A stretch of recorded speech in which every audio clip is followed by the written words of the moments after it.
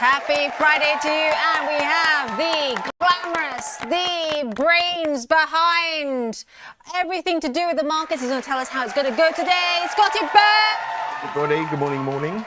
Amazing stuff. Good to have you back. I know, it's amazing. I almost missed this week. I was sick a bit this week, as we've discussed, but yeah, managed to... Man flu again, darling. Man flu again, that's right. Yeah, as my wife tells me, I get man flu a lot. So yeah, thankfully recovered from that. And yeah, it's great to be back on the last day in the current studio. Last day. On a beautiful day. Yeah, look at that. I mean, look at that. Look at that. You can't beat that. I can say that because I've lived in 4 countries. You cannot beat Great Britain when it's this beautiful. Just can't. Yeah. Well, definitely can in the with studio. that weather as well. We'll look forward to another video of you later on the with the US Eco data a bit later on. So yes, it was another appearance up there. It's nice. And you know, we should go up to the roof. But there's a rooftop here, trader friends, and we do a lot of our broadcasts and some of our, you know, recordings here. One is also key is not only is Scotty Byrne here on the last day in our beautiful OG studio, which is going to be refurbished next week, thanks to you guys, because you click the like and subscribe button. Do click like and subscribe, because, you know, don't do it for me. Do it for producer Phil's unborn 7 children. That's right, absolutely, yes. Don't be selfish, trader friends. For all those millions of viewers, those clicks make a difference. We need it for our taxes. Right, let's see what's coming up today, shall we? Let's do it. Right, first we've got overnight action with myself and Scotty. That's right. Then we've got the opening bell, which should be another interesting one after yesterday in the US. Fast markets, are there ever anything else at the moment currently? And then we've got Expert Edge with Angelina and Bill Blaine again. The Friday treat. Yeah, Blaney all the way from Windshift Capital prior to that shot. And prior to that, Mint. And then we do the opening bell together, which is going to be... That's great. And then exciting. What a found out the final session in the studio with a live Q&A update. Now, I don't know if there's going to be any, you know, drawings leaked or any kind of hints from producer Phil, but maybe if you ask questions, subscribes, he might be able to let that cat out the 9:15. Yeah, and I know there are lots of questions because they've been all coming hard and fast this week. Of course, you come back on a very opportune day as well, very key, because it's not just the last day in this green room. Those of you can't see this green screen everywhere, but also Putin and Trump. Yes, that's right. Sounds like overnight action. Let's get straight to that, and Scotty will tell us everything you need to know about that meeting taking place in Alaska. Yeah, well, we've got...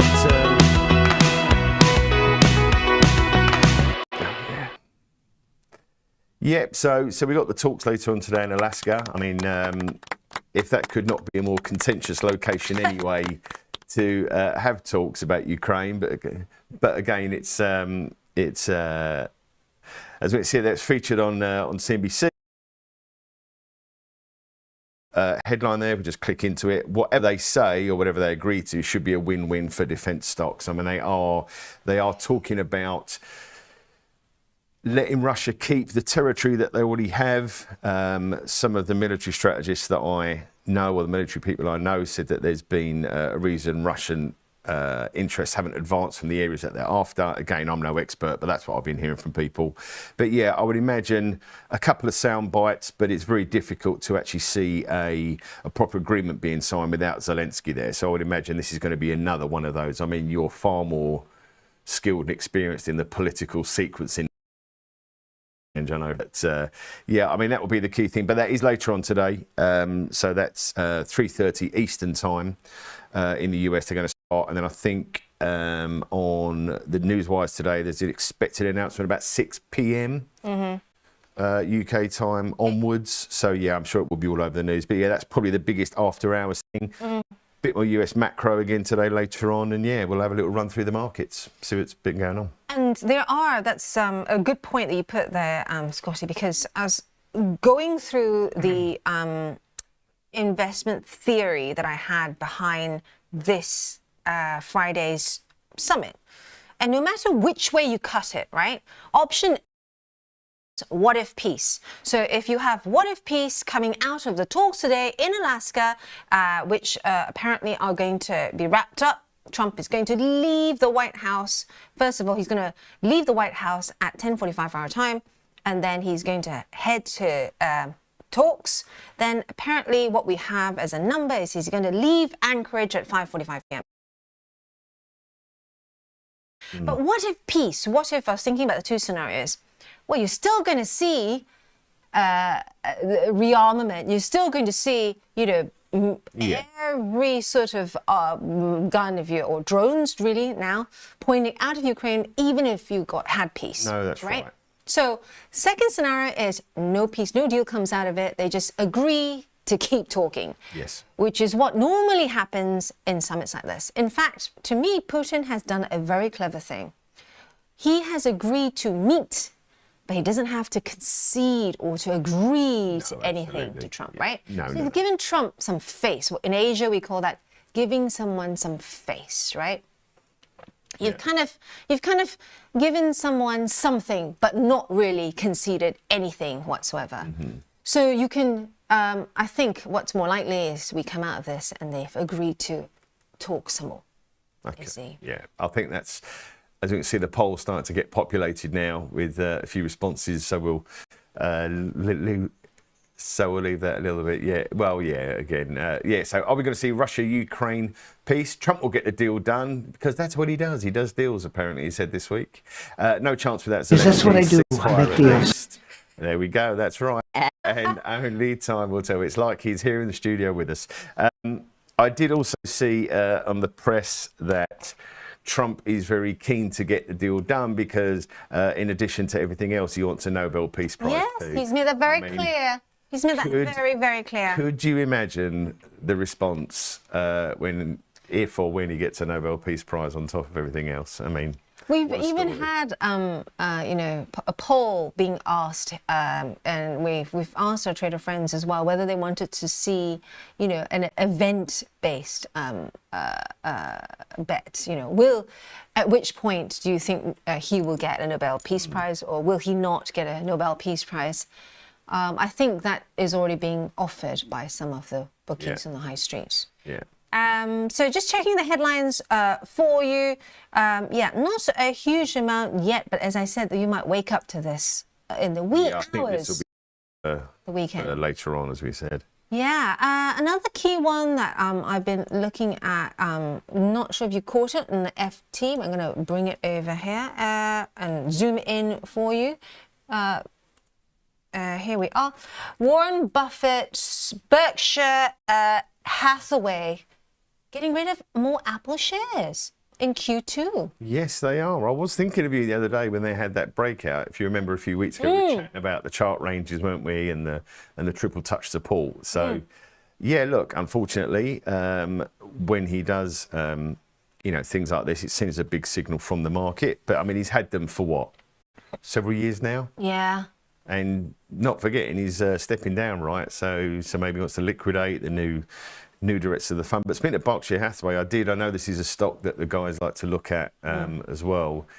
It's still a position, right? Let's be honest. It's still the biggest position, but it has had a remarkable climb down from the peak, that portfolio at around 2023, mid-2023.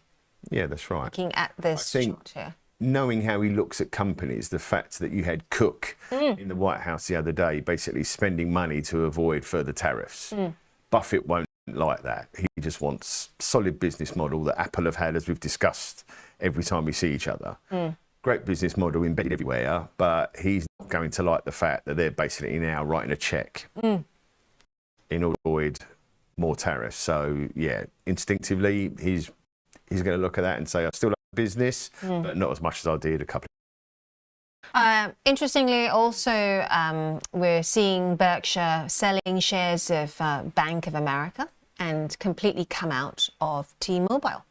It's interesting. Yeah, but the one that I can't get my head around, this happened early this year. I don't know whether you remember us talking about it, but it was kind of when Monkey Man said, Andrew, I can't believe you've never had a pizza. You need to try one. And that was the last time I'll ever have a Domino's pizza. producer Phil saying, oh, rubbish. But he added Domino's Pizza and this poolside maintenance type company. And I couldn't quite understand Domino's. I guess maybe high volume, cheaper end. He just likes money printing businesses, again, embedded. Someone never having a pizza. I was only saying to someone the other day about our former head of sales when I worked for Barclays, who was an old Etonian. He told us once he'd never had fish and chips in his life, and he was 40 years old. So, so there you go. Good morning. Nothing's off the table. And actually, just to go back to that story you had up about Apple Lounge with Berkshire, if we can just cut back to that. Yes. Possible. And one of the stocks, which we've not spoken about for a little while, but United Health. Yes, yes. And they've taken a bit of a stake in United Health. So. And I love this story because, you know, we talk about, you know, when is the cycle going to turn? When is it going to turn? Earlier this week, Rich and I noticed that, you know, you know, NASDAQ tipped lower, that the other indices tipping higher. So perhaps this is part of that, you know, back into healthcare, back into some of the defensive names, right? Some of the consumer discretionary. Yeah. So they have It's certainly the case. I think, yeah, you can certainly see there are some moves happening. They're certainly lacking the manic trend. I mean, some of the consumer names I was looking the other day are still sitting under the 200-day moving average. When if you think of the recovery that some of the tech stocks have had, you know, that's incredible, really. But yeah, I'd be interested to see how United Health respond to that. Yeah. Some of the big ones to look out for as well, that like healthcare and also consumer names that will benefit from the expected rate cut, because we're still high percentage of expectation of a rate cut in the US in September. The consumer goods names, so your Walmarts, your, you know, there is this expectation that money is into those names. No, absolutely. Actually, the comments there, we've got a request from Pelican. Can we do an analysis of United Health? Well, don't know if we can analyse it, because that, as we know, would be constituted as investment advice. However, we can give our crayon thought version, which can be interesting. Let's just have a little look at it for a minute while we're. Oh, I love it when you start bringing out your crayons. When I get my crayons out. It's incredibly exciting. So we can just have a little look at a quick move here. So we've got the chart up on the screen. You can see there, health.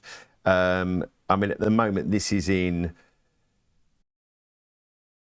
and nothing's on. If you compare that to, so those 4 moving averages are the best kind of simple gauges if you're looking at charts for momentum.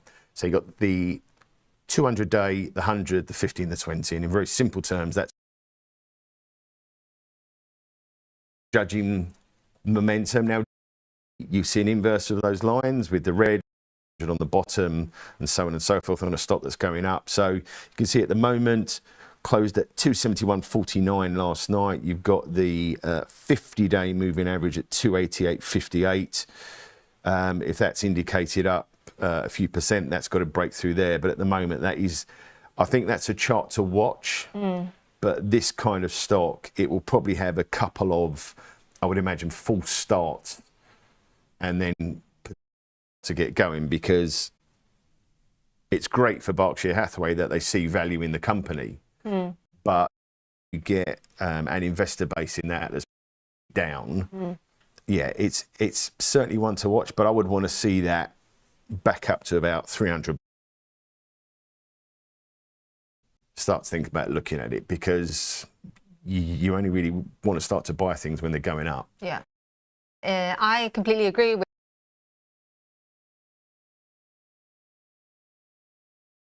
You can see there some big moves, and it has had, this is the weekly chart, Mo, who is Pelican. So please have your mitts on. Taking a look at the daily chart, just to concur with what Scotty was talking about earlier. Quite often, technicians point this out, and it works very well with commodities. But with United Health, you have to be slightly more aware of the fact that it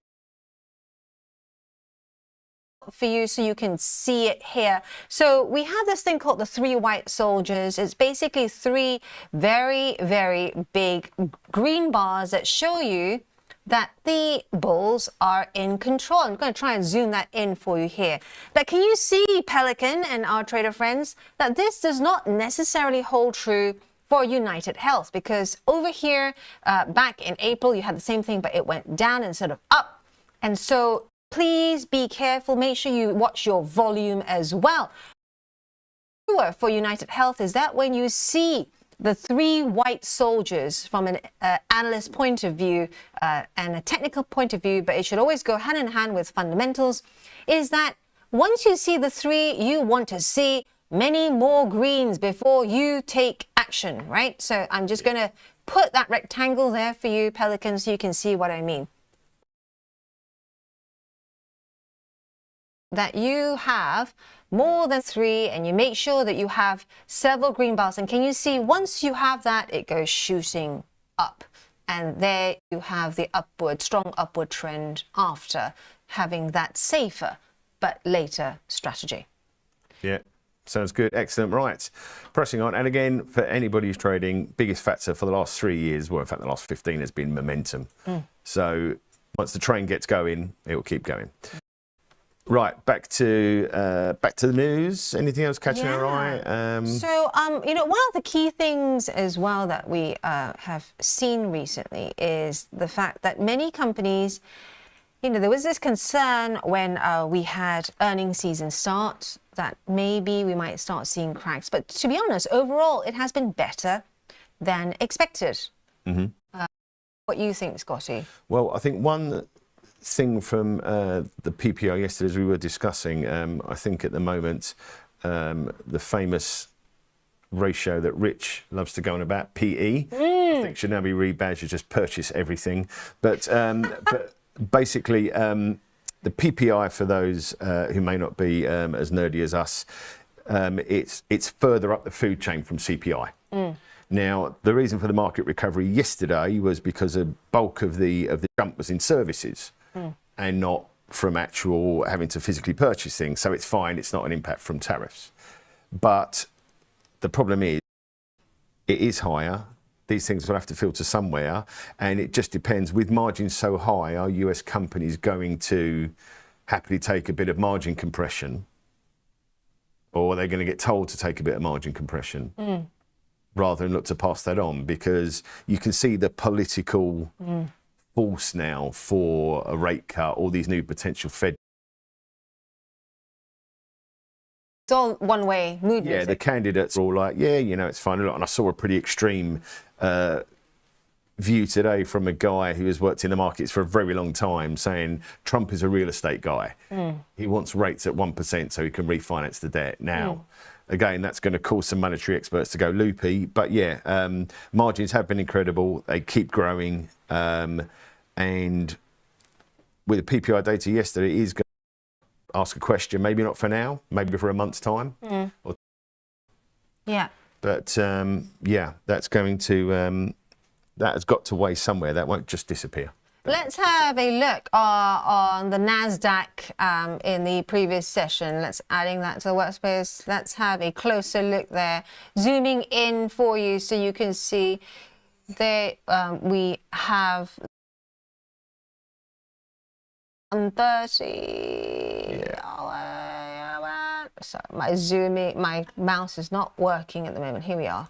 This is the hourly chart, but we'll go to the 15-minute chart there. That might be better. So yeah, so you can see here, you know, the volatility. Thank you, trader friends. Some of you nudged me. Andrew McKilvey, call out to Andrew, because I think we were conversing and you said to me, I think Ethereum's turning, Ange.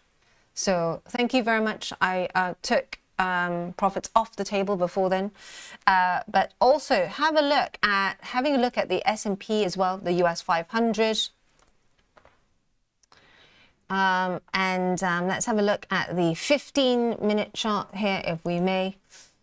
Quite an exciting session yesterday, has to be said. Similar move there to the NASDAQ. Very, very choppy before it moved and made its way back up again. Yeah, just about eked out again. Eking out gains, although again, a lot of people will tell you after a big jump higher, eking out gains for a few days is no bad thing. So yeah, it's mildly unconvincing, but again, I think that reaction, Rich, Phil and I were all kind of ranting away yesterday on WhatsApp after that number, where Rich was saying, you know, surely this has to be seeing the market lower. And then next time we spoke, said future at day's highs. And I think, unfortunately, that has vexed Rich so much that he's actually well today. Oh. Yeah, he's had to have the day off today, not feeling well. So we pass him our absolute best.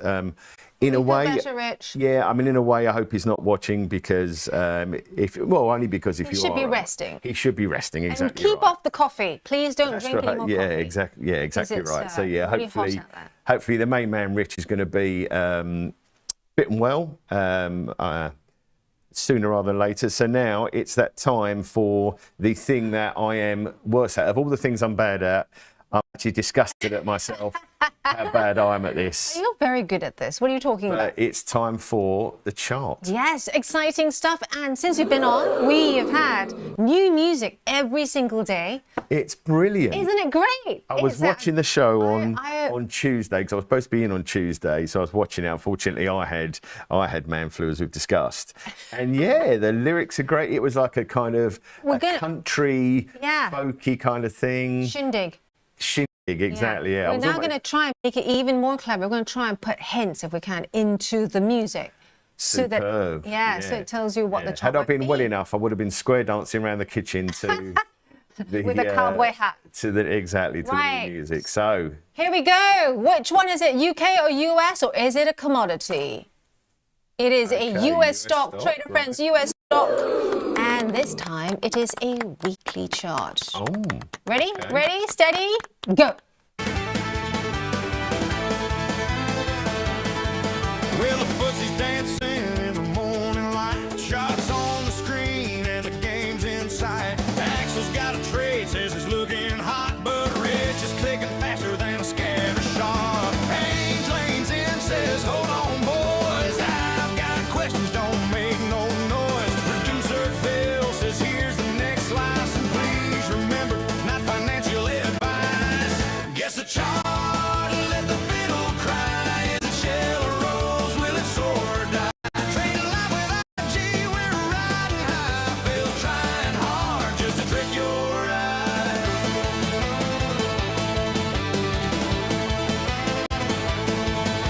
One chart's running like a horse on fire. Another stalling just to climb up higher. Rich is betting big on a short he sees. Ames says data first, if you please. Phil drops a curveball, makes him sweat. The kind of chart you won't forget. The bell hits the string, sparks start to fly as the market jumps like a bull gone by.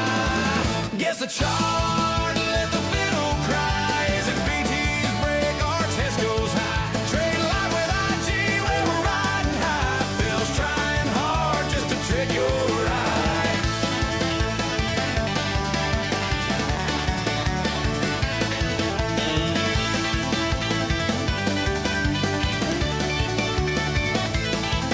One fiddle's blazing, the other's fast. Just like a chart when it breaks at last. Hands on the keys, eyes on the prize, while they're guessing that chart neath the London skies. Guess the chart, let the fiddle cry. Is it gold or steel? Will it pass us by? Trade live with IG, we're riding high. Phil's trying hard just to trick your eye. Yeah, the song plays on and the guesses roll. The market's got a mind and it takes its toll. From the city lights to the country night, we're guessing that chart till the morning light.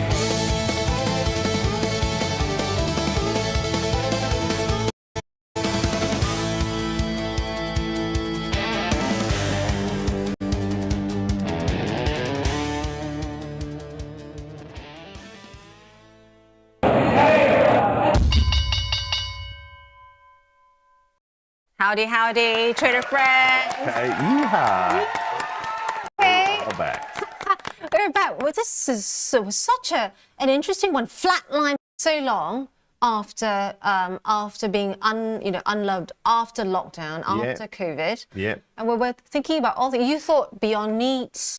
Yeah. I thought maybe Peloton, maybe, but here we are. It was Zoom. Fair play to David. Yeah, fair play. Yeah. Absolutely. Yeah. I'm surprised it's actually held in because they.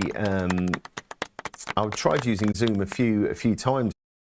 Change their pricing structure, so you can have a call for like 30 minutes for free, but then you have to pay a subscription to get a longer than 30-minute call. So that's quite interesting. But yeah, I would never.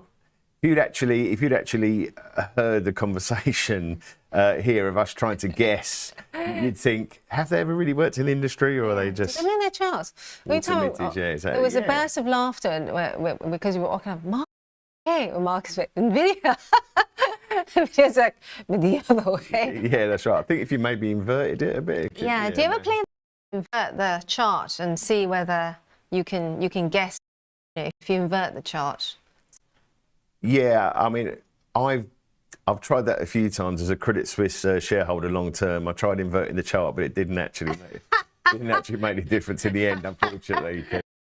Either goes to 0 or 100. But yeah, no, that's actually quite a good game. But yeah, David, bravo for the last day of the old studio. Hat tip to David, fantastic. Well done, David. Well done indeed. And yes, a lot of COVID stocks have those similar slips. I'm gonna point to the bell, which will soon be. Oh, is that my job today?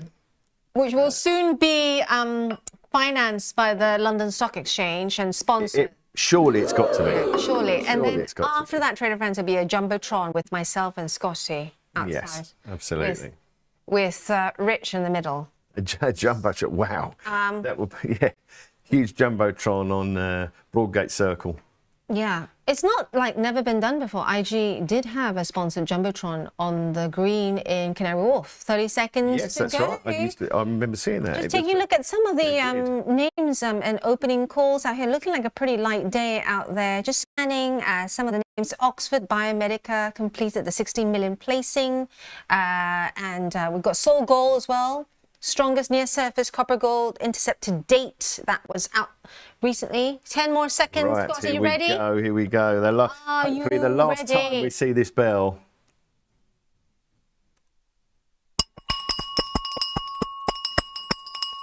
Woo! Here we are. Let's have a look across the platform, and it is looking like a slightly risk-on day there. Not by a huge amount, but still looking like a continuation of a recovery from that shrugged-off PPI number. Yeah, absolutely. Let's dial in, Scotty, to each index. This is the FTSE here. I'm going to zoom in now that I've. Wow, metals names. Obviously, Segro, not a metals name, but yeah, a lot of those metals names going. Yeah, first Neo and Rio's up there 1%. Some of the house builders also having quite a good day. Read out some of the ones for me whilst I bring my filter up. So we got Taylor Wimpey up 1.2, Persimmon up 1% there. UK real estate, I think that surprise uptick in the GDP has potentially just pushed some of these names a little bit higher. Up 2.5. That's obviously the leader for today. The metals, what else have we got? Yeah, that's a real mixed bag of names being up, actually. That's a real broad sweep, isn't it? There can't be many laggards today. Let's see, not many laggards at all. Yeah. Standard Chartered down almost 1% there. We also have HSBC down slightly. Interestingly enough. Yeah, maybe is Asia a bit weaker? Let's have a little look. Maybe Asia's just a bit down today. Yeah, whilst you are doing that, just a reminder, Trader Friends, top of mind Friday, of course, will be the chatter around Trump and Putin, who are going to be talking in Alaska. That takes place at 11 a.m. Alaska time. That's around dinner time if you eat at 7 GMT. I was just going to say, what is 11 a.m. Alaska time? I couldn't hear. Well-travelled man. Just roll off your tongue like that. I couldn't tell you off the top of my head what time. Stock markets, of course, were not moved by that hot PPI data. There's a bit of a shrug there, but then came back again. Yeah. Germany 40. Let's have a look across to the Germans. Here we are. BMW. Take us through. Any of those names pop out to you, Scotty? Well, what's interesting is that I was watching a news piece earlier in the week. So we've got BMW up 2, Mercedes-Benz up 1.5%. We had the, in fact, it was something I saw on the news. It was on the leading cutting-edge market show in the world, which is Trade Live with IG, when Rich and Ronnie were talking about the German car industry, and the Swedish CEO, which Ronnie was very keen to point out, saying basically what trouble the car industry is in with the push to EVs and so on and so forth. So the fact they're up today, but again, I mean, look, that's just another cyclical sweep higher, isn't it? You know, Siemens, BASF, Brenntag, again, those are just industrial names. And maybe that is just a nod to, as you said earlier on, before the Trump and Putin, no matter what happens, the world has changed. Defence is, you know, still going to be spent on. So those, you know, cyclical names that are a beneficiary of those, you can't but imagine that that's a little bit of a push into the weekend. Very quickly as well, just for those FTSE names that were weak, Standards and HSBC, China data was poor today. Retail sales and industrial output missed forecast. So that's why we had those two a bit softer. Again, there doesn't look like many weak. No, weak let's cross names over. Look, you're right. in Rheinmetall Frankfurt. ride, a wild ride recently, and presumably it is pretty much getting close to break even there, because those who are in defence stocks are going to be waiting, right, to see what happens later. Yeah, I mean, that's probably, well, that certainly has been this year the most well-owned proxy for defence, and it's not the most liquid name. So, and it's seen such a huge rise already earlier in. Look at that chart there, trader friends. Here we are on to the daily, and that is since the beginning of this year. So you've seen it, you know, correct slightly. Do you like play of the day? Play of the day. Angie's play of the day. Is this a new thing? It's when I see something that makes me quite excited. Just a call out, trader friends, all of you listening, especially if you like the all sessions, we will check in on it later on. This is obviously not trading or investment advice. This is just something that I catch sometimes when I look at my filters, and we are seeing that the Intel, you can check it if you have the systems, seeing a bit of a bounce in terms of its Frankfurt shares as well. So just to you, the Frankfurt listed shares, Intel bouncing higher, some 4.4% after this report that the government could take a stake in the chip maker. Some of the others that Rich and I have been really watching throughout the week, just to see what the attention, the mood music is there. A lot of Turkish names since the chat or the talks between Putin and Trump were announced. A lot of Turkish stocks that have exposure to Russia have had a bounce. So like Isman is one. He found one that was a Turkish construction company that to Russia as well. Right, so just also looking as well, one of the only countries in the world that has Russian and US air bases on its soil. So they get to enjoy the benefits of that unique position. Kobe, greetings from sunny Budapest. Well, that must be beautiful on a day like today in Budapest. wow. Across a nice walk across the chain bridge, then a coffee up by the castle. Very lovely way to spend a Friday morning. Thank you so much, Kobe, for the wonderful, wonderful feedback. We will capture that, producer Phil. And also we have the results of the poll. Read them out, Scotty. So, in reverse order, like the Oscars. Is that the Oscars they do reverse order? Reverse order. Trump will get the deal. Good at this, darling. You're very good. Absolutely. Trump will get the deal done, 8%. Ceasefire at least, 18%. Only time will tell. Again, I think that's one of Rich's least liked responses, but I think it's actually we have a song for that as well. It is also, again, unfortunately, in this process, which is incredibly sad, that that's probably the most likely one. And yeah, no chance without Zelensky, because he's already said, hasn't he, that any deal without Ukraine's blessing is not going to go anywhere. I think the problem for people who love and enjoy a clear process and a fair process are not going to enjoy the fact where he's going to get sat down in a room and be told this is what's going to happen. So yeah, it will be dressed up as a discussion. And again, as we know, for all these sorts of things, politicians, it's been the way ever since the financial crisis. All love to stand in front of the press, all shake hands and smiling. So yeah, I don't know how the weather is in Alaska this time of year. Hot, I would imagine, and lots of midges. But yeah, I can't see them really shaking hands in Ukraine or anything. But yeah, I think that's a very actually fair reflection of the poll, and I think that those answers are pretty much spot on in my little world of what I think of it. So yeah, great. Thank you, everybody. Yeah, good morning, Andrew, as well. Thank you so much for giving me the heads up yesterday when you know, we were talking, and then you said, oh, Ethereum, something's happening there. So I did have a look, and I took stuff off the table. Thank you very much, Andrew. Andrew's saying Oxford Biomedica is up 3%. So let's have a look at that. And we will, as you can hear from Maturin as well, who we've been talking to yesterday, trader friends, we will be counting on you, because do join Discord. You can message Maturin and he will add you in. What are you in Discord? I'll have to say it's a very good group. I got set up probably a month ago, 6 weeks ago, and of all the Discords that I'm in or have been in, that's definitely the best one. Cool. Oh, do we have the sigh sound? Oh, and the clap. Oh, no, absolutely is, because of the participants. Oh, even better. Yeah, absolutely. So, real people. We are real people. Here we are, Oxford Biomedica there, and we are seeing that bounce there, more than 3%. Let's have a look at the news page there. It says placement and raised £60 million there. So that is what's happening with Oxford. Can I tell you one is actually heading the other way? Oh no, what's that? Dun, dun, dun. Right, let's have a look. Pandora. Oh, Pandora. I have no idea how this company still, you know, is in existence, but it clearly has some sort of following, which I'm not aware of, but here you go, Pandora. If you shorted this, then you would have done really well.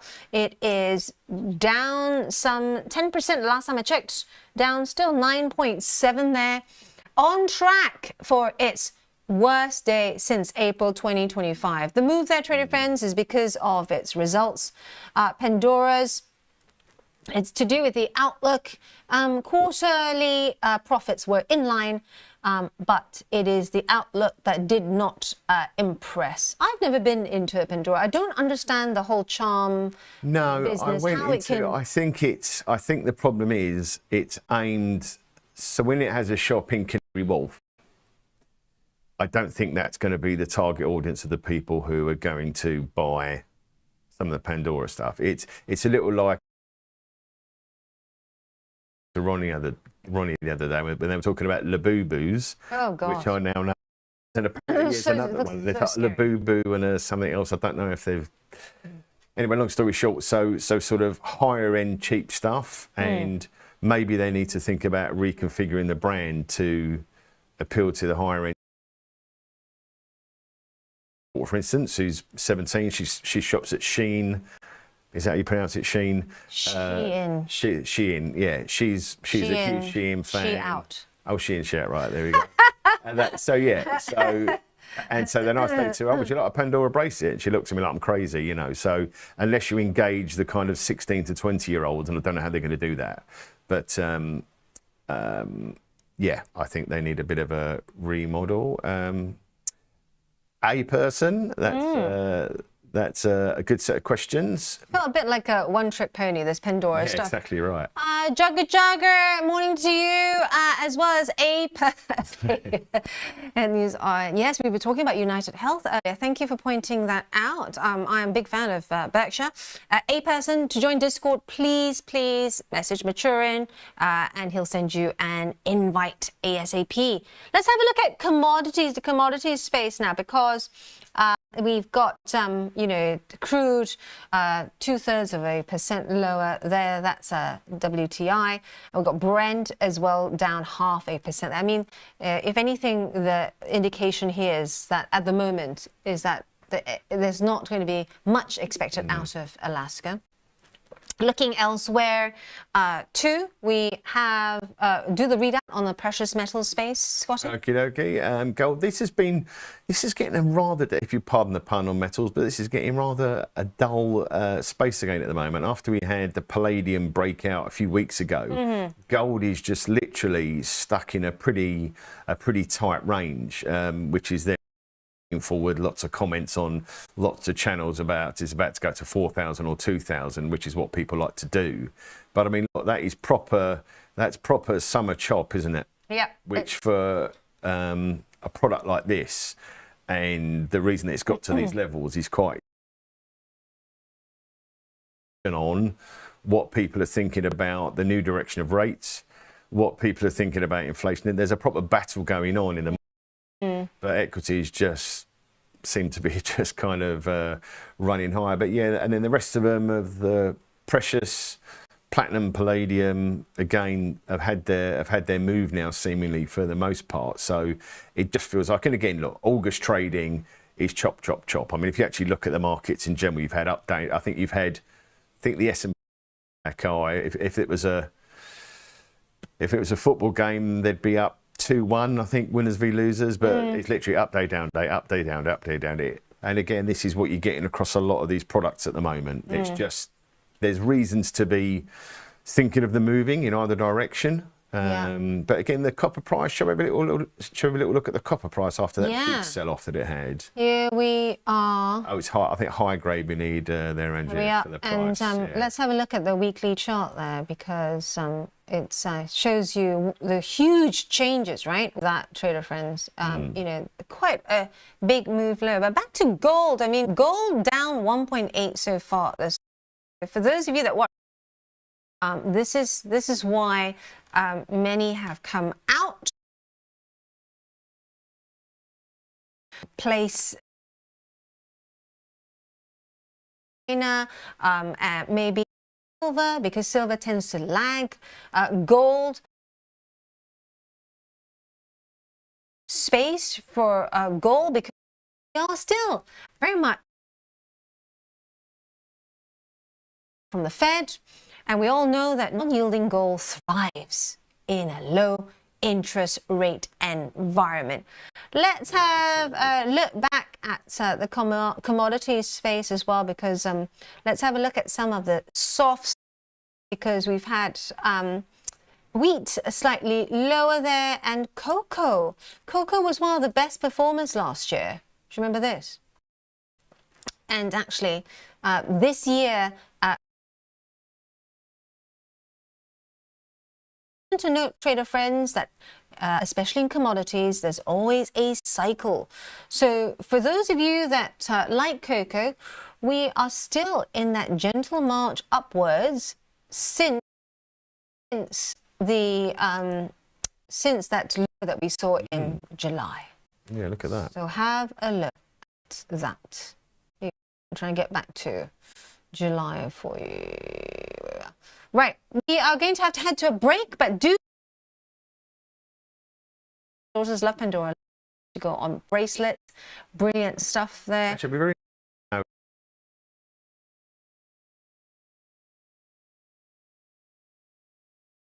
Interest has a phase, right, as we know with. Yeah.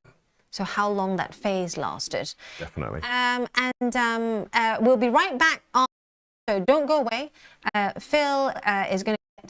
Well, Bill, I hope Bill's already online, not yet, but we will have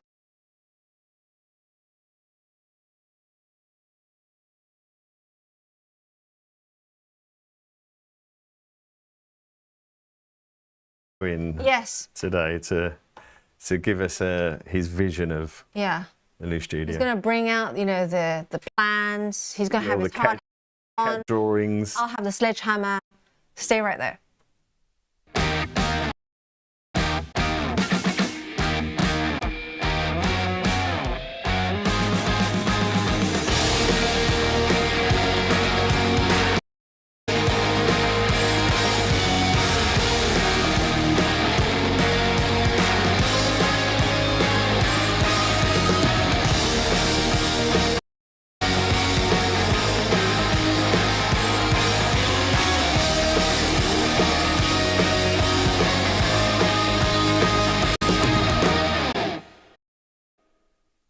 If you're looking for flexible ways to trade financial markets, whether you're experienced or new to trading, you've come to the right place. CFDs let you speculate on the price of financial instruments like shares, indices, forex, and commodities without actually owning them.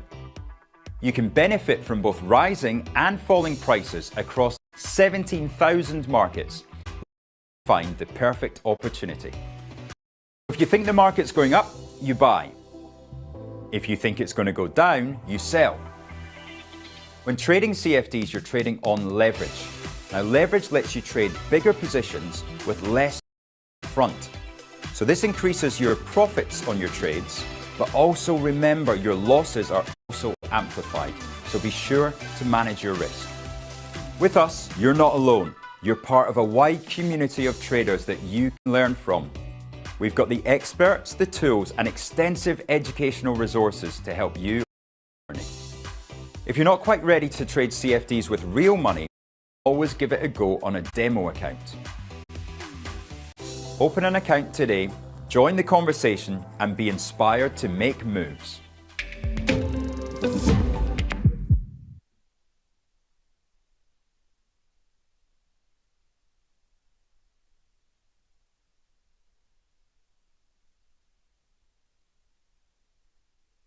Okay guys, before I teach you to use this, I have to teach you how to use this, the mind.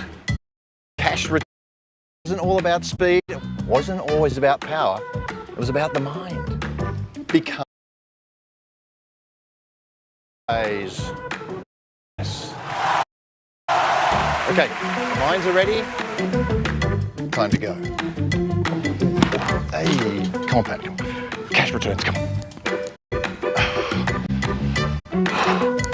Oi! Well, you're not going to get better than cash returns.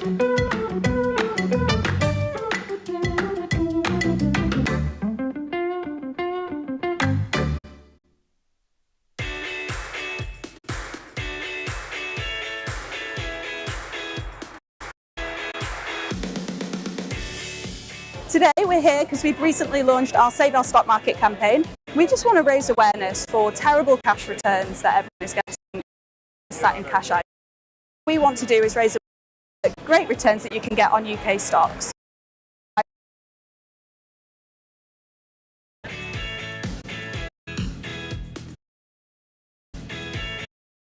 Bad feeling about the UK.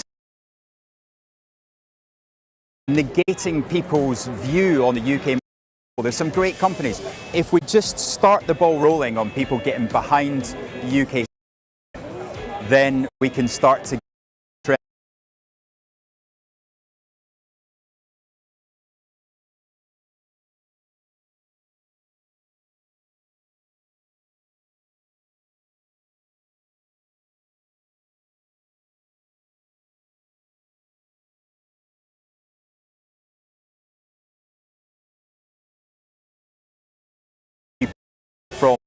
That's not saying people go out and take a load of risk.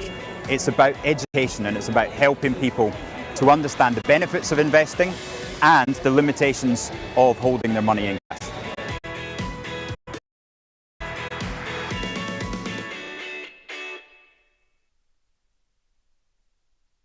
Hello, I'm of the Society of Technical Analysts with over 30 years experience in trading the I've been following cryptocurrencies from the very beginning, and with our new crypto offering, I can finally share my technical analysis expertise on crypto with you. So join me every Wednesday on my new show, Charting Crypto, where I'll be answering your technical analysis on all things crypto live with IG.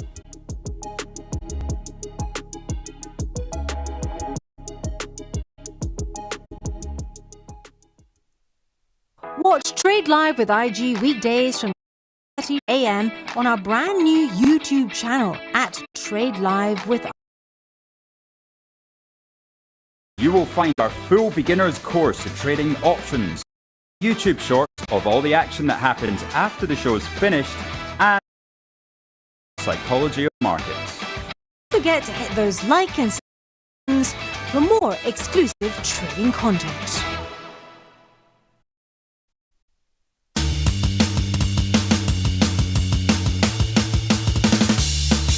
Hey, friends, and we are joined by Bill Blaine, all the way, or Captain Bill, shall I say, all the way from his boat. Where are you, Bill, right now? This morning I'm in Salcombe, which is a little piece of Chelsea that was transported to the south coast a number of years ago. It's a wonderful place. We've got friends who are local here, and last night was the end of regatta party. Tell you what, the fireworks they do here are better than anything I've seen elsewhere. Oh, wow. Fantastic evening. Well, Captain Bill, I want to introduce you to Bean Scotty. Scotty Byrne here is one of our regular hosts and also an ex-colleague of his, and Scott. We've got plenty in common. Markets, obviously. I hope you had CPI shrug off yesterday. Yeah, this you know, being able to work from boat is wonderful. So we try and do it but this year.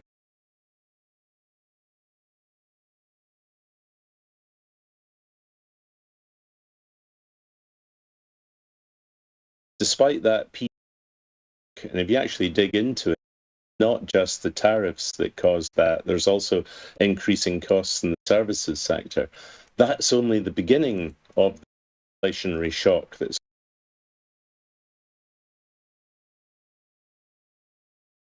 trading. Hey, no problem. But explain to me what do you think, Scotty? When are we going to get that shock, or do you think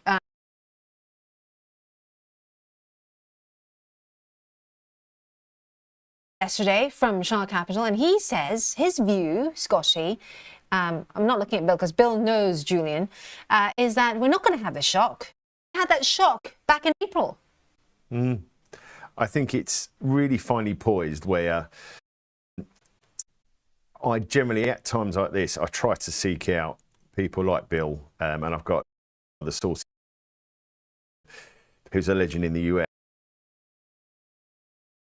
Been very right throughout a lot of this year.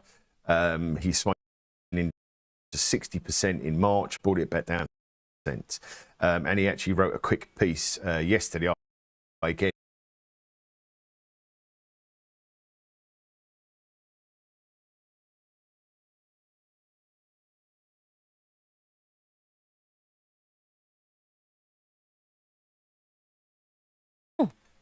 so I think that I can see that certainly happening. My concern, as we were touching upon earlier show, Bill, as well, is that the politicisation of the next Fed chair and all the candidates who Trump are looking at are literally almost trying to sort of outdo each other.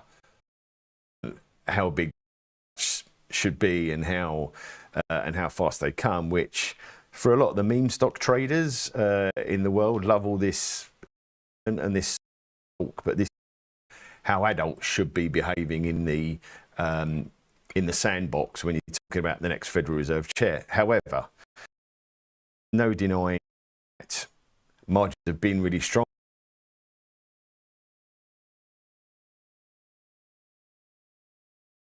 Like to look at is a simple thing from the ratio, and when you get the 10-day average of the put call ratio, which I don't know if there's a chart up at all, but Well, whack it up.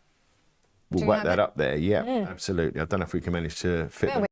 Yeah. So the put call ratio is the ratio of the purchase in when there's extreme panic, as you can see, those more calls are bought than puts. Some people say almost another similar sort of a gauge as a VIX, but I do like to look at the 10-day moving average, and when that drops below, you can see it's at 0.2. When that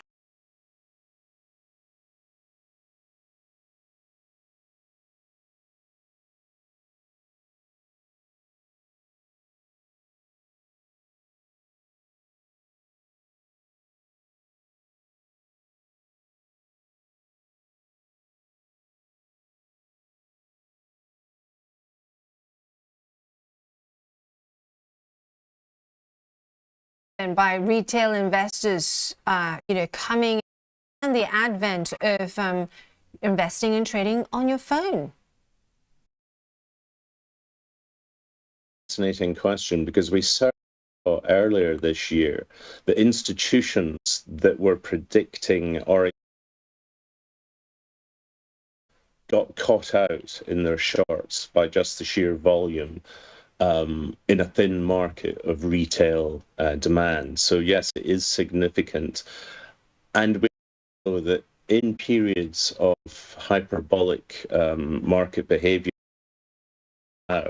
you end up sucking in more and more retail who are coming in because they see the upside in the market, and they're looking and seeing this market can only go one way. And of course, we all know, because we're playing the markets constantly, that that's a case, that the market is always setting itself up for a shock. I do have one of my famous mantras is that the stock only has one of, and that is to inflict the maximum amount of pain on the maximum number of participants.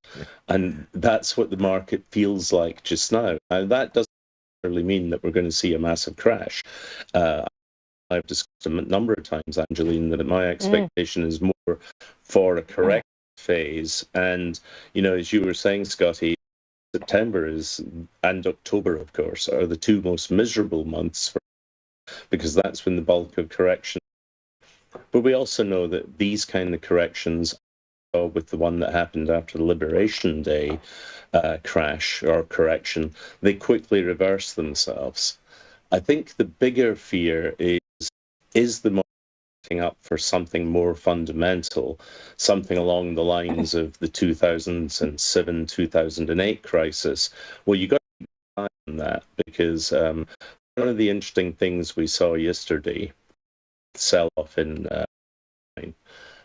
was a sudden collapse in liquidity. And when you have liquidity collapse,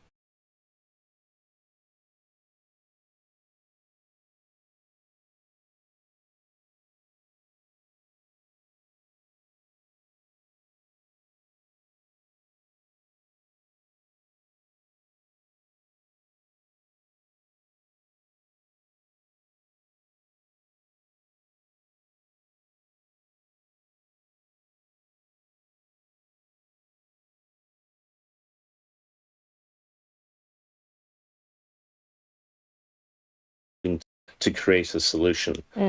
I just don't think that would happen today because of the uncertainty and noise and friction that government and central banks.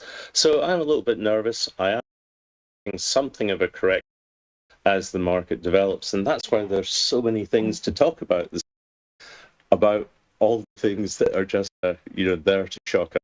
It's interesting, isn't it? But in a time when we've got inflation, showing signs of reigniting, we saw that PPI number.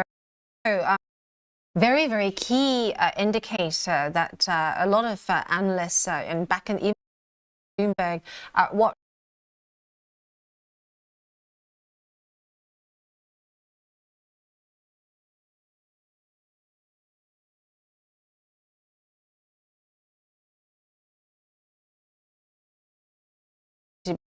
done next week, you're going to need a lot of bonds.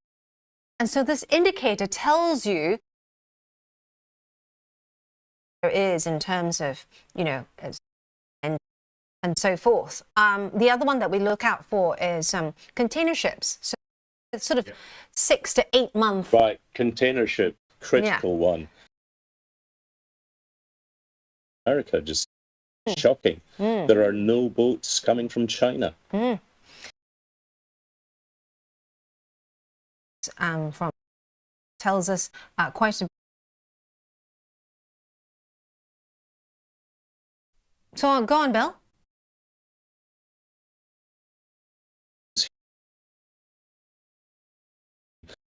Does contain and the link, which is consumers.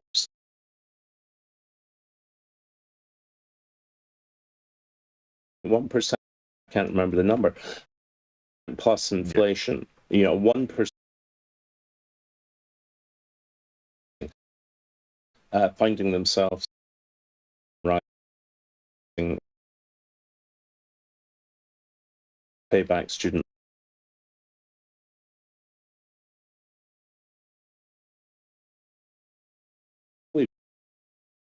earnings in terms of US corporates making money back into the economy with higher wages. What they are doing is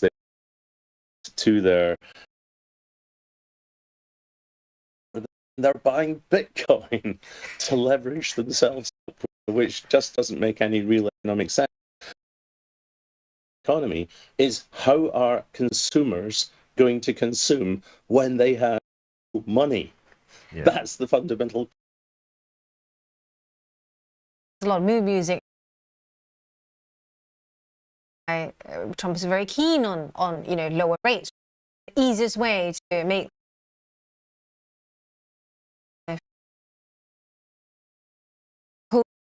starting to Yeah.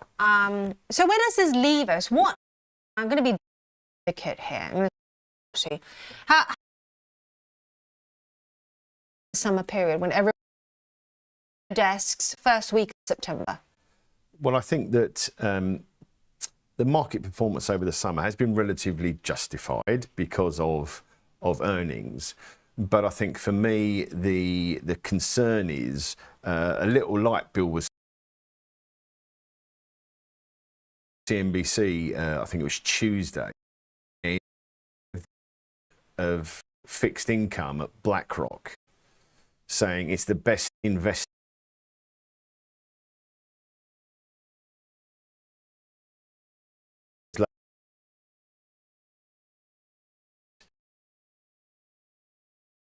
Last week, the same drum being banged by Goldman. Thing that they can tell you is the reason that then that much is look, price action is key, right? It's money markets, etc. But I just missed.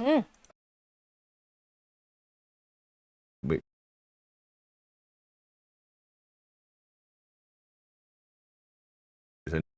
just they're running or leave a pull this year. Not a Not a. I have to. A sell-off in the economy and so on, and not suddenly drop away overnight. But I think that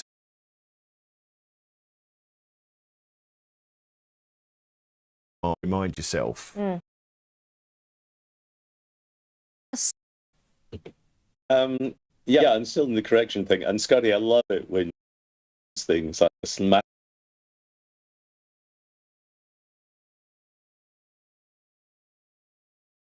Yeah.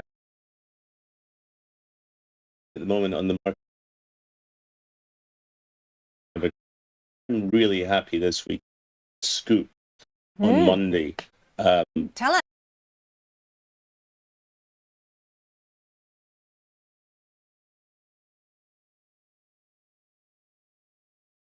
And on Monday's morning porridge, I wrote that called in for a dressing down by after that he was. I said, I bet deal news.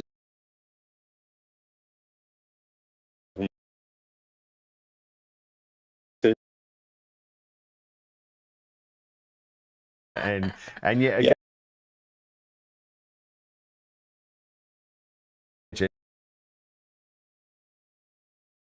telling the market that Apple was about to invest 100 million in the US economy. It wasn't Tim Cook. United States. What next? I can just imagine him taking over. I think you can great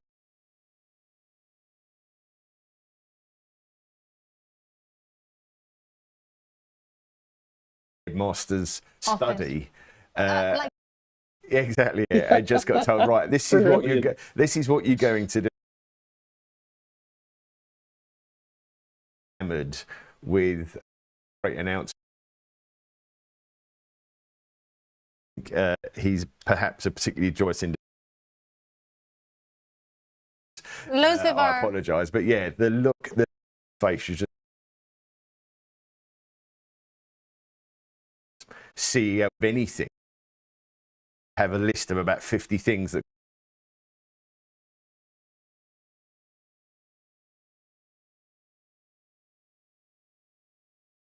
no intention of doing.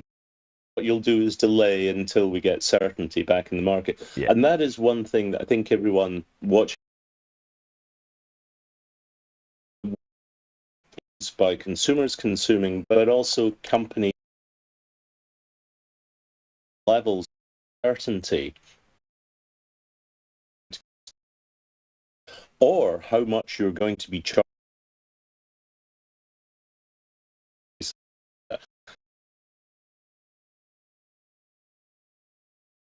It's very difficult to take because, you know, when we trade markets, we're trading them short,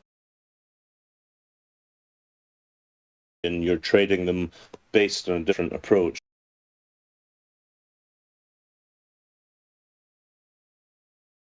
Investment, and you're looking for the return over time. And that's another factor at the moment. The tariffs will have an inflation. Now, I'm willing to bet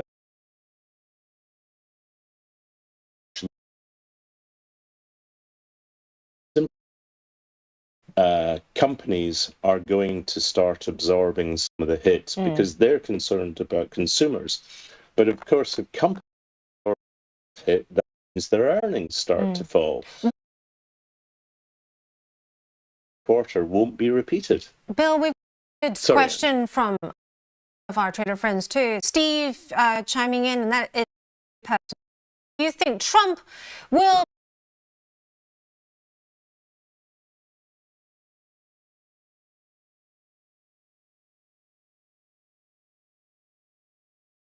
supported by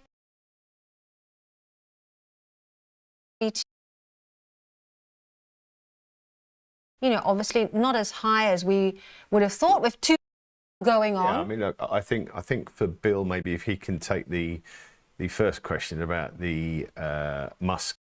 Yeah, I mean, we're just basically stuck in that.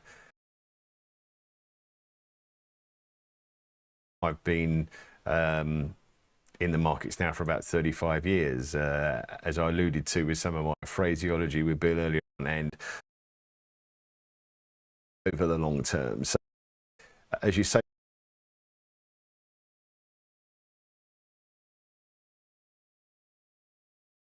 it's just because of the uncertainty.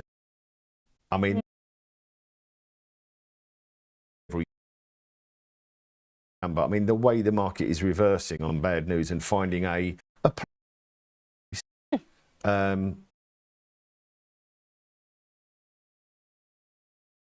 you could just say, well, look,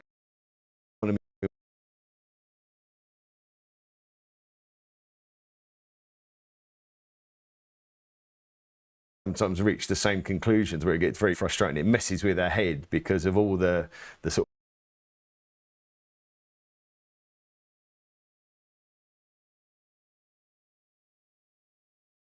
as a rule book's broken.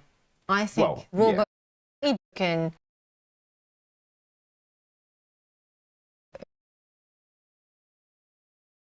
Different way, because this is not normal, right?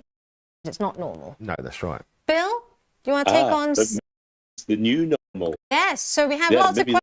Steve also asking, do you think PE ratios we can more than 20? Is this going to be the new?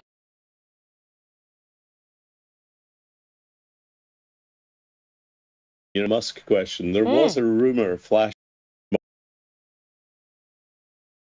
was going to Musk, which would have been absolutely hilarious. Back to South Africa. What will must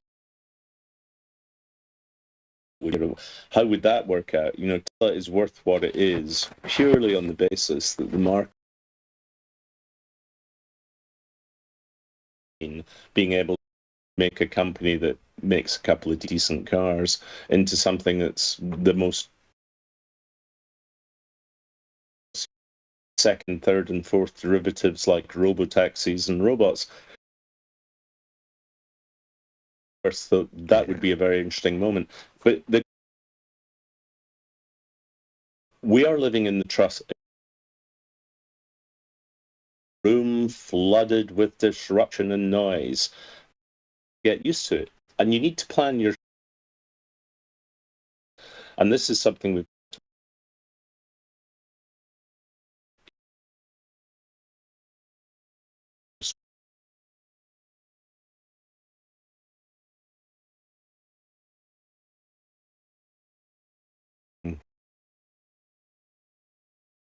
expected to do so well. You know that the retail is now following that. Retail and institutional investors are clever and they can predict it. That's can take a slightly more sophisticated view.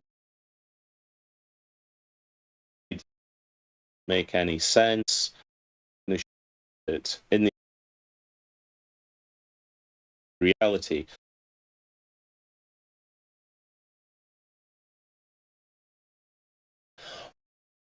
Warren Buffett thing, which is you get all this short-term noise that we're seeing generated by the flooding the room with disruption from Trump, and by long run, we always get the peaks and troughs. It's being reversed.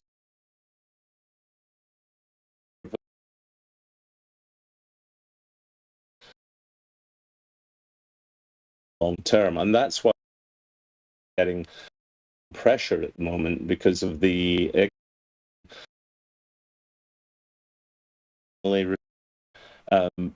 it's a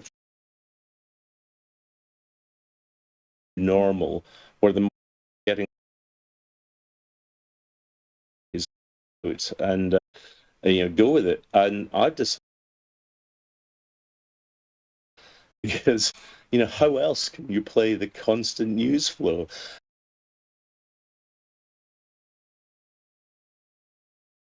Yes. That has the potential for the trading relationship across the Atlantic. Is what's the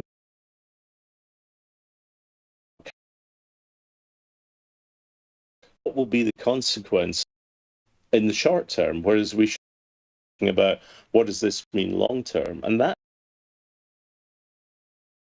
way that trade is going to move away from the Atlantic. Lots of things to think about. And with the hat on as well, just a reminder to friends watching the show.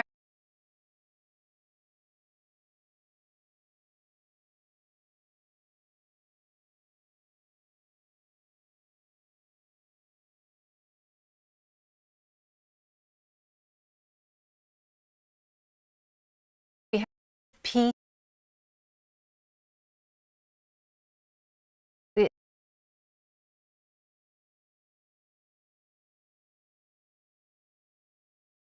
Happening out there, but we have this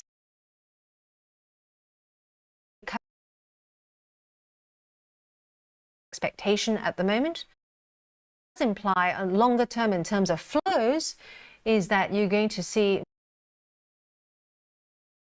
maybe not a huge jump bundling into safe havens, your yen, your Swissy, heading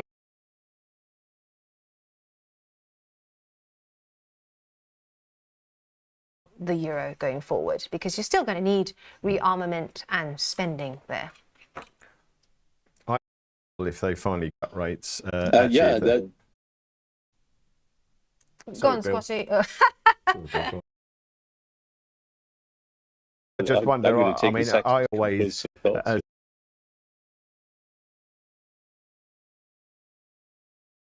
amount of pain. Look, you can, if there's a rate cut, if that's a trigger in the dollar. Just, I mean, really go again. I mean, Yeah. that would actually in world see rallies. Explain that one to me. Yeah. Exactly. I've shredded all. Used to light a bonfire, you know. At that moment, Scotty will close his laptop. Yeah, I think I things mean, like, I'll know the world's changed absolutely when I start looking at my Coinbase account every day and take it. Remind it's it's absolutely it's absolutely fascinating. You know, that here we are. What might happen with the currency, but remember, what happens to a currency is actually fundamental to any, and especially for the dollar, because the dollar weakens. That actually means that people are going to be more dollars at the end of the day into the US, get all the tariffs, and what are they going to do with these? They get parked.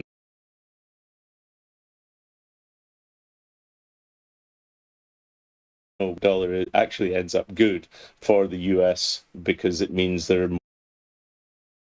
Then when you have the shift away from global trade denominated in dollars, then you've got which becomes a problem for the US dollars. And you were saying earlier, Scott,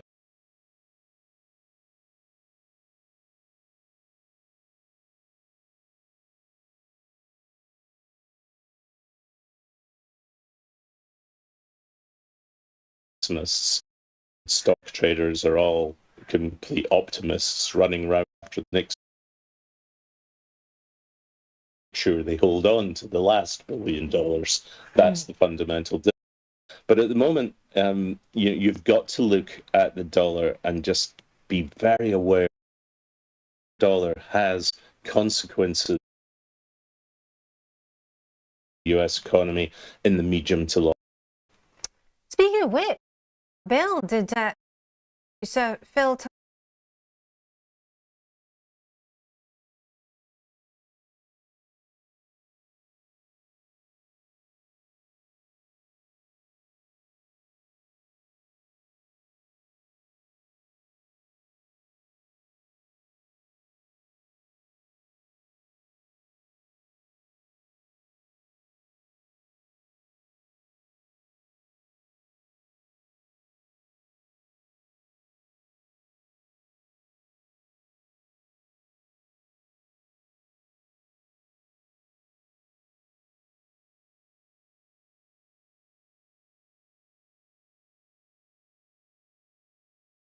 organic non-boosted growth. So it's fantastic. Thank you so much to all of you out there. Look, there we go. 1,466. Never let it be said that Ange cannot remember numbers. that's right. Ask me a name I might not remember. Ask me something important I won't remember, like my bank details. Well, in fact, for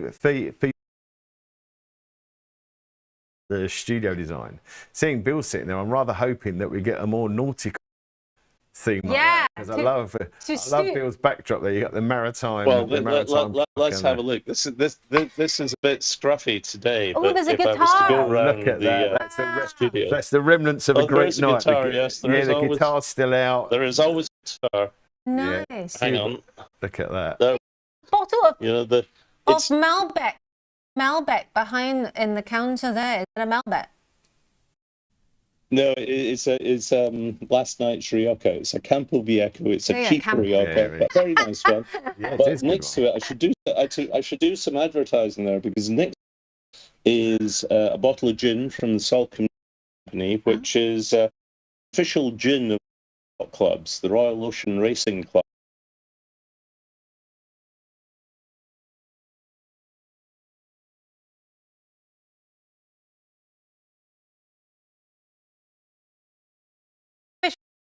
Studio in a very opportune time on, because it is also taking a look at the market, friends. We are doing this on the last day when we are seeing the FTSE. Let's have a look. The 100, is it at, this is the daily chart, all-time high there. European shares also hit 5 months. Are about to embark on this new That studio. chart actually looks like. It does actually. So thanks to all of you. Yeah, what happened in April, mate? Well, change yeah, I think sides. Rich must have mentioned I was coming on, then everyone's really, I'm mentioning. Loads of people on.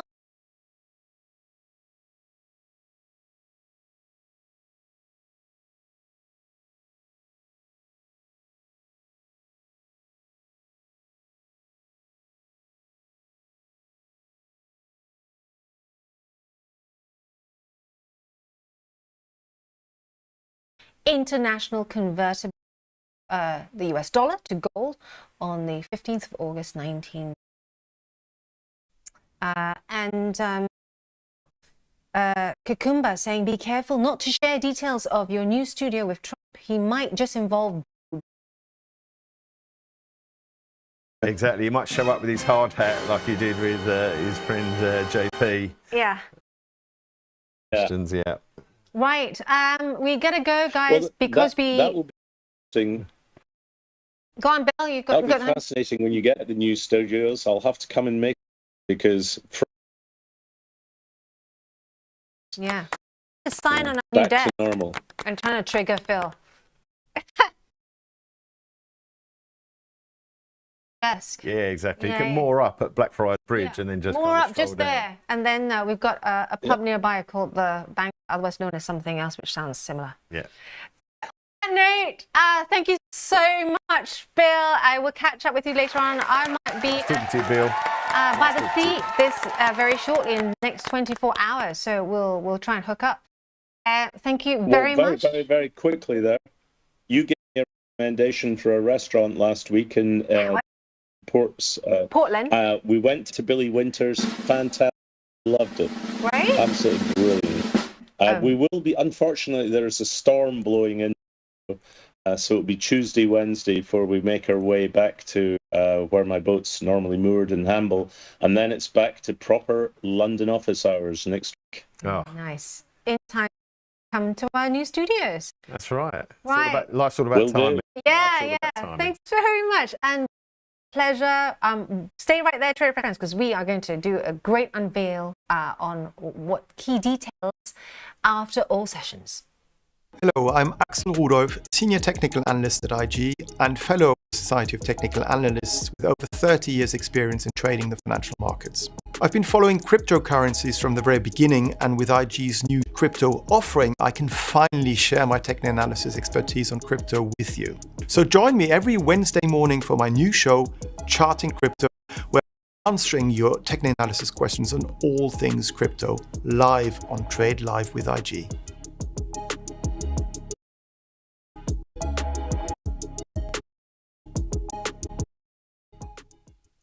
Okay guys, before I teach you how to use this, I have to teach you how to use this. The cash return wasn't all about speed, it wasn't always about power, it was about the mind. Become the bull. Visualize greatness. Time to go. Hey, come on, Pat. Cash returns, come on.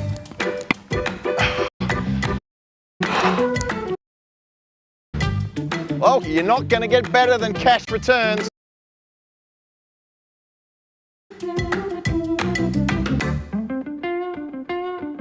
Cash returns, come on.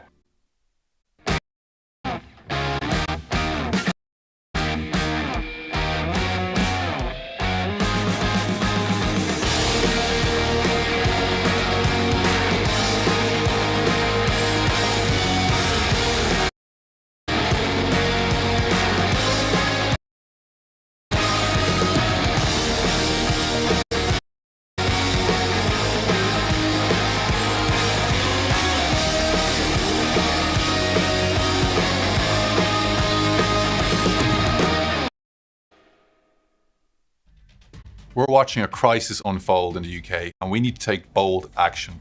Our stock market, once the envy of the world, is in a dangerous downward spiral. The UK is stuck in a damaging savings-first mindset. To build a stock market, we're calling on the government to deliver the urgent policy changes our stock market to shift away from stagnant cash savings and rather than penalties to backing British firms. And to show we're putting our money where our mouth is, we'll be offering every new customer who July and August a free UK share bundle. For too long, policymakers have been paralysed by the desire to keep everyone happy. But the time for working groups is over. This is about getting more Brits investing while saving national assets. It's too late. Share offer on our website.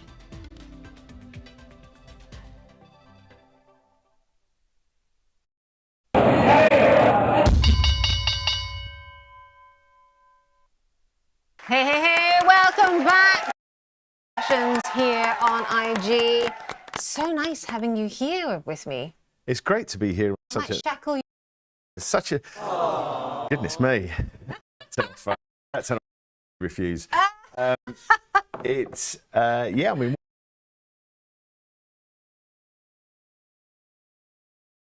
for the European stock, look across to. I'm just gonna get this. Just warming up the final.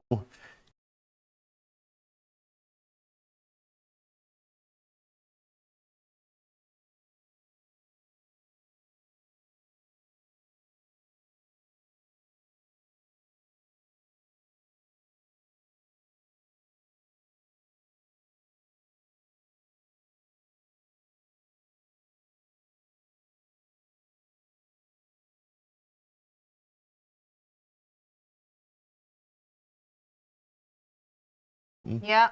So I think, yeah, I mean, that's great to see that and how it closes. But yeah, it's interesting. Lululemon, crikey, that's not been at the top of the leaderboard for a while. I know, but I'm kind of like, come on, this is.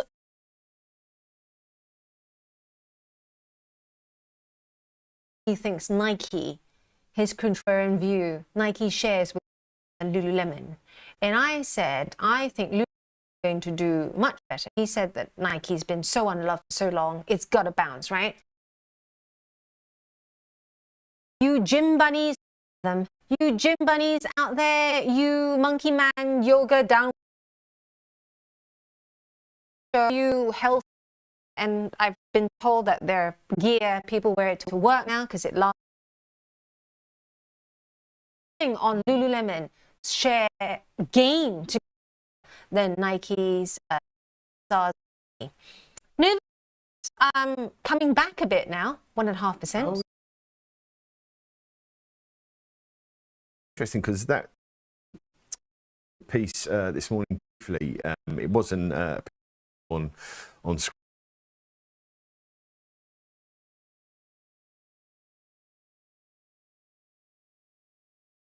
Which obviously had a shocking set of numbers the other day. He wants to basically triple the price of it being sold abroad because this is part of his campaign to drive prices down. Because set where a friend of his paid, I think, £80 or $80 for a skinny jab. There's in Europe, and they're $1,300 in the US. So yeah, maybe a bit of a no Nordisk. Apparently, they're still going to supply the NHS at a discounted price, but for so yeah, a little sign of life there for Novo Nordisk. Yeah. Actually, replicate. No. Move lower. This is the daily chart, trader friends. And that was when Novo was on cost because of increase, but it has slightly.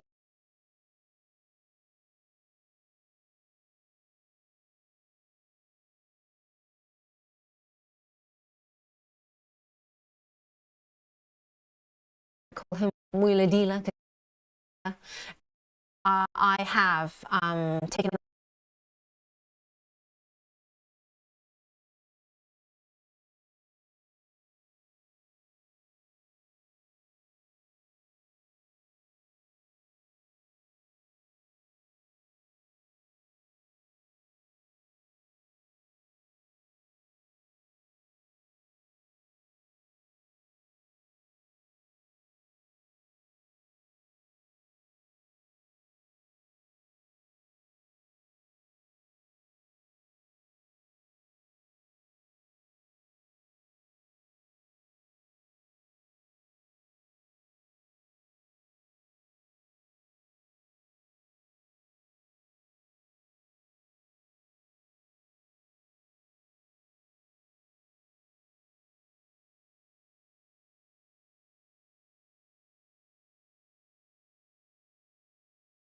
Different rule book, people. You're a naughty young man. But yeah, it's yeah, yeah. Yeah, different rule. President of the United States or any world leader just call CEOs in my office right now, Well, and then certainly not in European markets, because this always used to be the thing about emerging markets versus more developed markets or Western markets. Government would either have a where they could basically drive strategy, and now. But again, I mean, he's got the rule book out, and he's got his blade torch turned on, and he's just making up as he goes along. They should be at least recovering. So yeah, maybe. Yes, as I say, seeming like a really around 8% there, and also taking Merck and Co. That's also up 0.75%. Anyway, this is the B. Up 0.7% there. Let's cross over to Palantir, even up 1%. Palantir. Still feeling. Looking at Palantir, because it should be time that it had a correction. Yeah. Let's look at losers. Take us through that, Scotty. Beyond Meat. I mean, I still remember in or something. If we could, is there a chance to bring up like a weekly chart on that? Just we'll have that as the last one of the day, because we really need. But this one is still a short for me. Let's have a look at the weekly. Let's look at that. I remember that got up to that got up to silly numbers, right? Back to the list. Come on, let's keep the viewers in. You lead me astray and then say, let's go back to the. Let's go back. It's not that. Just triggering you. Just trying to trigger you.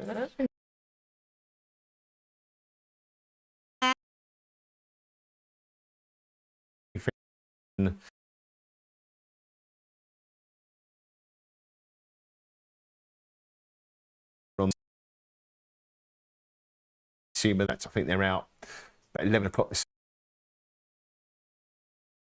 Hymns.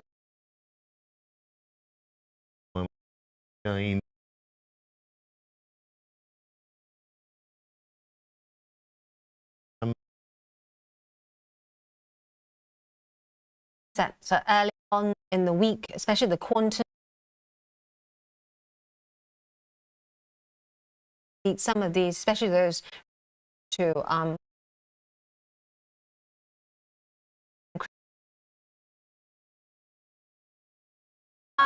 before we have Phil come in to fill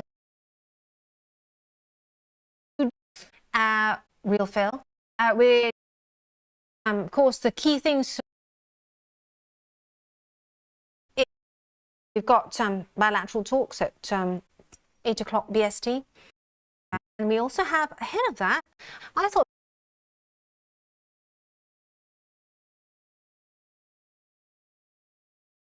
and also don't other that will come out maybe.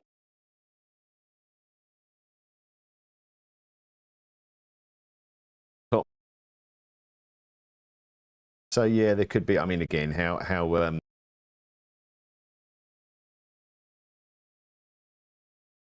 later this week, I should say. I mean, I guess it's going to go up, right? But yeah, it's definitely a surprisingly.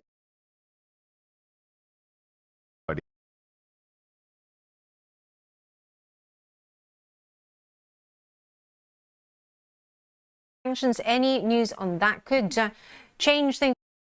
And the other oil majors, but pressure airlines like names that we here that potentially could move.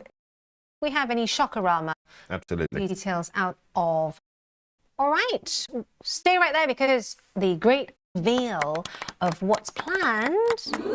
Phil and Angie's grand designs. Yeah. I like that. It's got a good ring to it. Me with the sledgehammer, him with a hat. Absolutely, yeah. There we go. Any questions about the studio? Yeah. Scotty, always a pleasure.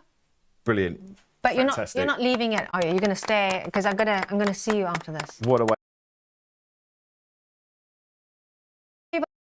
Keep the volume on. To the exciting world of options trading. If you're looking to add a new dimension to your trading strategy, you're in the right place.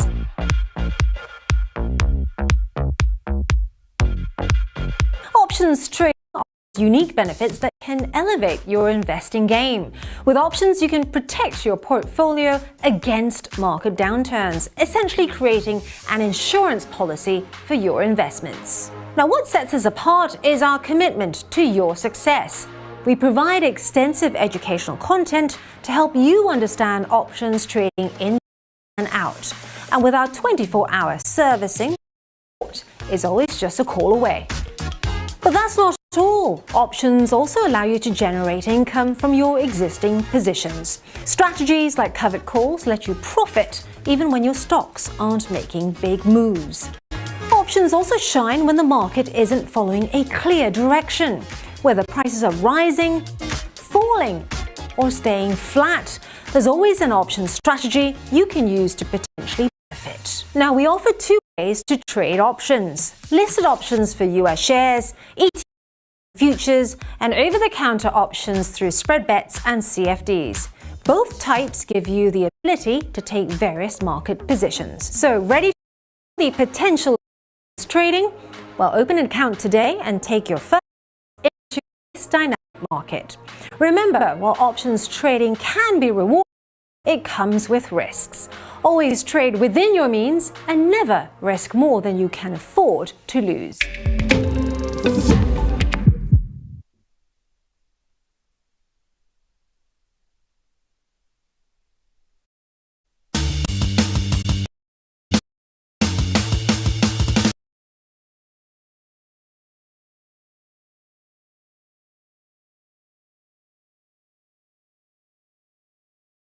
Trader friends, even I don't know. Even I don't know how this new studio is going to look. Rich and I are going to be sent back and doing this from our desks. Not really gone home though, have you? You've both gone home and gone to unsigned off locations in which we'll try and make a show on Monday. Rich in Ibiza again. Yeah, whilst myself on Monday and Cam, the directors, well, not Cam, Terence. Terence.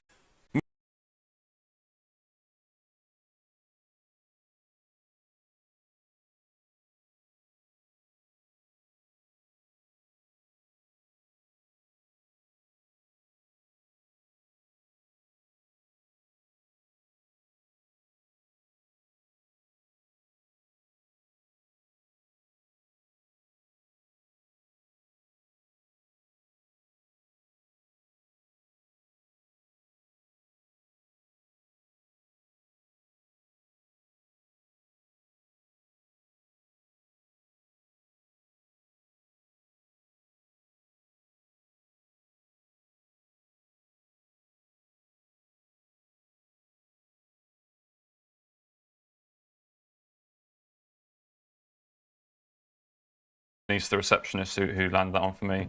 But yeah, unfortunately, I'm not going to show anyone yet. But we have got. You're just taunting us. I am. It's just really.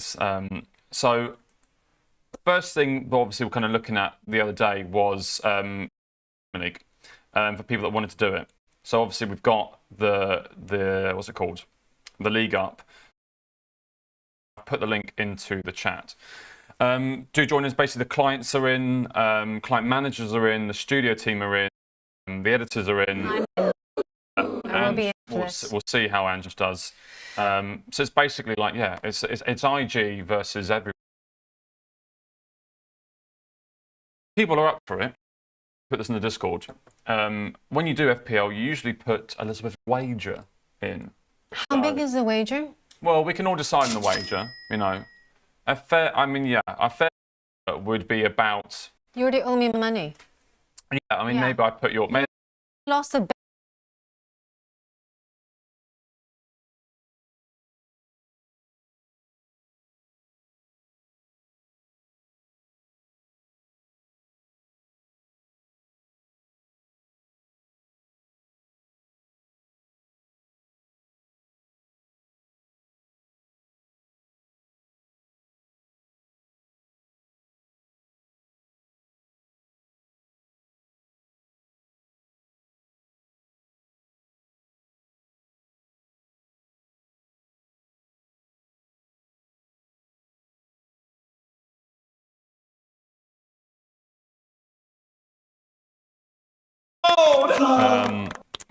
yeah, but it is the last show, which that's why I thought I'd come on. I think another man flu. He makes it up every single day from the sounds of it. So these sound effects are very annoying at times, aren't they? Oh, I know what that's like. You know. But yeah, so I actually directed, and then I'm now on the last show in the studio. So It's continuity. it's continuity. So we'll definitely it was.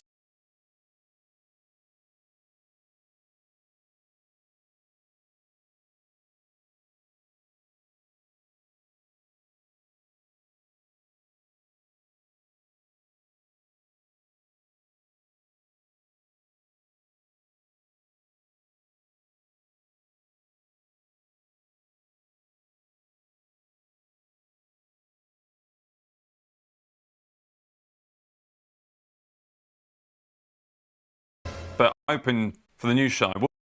With a new show. So over the next 2 weeks. Pelican, come on, Chelsea. You and AA Ron. Sorry, Pelican, you're about to get put in a timeout, mate. I hate Chelsea with a passion.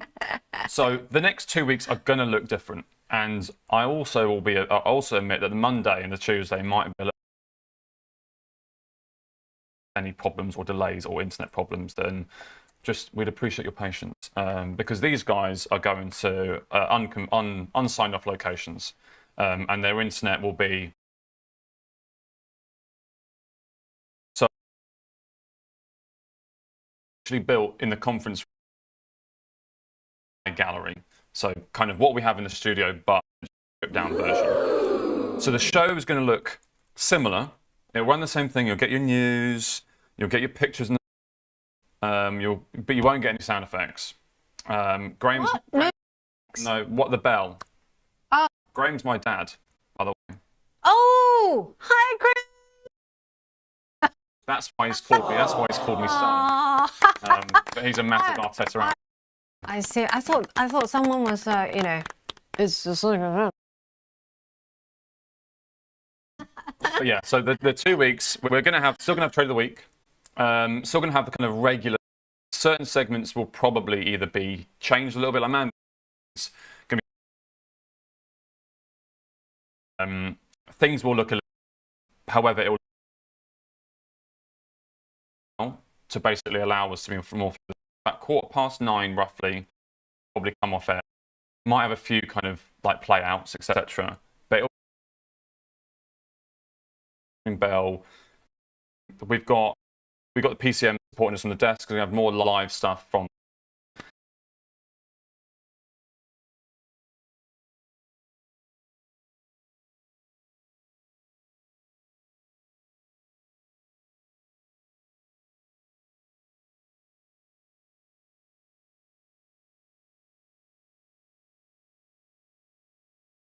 But I'm quite gutted because I'm not going to be here for the first show in the new studio. I won't be. Yeah, that's correct.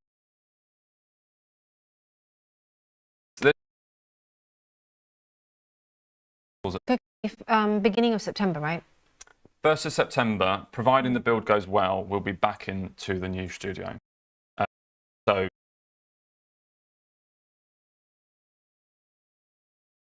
AC/DC concerts in here at one point, and then we're still playing with live, but to get it working, it's difficult. And then we're gonna promo segment. A lot of stuff happening behind the scenes, which are quite exciting for the show. And yeah, we'll it was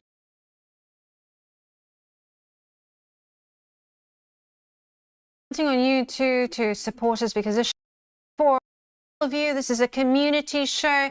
As you heard, loads behind the scenes. I cannot tell you how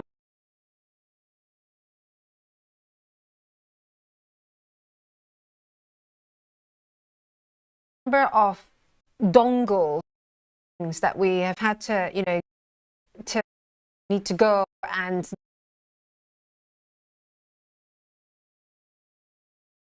on smaller devices, right? Smaller laptops. We'll have this nice big screen here. Turn away for you. Big screens, so that Rich and I can see the charts as well. This next week, but when we come back, we will. yeah, and I know there was a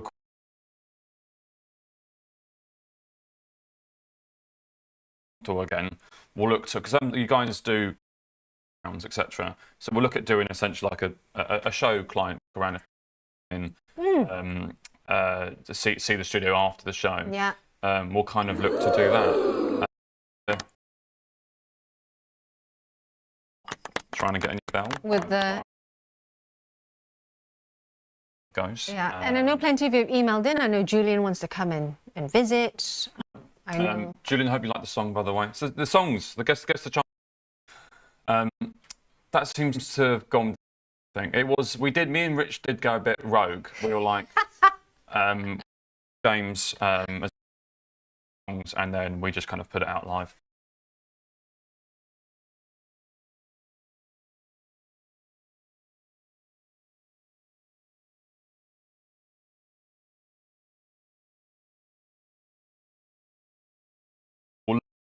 New songs, but used to have. We're kind of things. If you like the songs, please do put it on the chat, because we can capture that and show it to, you know, the high ups that just. What's been your favourite song so far? You like the Timber one? Thank you for. I know you hate that song. I don't like Pitbull.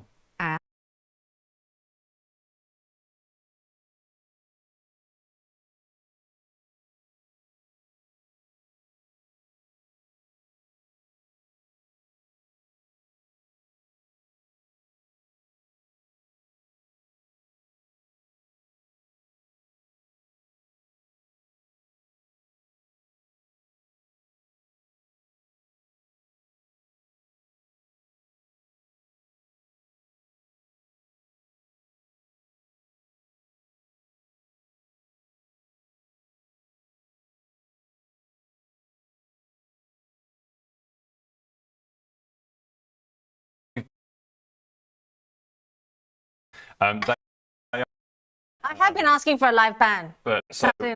yeah, we haven't got the budget yet. You need to do more likes and subscribes. Yes, I think we need many more likes, subscribes to have a band and make some songs. So we kind of work on lyrics. We get the lyrics in. We ingest the lyrics. We ask the style of song that we cannot prompt. Make me a Queen-inspired Freddie Mercury song. It doesn't like it. It won't take it because of, I'm pretty sure, copyright. Have to refine that, and then you have to refine that and try and make it. Obviously, when AI tries to speak about certain words, it might get it wrong. Yeah. Live. Offensive. Yes. So that's why it goes through a few iterations. Things can't just be made up of thin air. They do take a bit of time.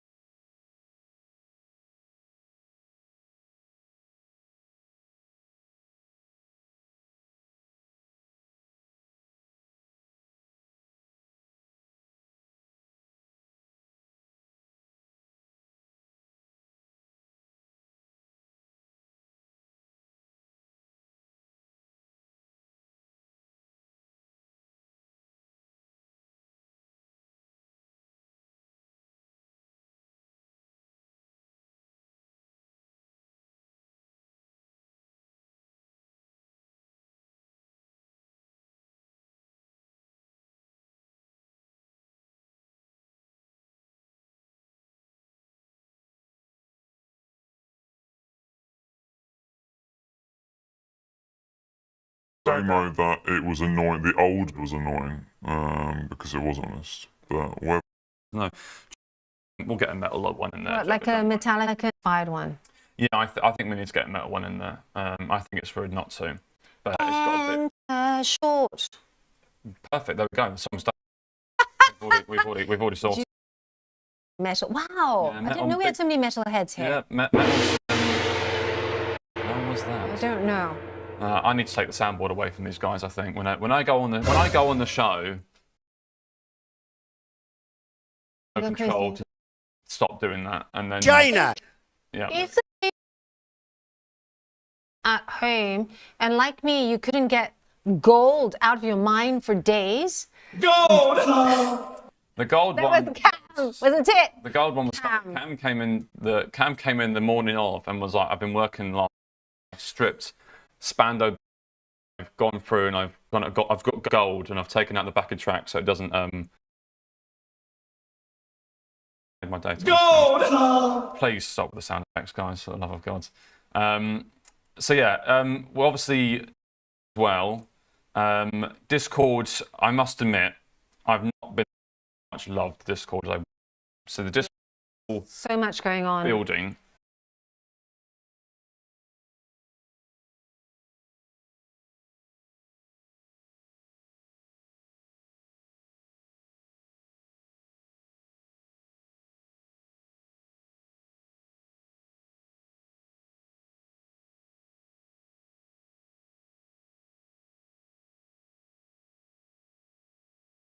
Basically, it was in place, all the plans. We'll get this on the wall. We'll start going. We'll start building. We'll start hammering down, and then yeah, it's probably mature and it probably had its time to start a new thing. We'll bring it to a close. I mean, that advert as well was basically the first advert that we ever had, more or less, because obviously when the show got. Shiny new. And it was monumental in that it was awful. It was sort of like the moment, thank you guys, they're laughing in my ear, because at that precise moment when the music was on, Frank and myself watching for the first time, he just landed, right?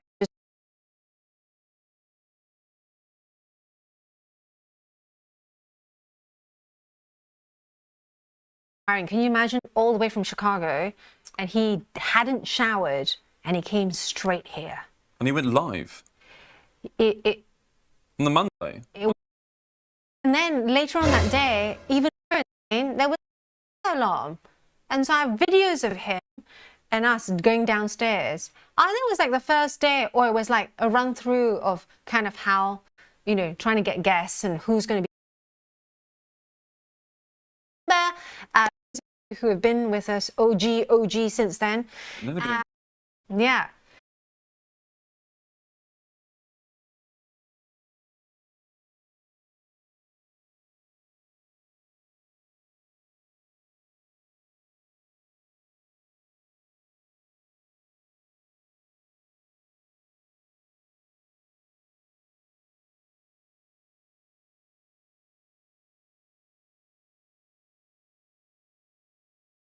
It's just heard that song again.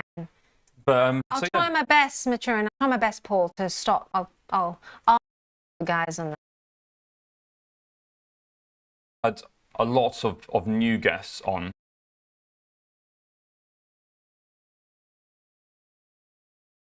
So for us, it helps us know what. So we make our own judgment. But if you guys like the guests, then let us know as well.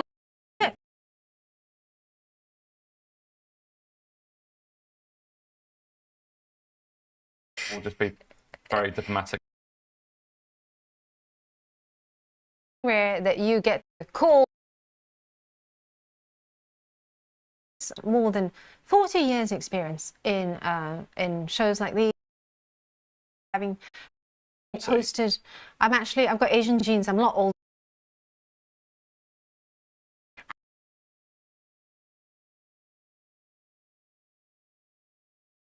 Asian. We'll leave it on that. But so you tell. the guests, because then we can, you know, bring them back, can do more of this stuff if you like that style of guests. If you want more, you know, US stocks guests, more commodities guests, let us know. We will try and make that happen. Right.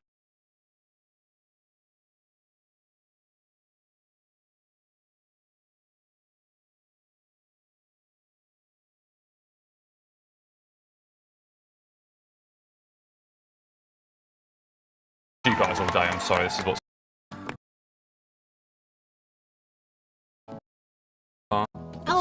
Since we started today.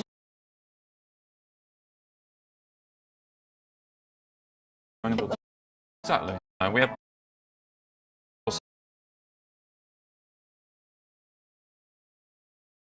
It just, quite honestly, when the alarm goes at 5 in the morning, it hurts every single day. It does. Especially last night in the pub.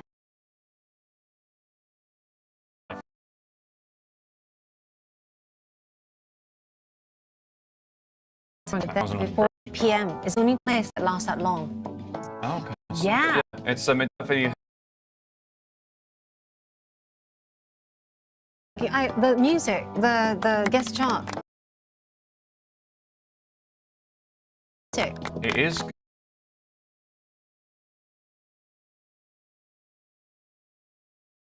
I've got someone who can aim for you, Andrew. 40 years on camera since 6. Yeah. Checker. So there we go. So, yep. Next 2 weeks we'll look. Be patient, but.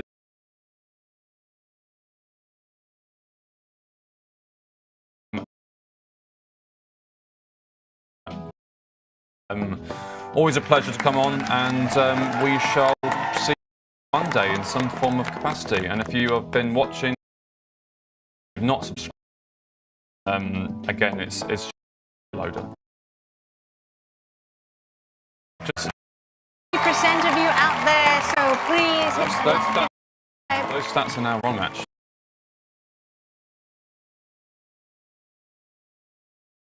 Fantastic. But if you're shame on you. Don't hit the button.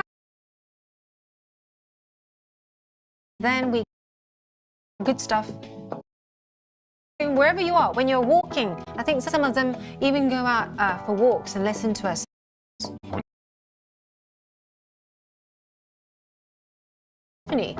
Because I get dinner time. Just enjoy your dinner.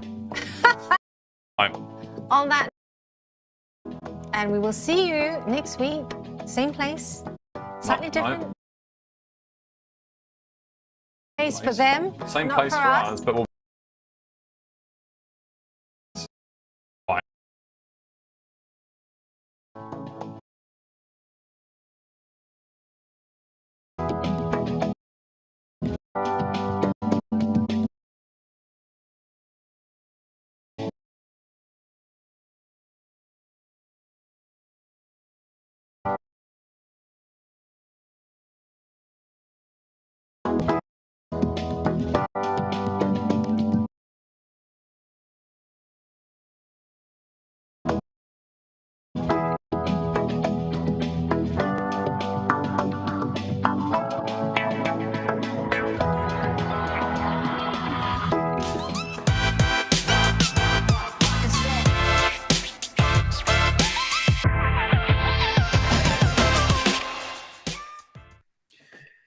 Inflation's not so bad, right? It's Thursday, August 14th, 2025. This is Overtime. I'm your host, Chris Vecchio in New York, Ilya Spivak in San Francisco, Dylan Radigan on the road on the phone to join us for the next hour as we take us through. This is called President Trump style, baby. Calling in. Squawk Box. Ilya's our Joe Kernan around here. Please treat him as such. We'll be with you for the next hour till 5 Eastern, 4 Central as we wrap up the trading day. If you're on the platform Tasty Trade on the website tastylive.com, welcome. Come over to YouTube. Tell us what you think of this action. The sell-up that was sparked by price pressures going up. Does that mean inflation is coming down the pipeline for the consumer? Stocks take it on the chin initially, but when we turn to our charts, we see a recovery during the day. And sure enough, the S&P 500 here basically back to break even after a big sell-off this morning, getting down below 64.55. NASDAQ off by 0.25%, Dow off by 0.11%, the Russell, the big loser, off by 1.4%. It's a bad day for the cryptocurrencies as well, which are down 4% or so each. We take a look at gold and silver, which are sliding, but it's good news for the US dollar because higher treasury yields ultimately lead to a stronger currency.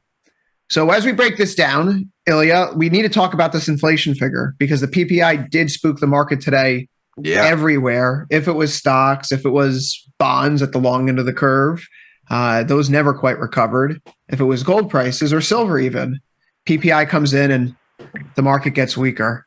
Yeah. President Trump said that inflation's hardly here. Direct quote, said today. Yeah, okay. What's the real story here? We've been talking about this for months, right? This idea that CPI is not an accurate reflection of what's actually happening with the tariff impact on inflation, not because the data is fuzzy, which it is. It's fuzzier than it's been in years. Why but do you that's say that, not Elliot? what's going. Not to interject, but why is the data fuzzier now than it was a year ago? Because we of have the about lack of 30% imputed data in CPI. That's the highest in known memory. Imputed even means during an inference? Yes. Even in COVID times, it got to maybe 15, 20% while everything was and closed. why is the imputed data so high at this particular point in time? The imputed data is so high because they don't have the staff to collect it because a madman with a chainsaw because they're not collecting it. Because they're not collecting it. That's right. And the imputation fall off starts in, or rise rather, starts in March, which coincides with Doge. Yeah. Yeah. So yeah, the data is fuzzy, but that's not what's going on here. What's going on here is in the first quarter, we had a massive jump, as we all have seen, in imports and in inventories as everybody was trying to front run the tariffs. In other words, people have built up these inventories to try to get as much as they can before things get expensive. And that's shielded consumers because inventories have these goods at the former costs. And until we wind those down, we have that as a shield.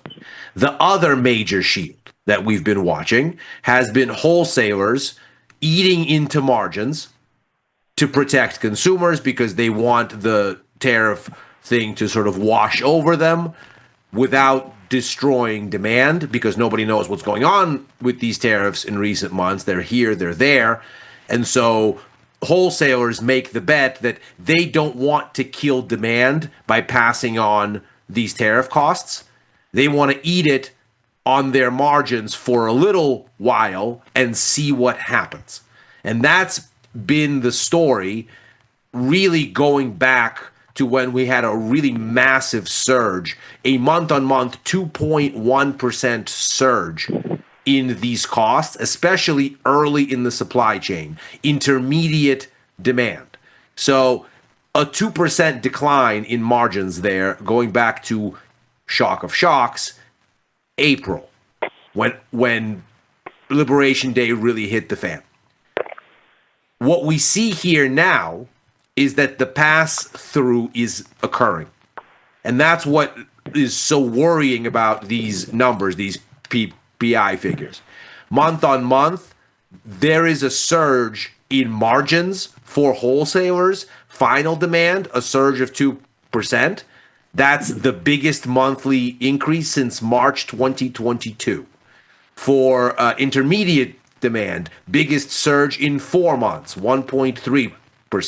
What does it mean that their margins are increasing? It means they're no longer eating the input costs. They're no longer taking it on the chin. They're passing it down to consumers. We saw it in the CPI numbers a little bit already, and for the past 2 months. And of course, we've also seen it in spades in the second quarter GDP numbers, where imports stopped, essentially. They just hit a wall. And inventories have started to come down. That is to say, businesses are spending down these inventories. They're not restocking them. And so The one-time front run is done. Now consumers have to face these costs. Those same GDP numbers told us the first 6 months of this year were the weakest contribution from consumption since the first 6 months of 2020, the COVID recession. So we're already in a weak spot. And as we've seen with the CPI numbers, the pass through is only just beginning a little bit. So we still have all of that in front of us. Now, but the bottom line is, does this really affect Fed rate cut expectations? Really? I don't think it does. It did a little bit today. The really interesting bit is I don't think this changes anything for September or this year. Those expectations still north of 90% chance that we get the cut. Now it's a slight possibility that we don't, about 6%. Yesterday, there was a slight possibility that we get a jumbo cut, about 6%. But the central idea that there is a cut of 25 basis points that's coming in September, that's unbothered. The biggest issue is what happens next year. And there, things got more dovish today because the markets see where the economic pain here is going to come. It's consumption. So one thing that sticks out to me in the data, so now that we have CPI and PPI, right, we can basically take a look at PCE. PCE is the Fed's preferred gauge of inflation.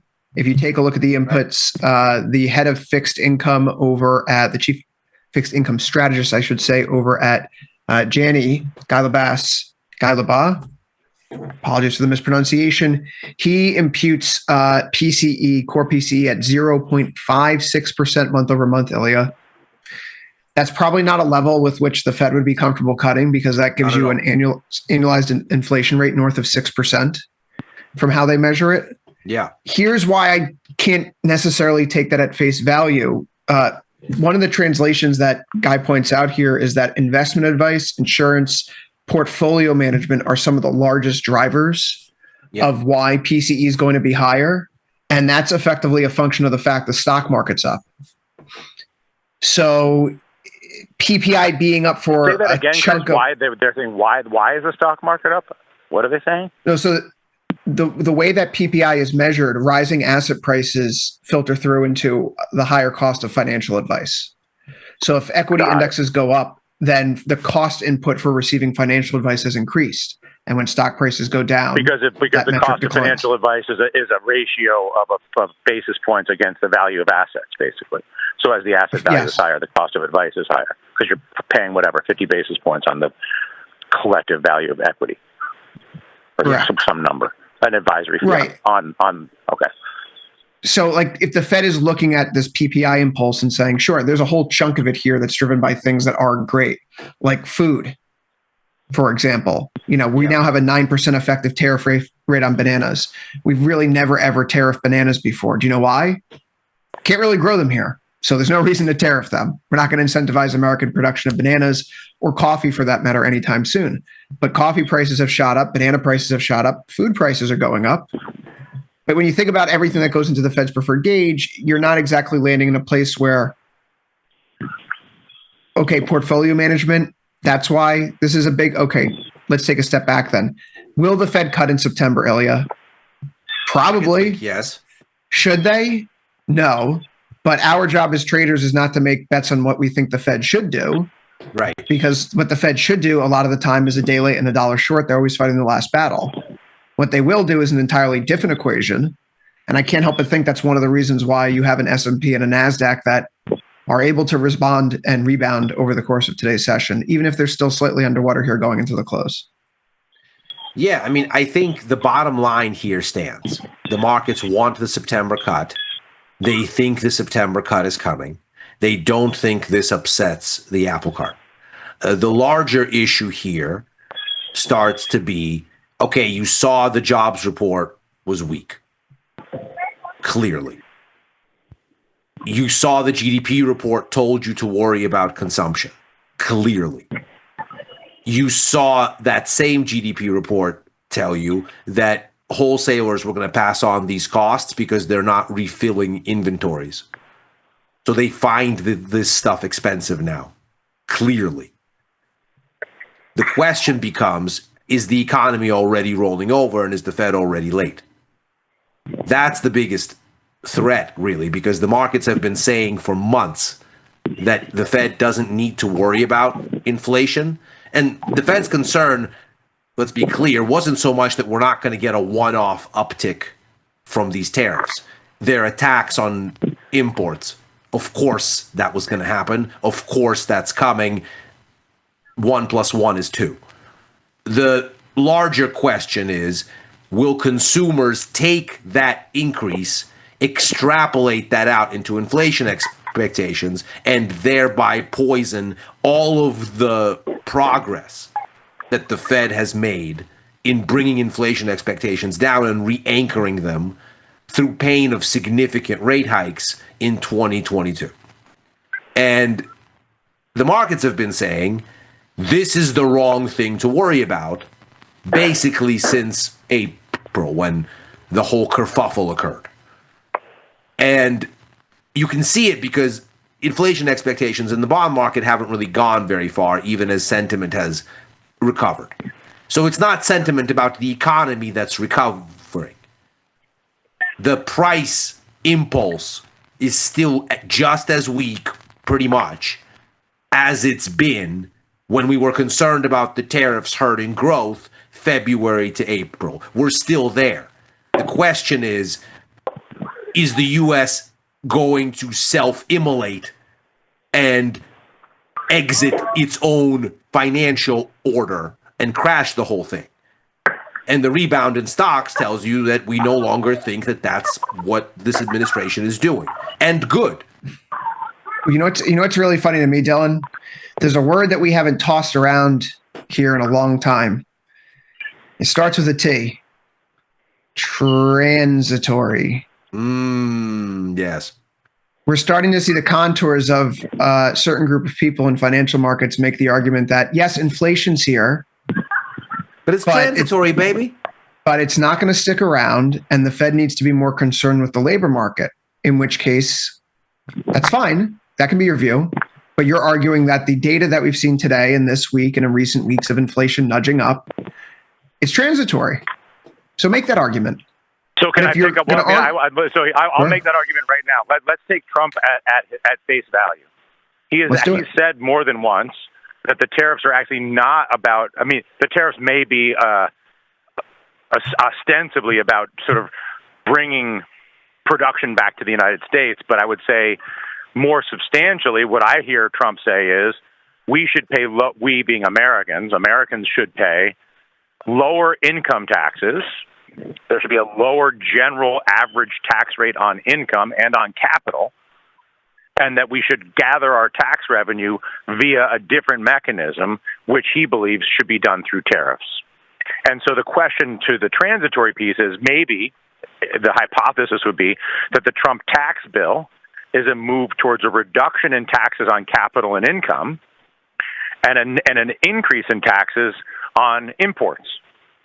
And that you're basically that it's not so much of a reshoring or not reshoring, although there's some marginal aspect of that, although obviously not with bananas or coffee, but that bigger than domestic production versus foreign production, that it is a philosophy on tax revenue collection, full stop, that is to put more money into the pockets of Americans by way of lower income tax and lower tax on capital, and then take more money from Americans effectively when they buy foreign goods by way of higher priced foreign goods.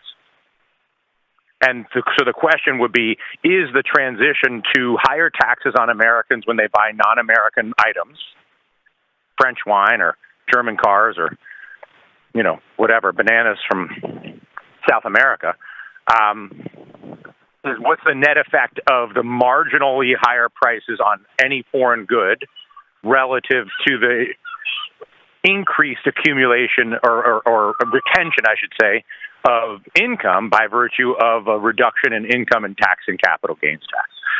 One would, if you believe that whole thing was going to shake out, which seems to be a tenuous belief to hold, considering how many moving parts and how much money and how many people and how sort of asymmetrical and selective and targeted and preferential to his friends and all these things, But one could argue that it's transitory because while the cost of foreign goods will be higher, that the amount of money in an American's pocket will go up by virtue of marginally lower income tax. And if Americans buy domestic goods with their increased retained income, and then they pay more for foreign goods, that the tax rolls work themselves out. And in the process, also, you end up with a bias towards buying American and reduced overall tax rate on income and capital. I see the argument, but to me, it seems like a bad one. Why? Because you get a tax reduction once a year. Meanwhile, you're facing the costs of these inputs every day. And it's not just bananas. Let's say you stop eating bananas, whatever. But there's inputs to everyday items. I will not be stopping eating bananas, for the record. Neither will I. But the obvious decision not to buy foreign goods is not so obvious, because foreign inputs are in almost everything, including, for example, American cars. So there's the argument that you can, sort of save yourself some money by not doing that, but that's not easy, nor is it clear cut. That's one thing. And secondly, you face these costs every single time you go to the store, every single time you buy something, whereas your lower tax take gives you savings once a year. And so you have to trust Americans then that they are going to retain those savings to paper over their future extra tariff costs. Is that realistic? No. That's ridiculous. And so when you look at the net effect here, the pain from hitting consumption, the biggest contributor to overall economic growth, is every day and all the time. And you're going to countervail that by giving somebody a break on income taxes once a year and hope it evens out. That's, to use a recently used term, bananas. So if that's one side of it, right? Like the tariffs are inflationary, but it's only temporary, so it's transitory. Fine. But if it's not transitory, inflation's turning up. Yes. And we're going to be getting a Fed cut in a bump in inflation cycle. Now, the labor market weakening, not weakening, you can look at the claims. We can adjust it for labor force participation, however you want to slice it. But this is not the comfortable backdrop of the Fed saying, okay, inflation's coming down so we can glide into 2%. And we better start cutting now before we get there. Otherwise, we're going to overshoot. And that's going to be a different problem. This is not that world. So I'm very much for Dylan today. Obviously, stocks pull back in a little bit, but there's a resiliency here. Ilya, you and I were talking before the show went on. This is a nice little rebound here off of the former high that we had back in July in ES, in NQ, in the Russell even, which is holding up here. I'm most interested in here. Okay, so I did mention this comment on air today, and I've talked about it recently with you guys, but Zero Hedge made the note that the only rational thing to do in times like these is to swing wildly from one extreme view to one extreme view. Perhaps I'm going to put myself at risk from doing that here. But the regime change that it felt like we were going through the past few days in stocks, small cap over mega cap, value over growth, Russell over NASDAQ, that was out the window today. And I know Tom and Tony were talking about that towards the end of last call before we came on air. So Ilya, why do you see this as a good opportunity if we see that these firms with the smaller moats clearly have price pressures coming through? And these are not the companies with the margins and the moats to absorb those kind of costs. So as we were just saying, the markets have been saying for a long time that the problem here isn't cost, that it is in fact going to be a one-time increase, but not for good reasons. That what's going to happen is these extra costs are going to hit demand much harder and what's going to happen is disinflation because of the demand destruction that these tariffs wring out of consumers.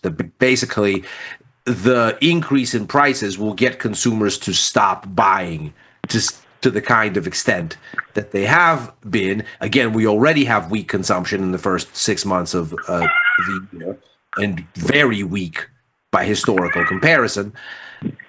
It doesn't take much as you get the pass through from this inflation in the wholesale to the retail to hit that even harder.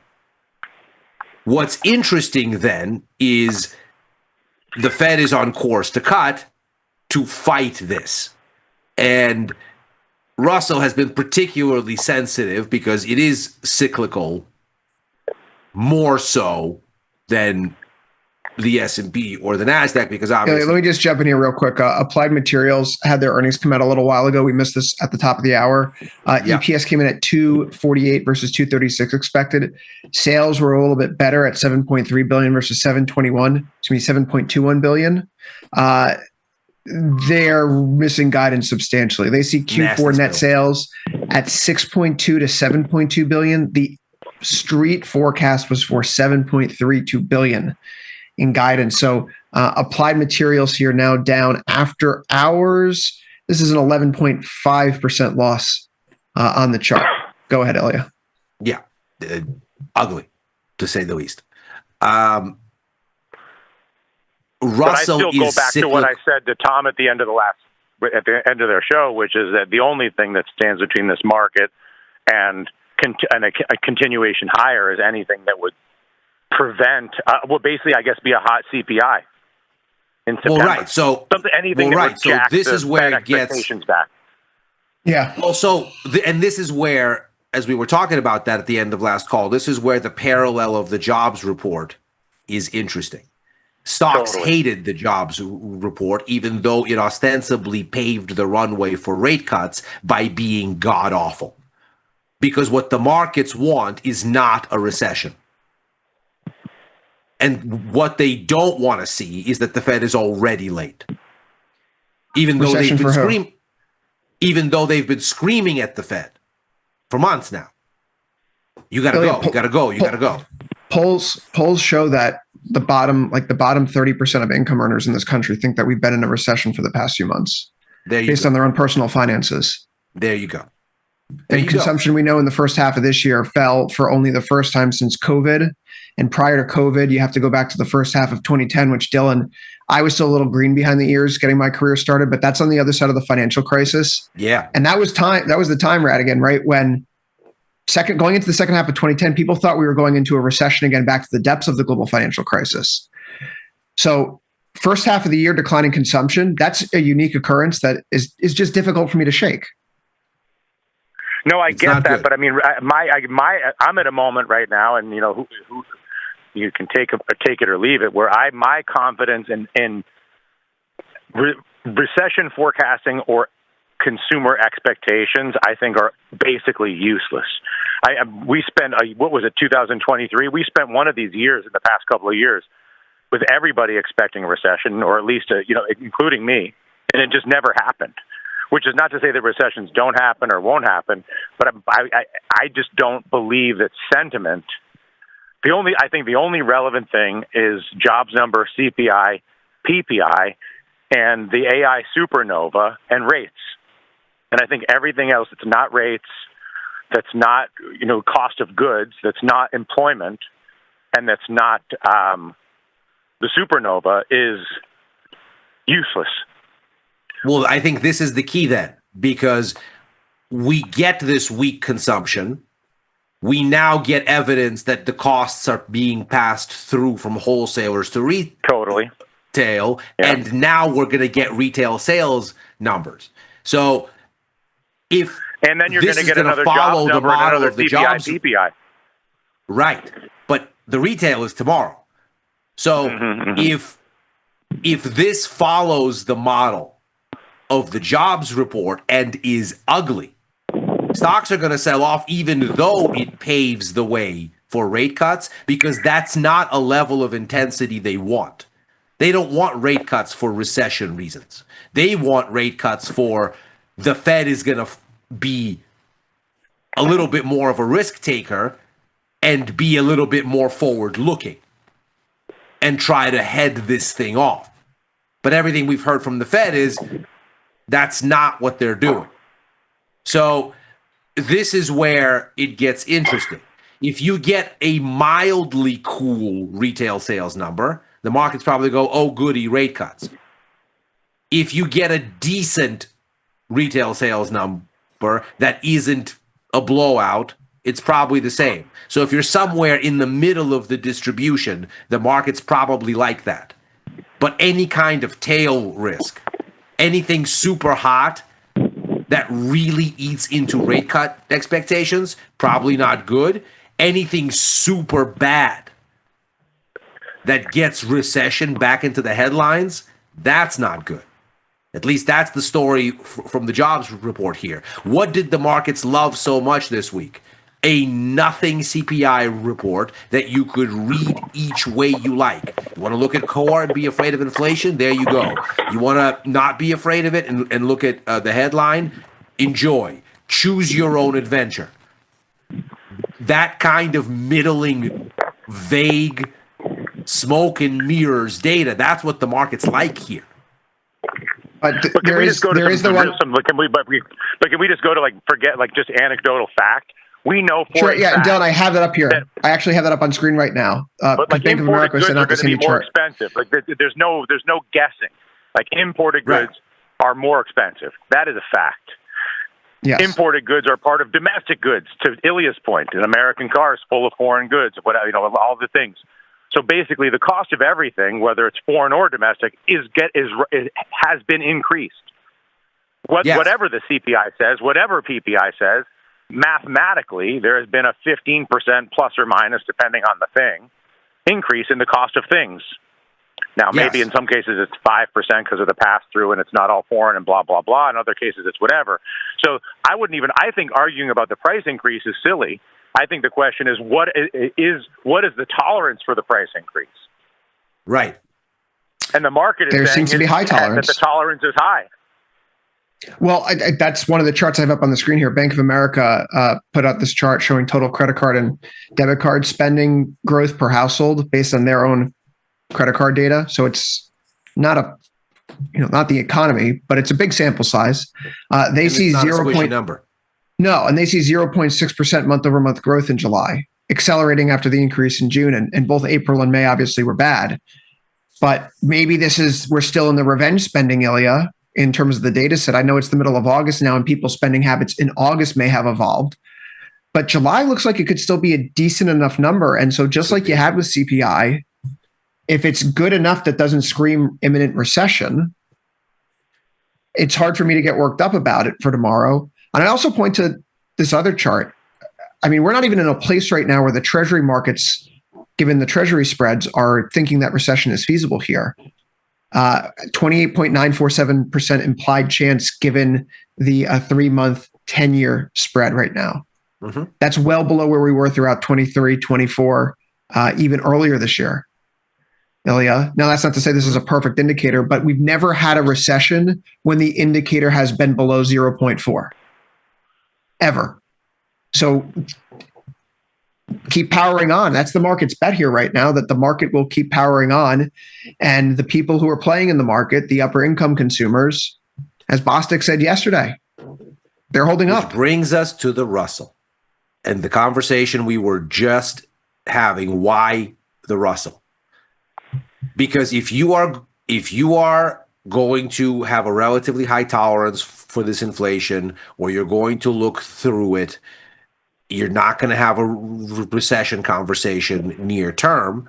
Well, then what you have in a lot of these indexes is a break past their preceding high, and today a pullback to retest it. But whereas in the S&P and the NASDAQ, you have to buy something essentially a hair away from all-time highs, that is not the case in the Russell.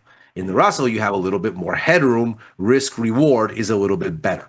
So if you are going to be a buyer of stocks here, and I was absolutely circling around this today, just looking for a level that was attractive to buy vol at. It ultimately didn't happen, but maybe I'll get a better shot tomorrow. We'll see. But I was absolutely looking on the long side of the Russell today because the high there was back November of last year. So we're talking almost 2,500 on the Russell. You're well short of that here. So there's a little bit more room. So do I think that the economy is in good shape? No, obviously not. But in the spirit of trading the price action, this was a nice little discount on Russell today. So I'm going to be watching this carefully tomorrow. The pricing, as I say, didn't really afford me risk reward that I thought was attractive enough. It was maybe like 1-to-1, 1.2-to-1. That seems like a silly bet before critical retail sales and other data is going to give us the next major inflection point in this story. So we'll see tomorrow. Maybe vol will get a little bit cheaper. Maybe the setup will get a little bit better. Maybe we'll get a little bit of a washout. What's fascinating for me, Ilya, is the market's apparent perception of the consumer's tolerance for higher prices. Yes. Moreover, the market seems to have forgotten why it wants these rate cuts. We had a big conversation about this on Macro Money yesterday, and of course we mentioned it on Overtime as well. The market is clearly more dovish than the Fed. The market still has 125 basis points between now and the end of next year. That's 50 basis points more than the Fed is forecasting. So the market is very clearly saying there is a bigger downturn in growth than the Fed appreciates that it needs to be acting against, while at the same time saying, but that doesn't matter for earnings, consumers, and the economy, which is incredible cognitive dissonance. I mean, Ilya, I think we just got to go to the earnings themselves. As it presents itself. I mean, who is eating these costs ultimately? If we're to believe the data and believe the earnings numbers. At this point, it's consumers. The blend, and this is how you get to that conclusion. According to FactSet, the blended net profit margin for the S&P 500 for Q2 25 is 12.8%, which is above the previous quarter's net profit margin of 12.7%, above the year ago net profit margin of 12.2%, and above the 5-year average of 11.8%. So if profit margins are staying intact and wholesale prices are rising, who is paying the difference? The problem with that argument for stock markets, and I want to give full credit to Bloomberg, they ran a big story about this today. You look at the spread between CPI and PPI, and right now it's very clear that consumers have not been eating it because the spread is negative. That is, CPI is lower than PPI. As the pass-through happens, that's going to change.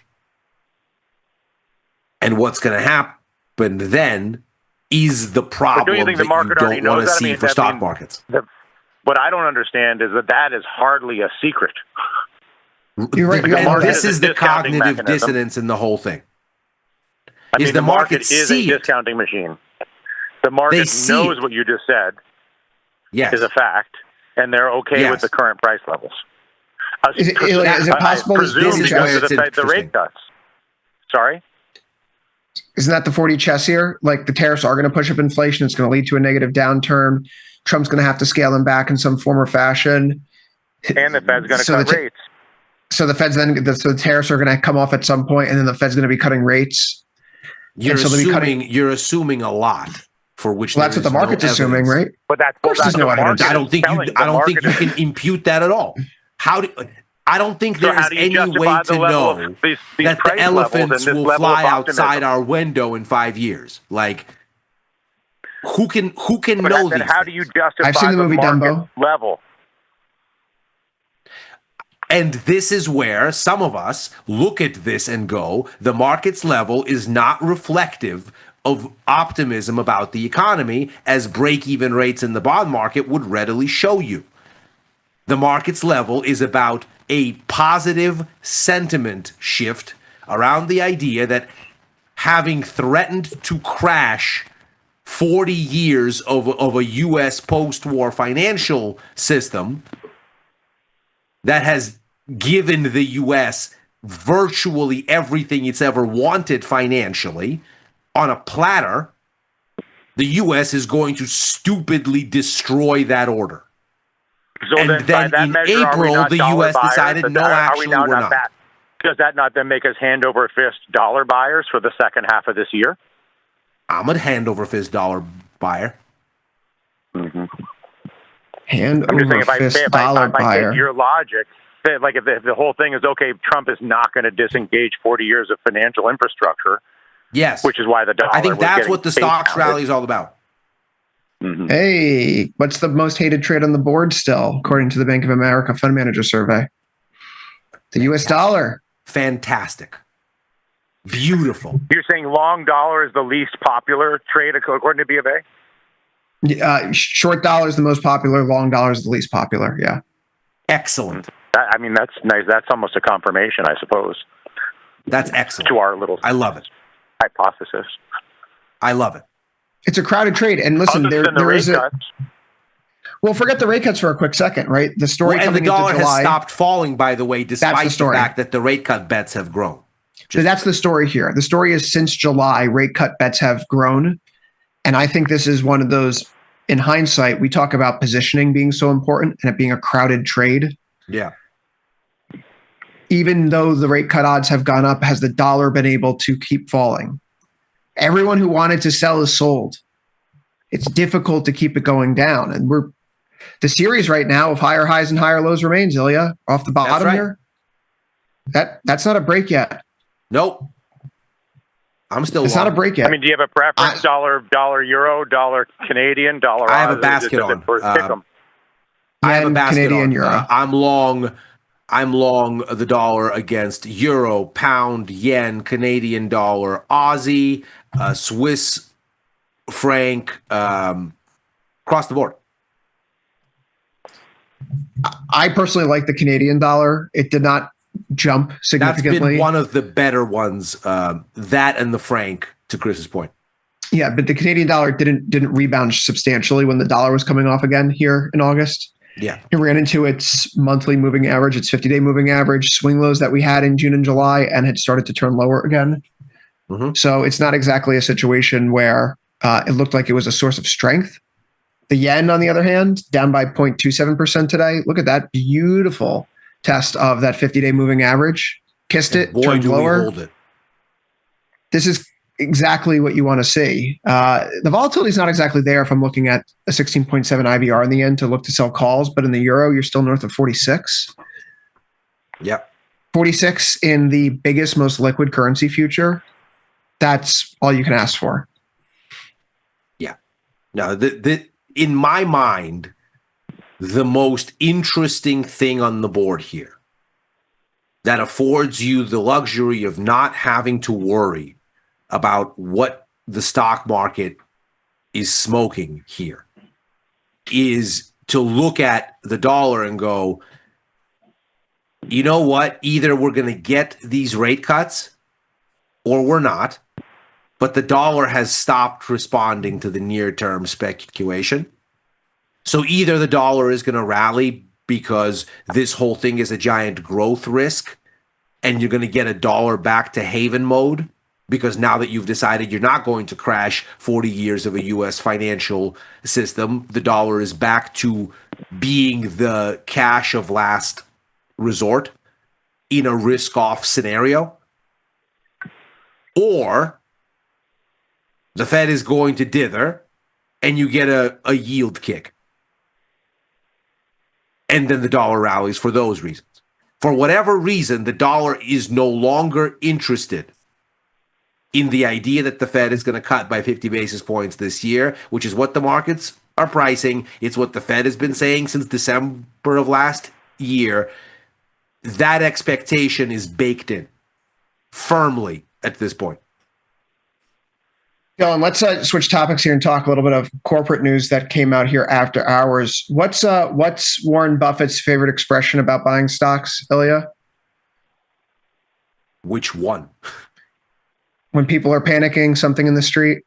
Oh yeah, when there's blood in the streets, buy property. Sure. UNH is now You're part going of to go full the. Luigi on me now. I didn't say it. Ilya talked about blood in the streets when I brought up UNH. I did not do that. We're quoting. You set him up, sir. You set him up. I did no such thing. We're quoting the Oracle here. Let's just be clear. Warren but Buffett also, is if now, ever there was an assessment of contrarian investing in a phrase, I mean, is UNH basically binary now? Either it will continue to exist, and this is the greatest entry point in the history of mankind, or it has to go bankrupt. Well, Buffett made that decision today. UNH is up 8.14% here after hours, after Warren Buffett reveals he purchased 5 million shares of UNH. Incredibly steep discount. This is probably the go signal. If Uncle Warren's in Ilya, Dylan, right? I mean, this is now going to bring in a whole host of people and followers. And stop thinking. No thinking. This is a no thinker. No thinker. The risk reward isn't tempting for me yet, because we're basically near the top of the recent range. When Uncle Warren does things, let's remember he never ever sells, but for very, very, very, very, very special reasons. And his timeline is measured in decades. So that his decisions and our decisions in a 45 DTE world are very different decisions. Yeah, but a lot of traders who jump in and don't think for themselves, which we could be those people, Dylan, right? We don't need to think for ourselves here. But there's a lot of people in this world who follow Warren Buffett into whatever he does. Right. No matter what. Sure. So this Thinking probably is going to get a pop here. Ill-advised at this juncture. Well, and this is why I think what you want. I am. That's why you need good risk reward. You're at the underside of the previous range. Let's call up the screen. Let's figure this one out. What are we doing, Vecchio? Fire up the panels. What are we doing? Thinking about right now, the stock's trading at 29.25. It closed at 27.61. So if we wanted to think about the close prices, okay, something like a short put spread at 250, 260. The short strike about $10 away from the close, the long strike $20 away from the close would have yielded in the neighborhood of about a 2-to-1 risk to reward. Sliding that up another $20 to account for the change in share prices here, you're probably looking at a 270, 280 short put spread. Then we have to see where the market goes tomorrow morning when it opens, but anything in the neighborhood of a 60 to 70% probability of profit, 3-to-1 risk to reward or better. Spread over any other mechanism at this point. Yeah, that the stock's done falling. The lows for today come in around 266, 267. So effectively, the bet would be that this is the Buffett bottom for United Healthcare. Well, and if you can get a run from, let's say, 300, which is that little congestion range middle from mid-May until the next leg of the sell-off mid-July, if you could get a run from there up into like 425, 440, the underside of the range that prevailed from 2021 to 2025, that's good enough. I just want to see a little bit of confirmation here because, again, we're at resistance, directly at it. So the risk reward here isn't great. Either you get a little bit of weakness tomorrow to reset, or you get a break higher. Either way, I mean, the market's obviously closed. So whatever you're doing tomorrow. But if you get a little bit of a reset on risk reward, the architecture is there. It's got to do that thing though. UNH to me listen, UNH has so much risk because of all the lawsuits. Tons. The there's probably better plays out there for longer term trading to the upside. What company am I thinking of here? Is it CI? Yeah. Cigna, for example. Cigna doesn't have all of that baggage that a United Healthcare does. And there's still more lawsuits coming. So if I was thinking about being constructive on the space longer term, I'd probably like a Cigna more than a UNH. But the Buffett bottom to me is a compelling enough point where today's low, the recent swing lows that we've seen, probably will hold in the short term. If you wanted to get out, you've probably been getting out over the past few weeks and months. So I don't know if there's a significant long trade there, but if there's vol on the board, 27.9, if it's persisting tomorrow, we have a level to trade around 260, 270. And that's a potential, listen, that's just a potential idea to kick out higher volatility than what we're seeing in the equity indexes. Yes. I know what I'll be doing. Dylan, I do want to get your opinion here because it's the last show of the week. It's the Thursday here. There's so much going on in the world, but surely we need to be talking about this Alaska meeting between Trump and Putin.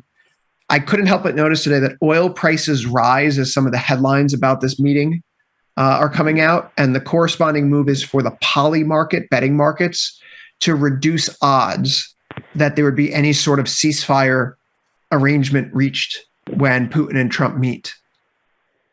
Do you think that this is how do you think this is going to play out, and how do you think it impacts oil?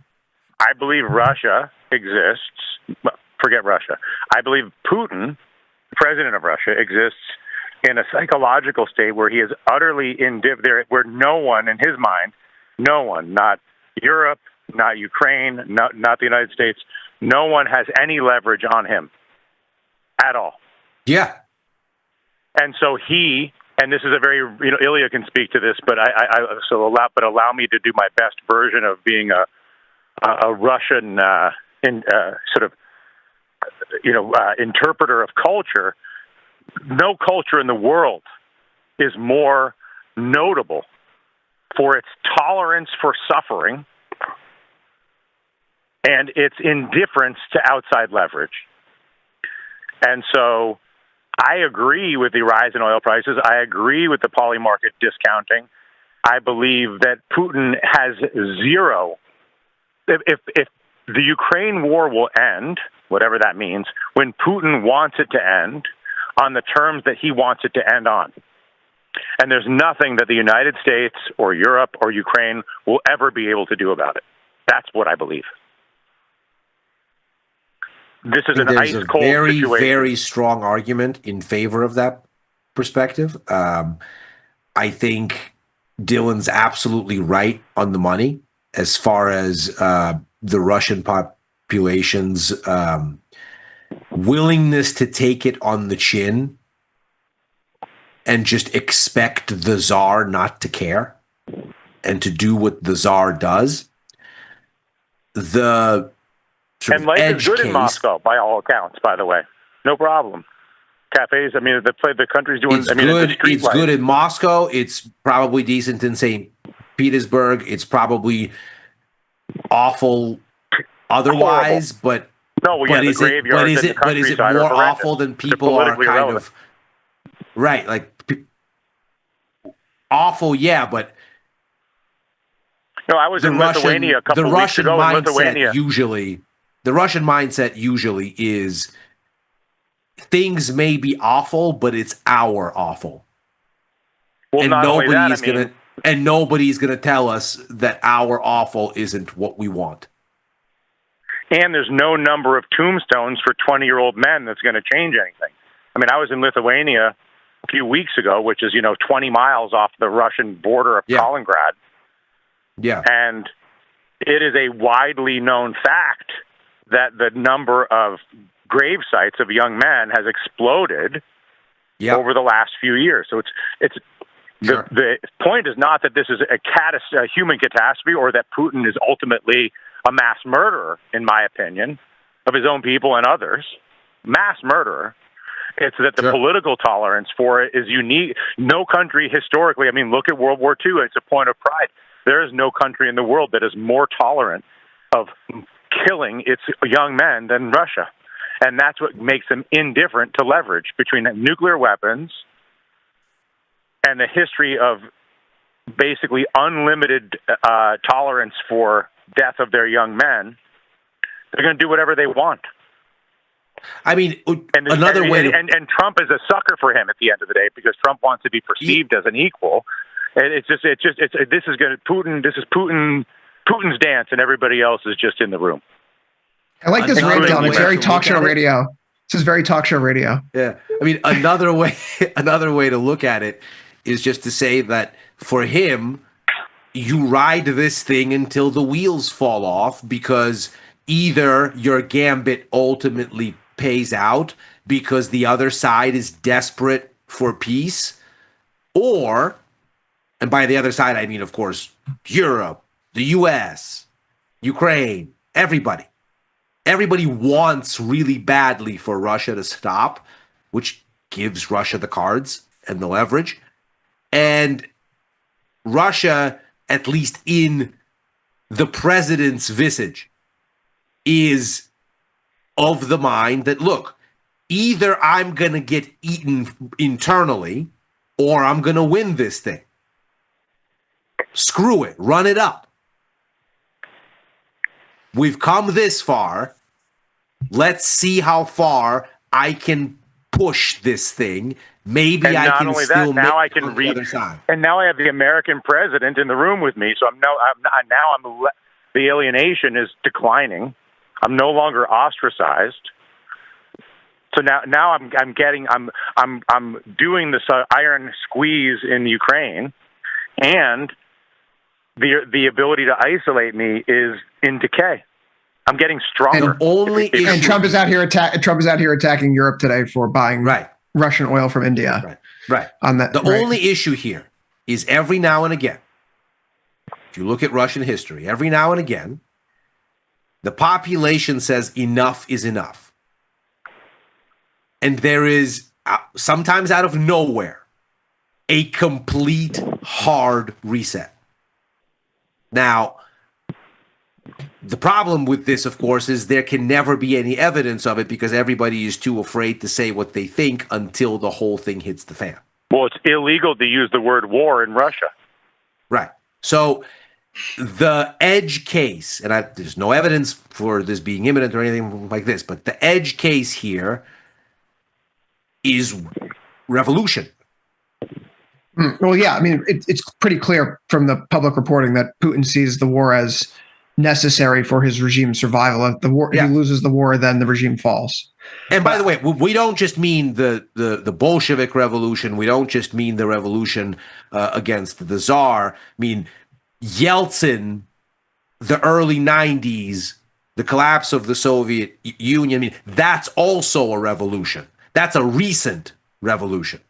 It's not followed by civil war as the Bolshevik revolution ultimately was.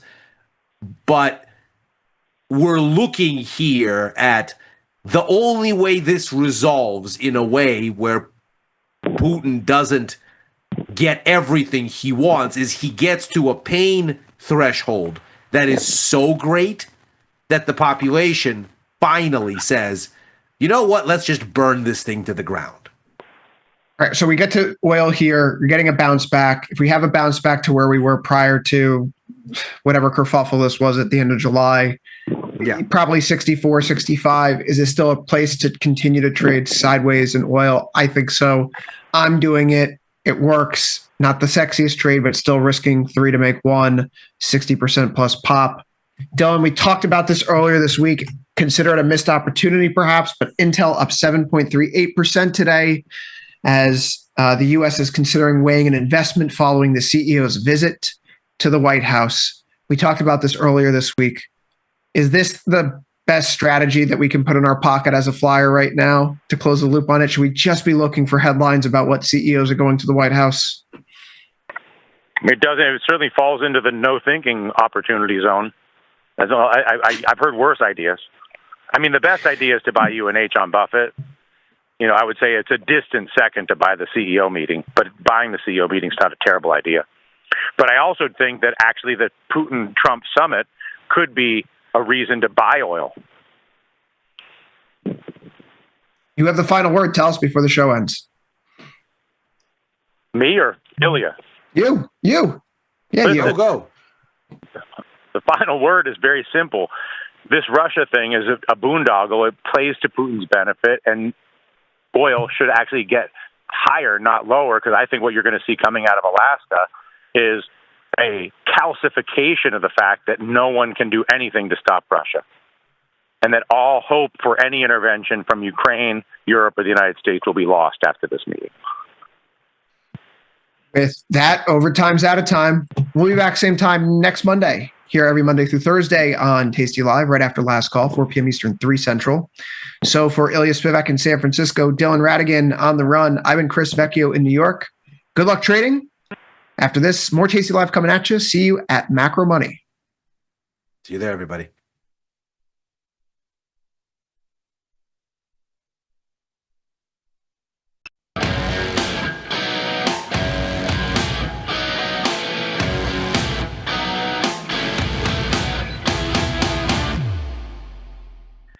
Tariff inflation is here. That's the message we get that gets the dollar going and at least temporarily spooks the stock market today.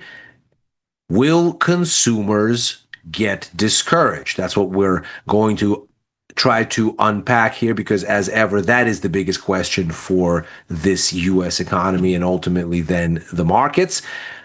I'm Ilya Spivak, head of Global Macro here at Tasty Live. This is Macro Money.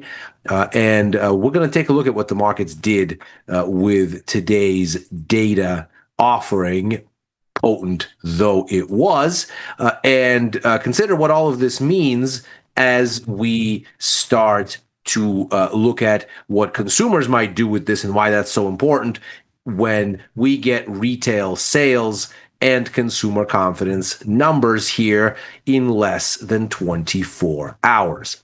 So let's break this down.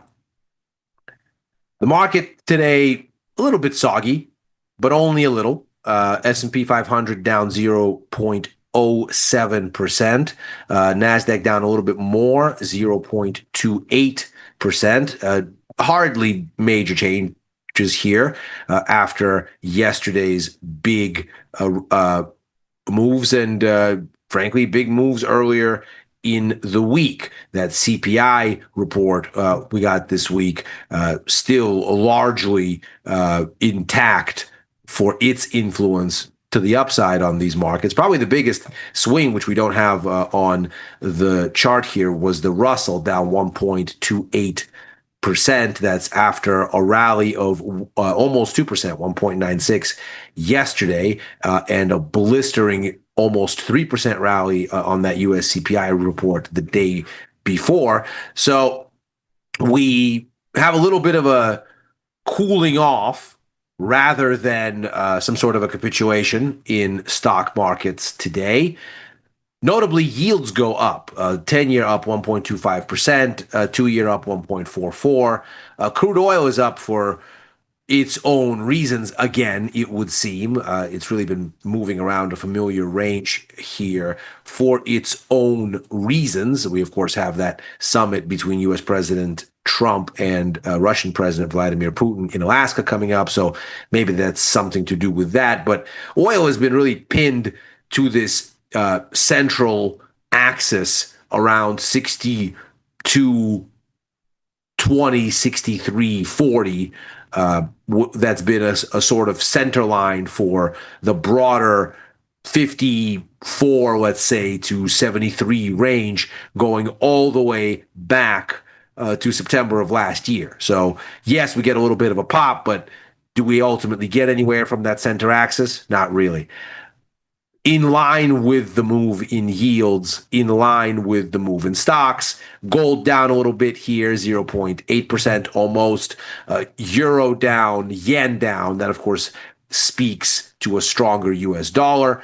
And Bitcoin off 4.09%. Again, not the craziest change in sentiment here for Bitcoin. I mean, certainly it's a notable thing that it has swung as it has, and indeed it's erased 3 days of gains today. It's essentially back to where we were last Friday.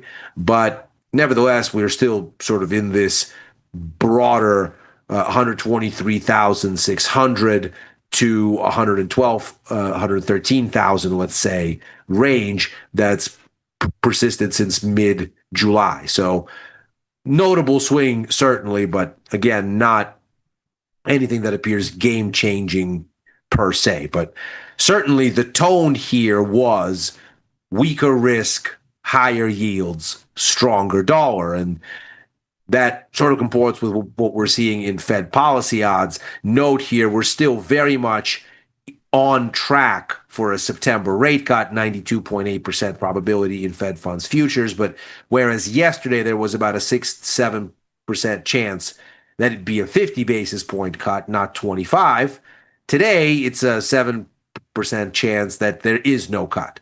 So we're getting fuzz at the margins here, and whereas yesterday the fuzz was in favor of a more dovish perspective, today the fuzz is in favor of a slightly less dovish perspective. But the central thesis remains September is probably going to be a rate cut, but the markets clearly saw some data today that swung them from erring dovish to erring less dovish. The outlook on the path forward here overall, now firmly 50 basis points for this year. That's exactly in line with the Fed's own forecasting from the June summary of economic projections. That's the last time this was updated. 50 basis points here from 4.4 to 3.9. But then the disparity continues for next year. The Fed sees only 25 basis points here. The markets are discounting clearly a lot more. They're fully priced here, it would seem, for 3 cuts next year, give or take a few basis points. So the architecture of what happened here yesterday into today is broadly holding. But the markets clearly caught a little bit of indigestion, and they caught it because wholesale inflation numbers, incidentally, as we suspected earlier in the week, and as we talked about the CPI report, suggested that that CPI report in its benign visage is smoke and mirrors to a significant extent. And that, of course, came from PPI data. So here we have it. This is the month-on-month increase in wholesale inflation. We can see with the naked eye here that this is a dramatic month-on-month surge in wholesale inflation, 0.9%. By the way, it's the same number for headline and core. So this is exactly the kind of wholesale inflation that you cannot write off by saying, well, food prices, energy prices, the Fed doesn't care about those. That's something that they don't have agency over. This is not going to make or break policy. No, this is core as much as it is headline. This is an eye-catching jump by any stretch. And we can see here that the reference point for this goes back, obviously, significantly to this reflationary surge that we saw through COVID. This is ultimately what the Fed moves to act on with those rate hikes in 2022. So here is the middle of 2021 where the Fed kind of starts to recognize they have to make a move. And of course, this is where the hiking cycle kicks off. So we're back to essentially a 3-year high here for the last time we've seen comparable jumps. Here's the year-on-year reading. At this point, we're back to February for overall wholesale inflation, but the violence of the jump is clearly on display here. If this was something like what looked normal through the markets digesting the onset of tariffs, well, we're not digesting them anymore. They're starting to appear, and they're starting to show up in wholesale inflation. Most importantly, I would argue, if we look at how this has worked up to this point, we've seen that wholesalers have eaten extra tariff costs by basically saying, we're just going to make less money. We're just going to take it in margins. And we're going to accept lower margins on our business because what we're going to do is we're going to eat these tariff costs. And the reason why we're going to eat them is we don't know what's going on with this tariff regime. Things are changing very quickly. We're not going to pass on higher costs to consumers, get those consumers to stop buying stuff, and then the landscape changes and it turns out we've destroyed our own demand for no good reason. So since the beginning of the year here, we can see even at the final demand stage of wholesale inflation, this trade services component, that's wholesalers' margins. And we can see here that in this latest data, those margins shoot up aggressively. Back to January 2022 is where we have to go to see something comparable. And of course, what that means is rather than eating inflation and letting it bring down margins, it is being passed on and those margins are expanding. So wholesalers are passing on tariff inflation. Most importantly, where this holdover, this insulating of consumers was most pronounced was even earlier in the supply chain. We can see here, this is final demand for PPI. This is PPI intermediate demand. So this is the very, very beginning of the supply chain. This is where the tariff cost is initially felt. And we saw back in April when we sort of hit maximum holy moly on concerns about tariffs,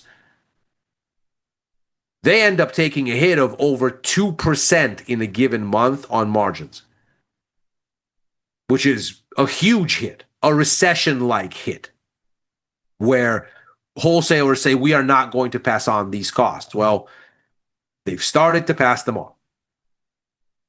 We get this jump here in excess of 1%, even at the intermediate level. And this ends up being the biggest jump at this stage of the supply chain since the middle of 2023. So we're talking a 2-year comparative reference point. Now, obviously, there's fuzz here as we get initial kind of fuzz around the tariff implementation. But if we kind of take ourselves outside of 2025 and consider what is a reference point for this historically, this is where we're looking. Now, when you get this kind of a thing, when you get wholesalers eating the inflation at the start of the supply chain, what you end up with is the kind of CPI numbers that we've just seen, where most inflation is still in services.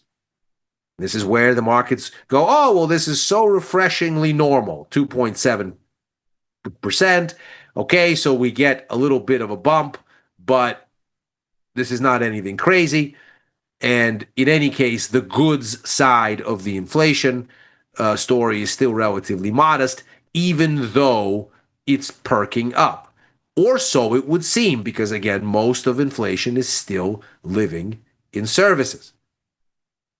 But what we see from the thrust of the change here, where inflation is dynamically moving higher versus not, in services, it actually comes down in terms of its contribution in July, but in goods, it's clearly going up, so much so that we can see here the thrust in goods for a second consecutive month is almost a tenth of a percentage point, whereas in services, it's actually going the other way. And as we saw earlier in the week when we unpacked this a little bit, core goods inflation went up month on month in July. Core services inflation went down. The rate of core goods inflation is the highest in 2 years at this point. This is our reference point back here. sort of mid 2023.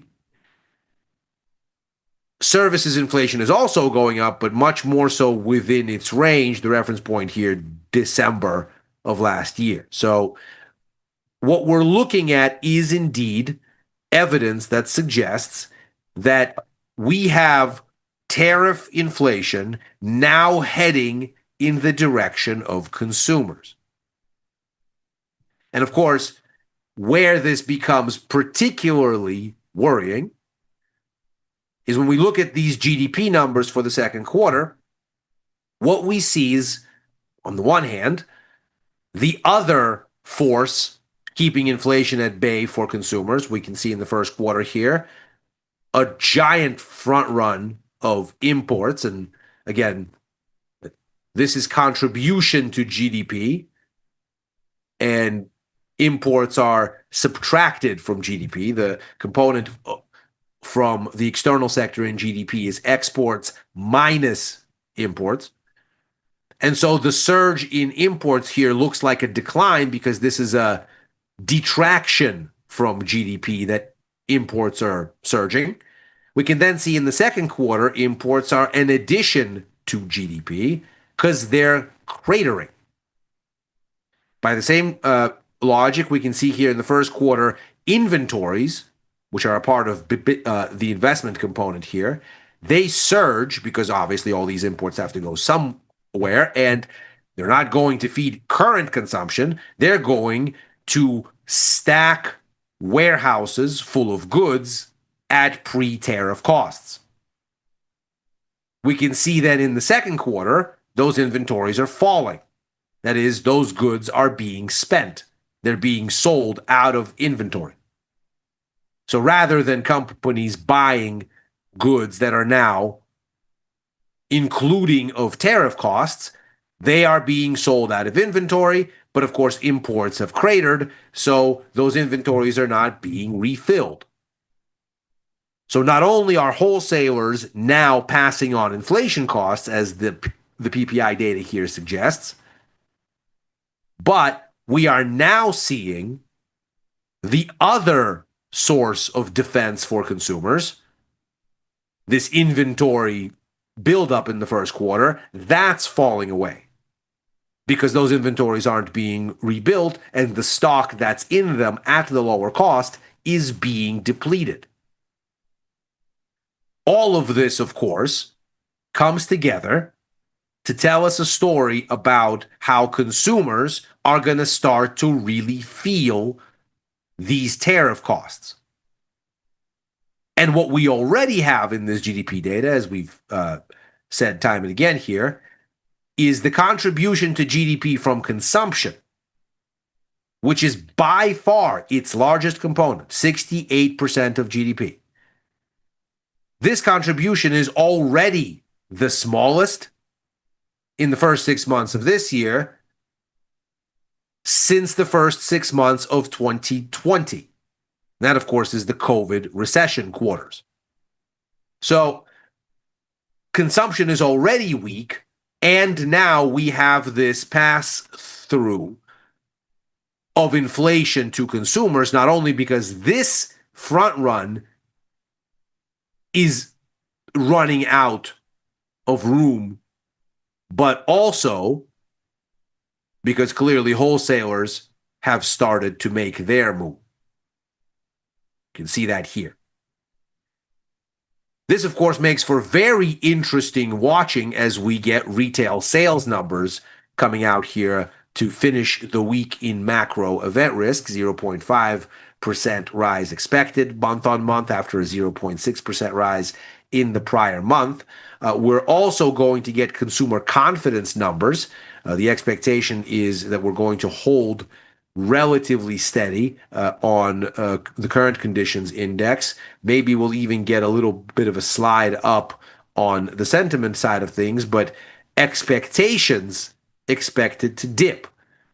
And of course, not only are we going to be watching very closely what happens with the interplay between these numbers, but also with the one-year inflation forecast, which we can see here has been a critical driver of consumer sentiment. Indeed, since we saw the peak in inflation concerns going into the Fed's rate hike cycle. This is when they finally say, you know what, it's time for us to get a move on. This peaks as sentiment bottoms because, of course, the Fed starts doing the hikes that they so aggressively delivered in 75 basis point increments. And so inflation expectations start falling, consumer sentiment improves. Then we get to the tariffs. Sentiment craters as consumers start to say, well, the tariffs are going to be very inflationary. So we get this jump in one-year inflation expectations from 2.6 to 6.6 at its worst.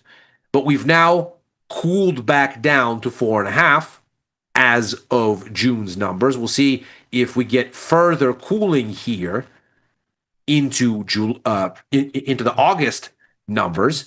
But if in fact consumption is already weak as of the end of June, the second quarter GDP numbers, and we can see that in July, costs are already starting to feed from wholesale inflation and into headline, then the expectation would be, perhaps amongst consumers, that inflation is actually going to be higher going forward, not lower. And if this starts to tick back up, well, then that's bad news for sentiment. So the threat here facing markets is that, in fact, what we are on course for is another weak consumption quarter in the third quarter. And this is the ingredients from which recessions are made, because, of course, we have an economy that's overwhelmingly consumption. Now, from the perspective of the markets do not want to see recession-flavored data. In fact, we saw that in spades with the jobs report, that's this wiggle lower here, which was, of course, very disappointing. And we see this rebound because what that ultimately gives us is a more dovish outlook on the Fed. But as these numbers go, if we get very strong numbers, well, then the outlook on the Fed can't get very much more dovish. If we get numbers that are relatively close to expectations, then chances are the probability of a September cut remains broadly intact. If we get very weak numbers, like we did with the jobs report, ostensibly the markets become more concerned with growth than they are with rate cuts, as the jobs report pointedly showed us. And then stocks don't like that either. So the middling outcome, the middle of the distribution outcome for both retail sales and sentiment is ostensibly what the markets are after here. But perhaps even more interesting than stocks is the US dollar, which has been carving out a bottom. At the very least, it has stopped falling after this precipitous decline in the first 6 months of the year, even as you get this most recent dovish shift in expectations. And so whatever happens tomorrow, perhaps one of the more interesting trades on the board is either you get a safe haven dollar that rallies because the markets don't like retail sales numbers, or the retail sales numbers are strong.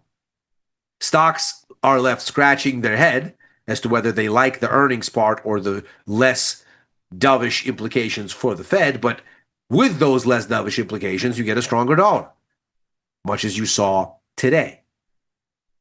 So if stocks are perhaps a little bit fuzzy, the US dollar, in its resilience since the beginning of July, seems to be telling a story. We'll see what that story means for stocks, but for the dollar, it might mean an interesting trend change opportunity that is just beginning to ripen. And that is macro money for today. As ever, we are here Monday through Thursday, right after Overtime, a show I co-host with Dylan Radigan and Chris Vecchio, looking at the Wall Street close and where things may go therefrom. I'm back with Chris for Futures Power Hour Mondays and Fridays, writing for the News and Insights portion of tastylive.com, commenting at Ilya Spivak on former Twitter and on Blue Sky. If you're watching this on YouTube, like and subscribe. Macro Money is back next week. Happy trading.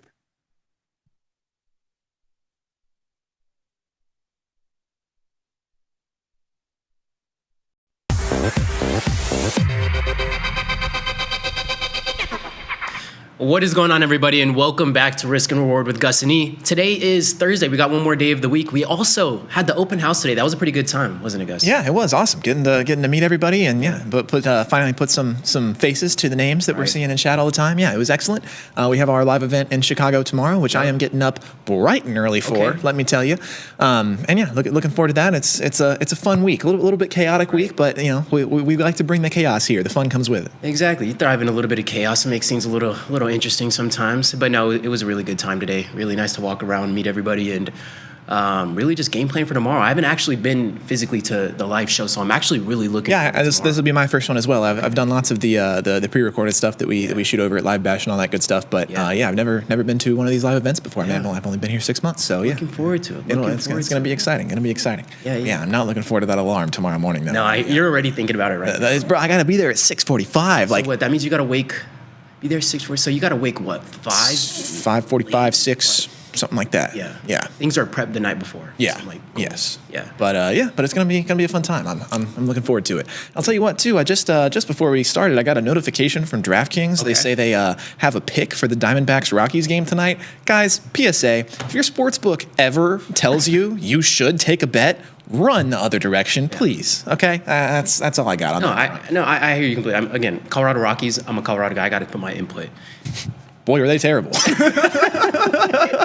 Bro, I could as I'm lining that up, I'm like, they didn't give me much to work with here. I haven't really been watching the Rockies since the Matt Holliday days. I don't know if anybody remembers. Shout out to Matt Holliday. But anyways, as we get into the segment for today, UNH, that's always been the talk of the town the last few weeks, especially with Luigi, the shooting with the CEO. We'll give a quick update and a rundown on all of that. But we had some pretty big moves in the after hours. What happened in UNH, Gus? Yes, Berkshire Hathaway has announced that they have put their hands on some UNH, $1.6 billion of UNH to be exact.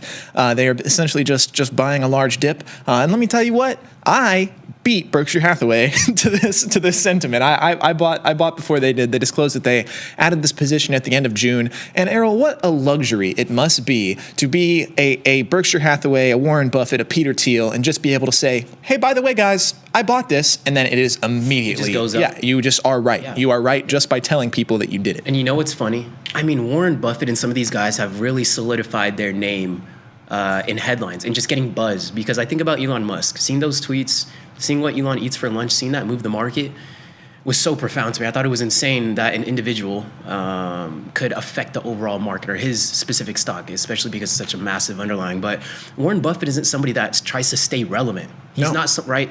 And he's left Berkshire Hathaway. Exactly. Yes. If anything, he's trying to really go into the shadows, and we're still seeing these names in these headlines.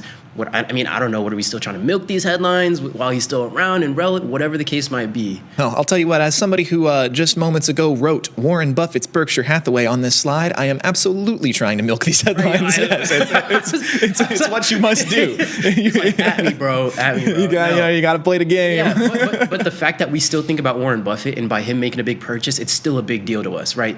Elon Musk is on Twitter. He owns Twitter.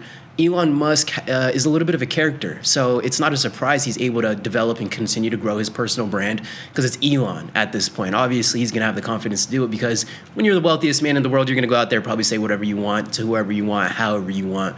But again, Warren Buffett is in the shadows, and his name's a massive deal, especially for whatever he's putting his money towards. Yeah. So yeah, it's very interesting. I think Berkshire Hathaway and Tesla stand above all others in that you are buying the man, right, when you buy the company. And I mean, like, Tesla will move on SpaceX launches and like all these other things that Elon is doing, and it just is very interesting sentiment and vibes. But yeah, let's get into it here. This is hot off the press, guys. They just disclosed this position after market close today, so we'll catch you up a little bit. So yeah, UNH having a bad year. 46% drop in share price year to date. It was more than that just a few weeks ago. They've been gradually climbing up a little bit. They issued a dividend recently that gave them a small bump. Lowered profit forecast, billions in expected additional costs, ongoing federal investigations, fallout from a cyber attack, and reputational damage from a high-profile executive murder case, which, yes, their CEO was assassinated. That was the first part of this issue. And then when literally the very worst, most parabolic thing that could possibly happen to your company was going on, all of a sudden the government was like, oh man, there's regulatory concerns here, which sent UNH down even further. But the reality is that, and my sentiment in getting involved with UNH, 2 months ago now, was just that this company isn't going anywhere. Right. They're still strong. It's turbulent and it's turnover, and they might have to pay some fines, but eventually it was going to return to those higher highs. I was never expecting a catalyst like this. My sentiment the whole time was I took calls 18 months out, and I was just going to wait and let it slowly creep back. Good gamma. And now, suddenly I've gotten a huge bump. No, so. I mean, especially with a case like this and somebody like Warren Buffett. Warren Buffett is known to be a very investor savvy, very kind of safe, kind of I make smart bets kind of guy. And he's kind of known for that. It's built into his brand. With all the chaos that's happening with UNH, it's like, wow, Warren Buffett's getting involved in this, and this seems so chaotic, and it doesn't seem like Warren Buffett typically sides on the air of chaos. So for him to get involved again, kind of surprising to me, but exciting to see the stock pop off over 20-something points. So, I mean, if you were short, I'd be patient on checking that portfolio in the morning, but I mean, if you're long, definitely go check it out right now. Well, yeah, and it's very interesting because, I mean, I think Warren Buffett is arguably, if not just certainly, the greatest investor of all time. He's like the Michael Jordan. Exactly. And with that must come contrarian sentiment a lot of the time. I mean, you're going to have to be contrarian pretty often to be as good as he is, and this is about the most contrarian thing you could possibly do right now. Nick Batista described it as a deal with the devil on an interview that I did with him for TikTok, and it's true, man. Buying UNH right now, it does feel like making a deal with the devil. Everybody hates this company. If you're talking about in the market, everybody hates this company's performance. Outside of the market, everybody hates this company on morality. It's a bold move. I mean, I think it's an interesting one, and we can go ahead and jump to the next slide here. But also, I think it's funny by how sometimes our own individual biases can absolutely sway financial decisions and in terms of what we want to get involved with. I think we were talking on that topic, I think earlier the year with the whole fiasco with Elon Musk. Elon Musk kind of started to become more of a controversial character. It's almost like he stepped into that role. There's no way he's not smart enough to think about that's the role he's stepping into. Elon Musk, he tests the limits of no such thing as bad publicity. 100%. Elon Musk is so calculated with everything. Everything he does, I'm like, he had to have thought about the potential outcomes and scenarios of this. There's no way he just did something off a whim. You guys, Omaha, and you guys with this HIMS conversation in chat, this is making me laugh, but I can't read any of your things out loud. This is UNH's price action since this news broke. This is all aftermarket today. What is this? 1 minute candles? 1 minute. Yeah, 1 minute candles into market close today. I'm sorry. This might be the 5. We'll double check on that, but it's an intraday chart. Very short time frame. It's an intraday chart. Yeah, I mean, you can see the furthest time we can see back is 9:30 a.m. this morning. So this is today's 5 minute chart on UNH. Can you guys look at this chart and tell me where in the chart you think Berkshire Hathaway disclosed their holdings of UNH? I know it's really hard, but I really believe in you guys. We have a very smart audience, and I think you can probably figure it out. Big move up for UNH. It's just continued to climb. I think it's reasonable that this thing opens over 300 tomorrow. It's the title slide says it all. Midas has touched this now. It is gold. So I think everybody's going to be scrambling to get on that train. Fortunately, I booked my ticket 2 months ago. Tell us the timeline. Just a little bit of a timeline and context. I can't even believe this was in December. It feels like it was just a few months ago. But December 4th, 2024, right? We had the United Healthcare CEO Brian Thompson. He was shot in the back of the head. I think we had a little bit of that video footage that was going around, but that was in December. Feels like that was just a few months ago. I was going to say the opposite. That feels like forever ago. Doesn't I think. Feel forever ago? Oh yeah, it does. I mean, it's just, and that's sort of just a personal thing in my life. It's like, if you talk about events that have happened, like in my life, I was in college finishing up finals around this time, and I have graduated, went to South America, moved to Chicago. You're a local now. Yeah, so it's a lot can change. A lot can change in 8 months. It feels like a lifetime ago to me. It's a fast timeline within this timeline right here. So thank you, Theta Trader. Line go up, Gus. He says, Kirk, that is absolutely right. Ding, ding, ding. December 9th, just a few days after, Luigi was arrested in Pennsylvania with a ghost gun and a suppressor and a false ID. It always blew my mind when I learned about the black market for the first time, and I heard you could hire like hitmen, you could buy this, you could buy that. I mean, certain organs, pretty much anything you could. Literally anything you could. People. I mean, anything you could think of. I mean, quite literally. So he did have a ghost gun. Probably has to do with some type of black market of the sort. Early 2025. He was formally charged with murder, terrorism, prosecutors looking to seek the death penalty. Mid-2025, UNH stock declines amid legal, federal, and operational issues. Buffett quietly accumulates shares, right? He's somebody that does not do things for the attention. If he could backdoor his way out of everything, he would. He's very quiet. But August 14th, he's not able to be quiet with these footsteps because they have such massive position sizes that they're trading with.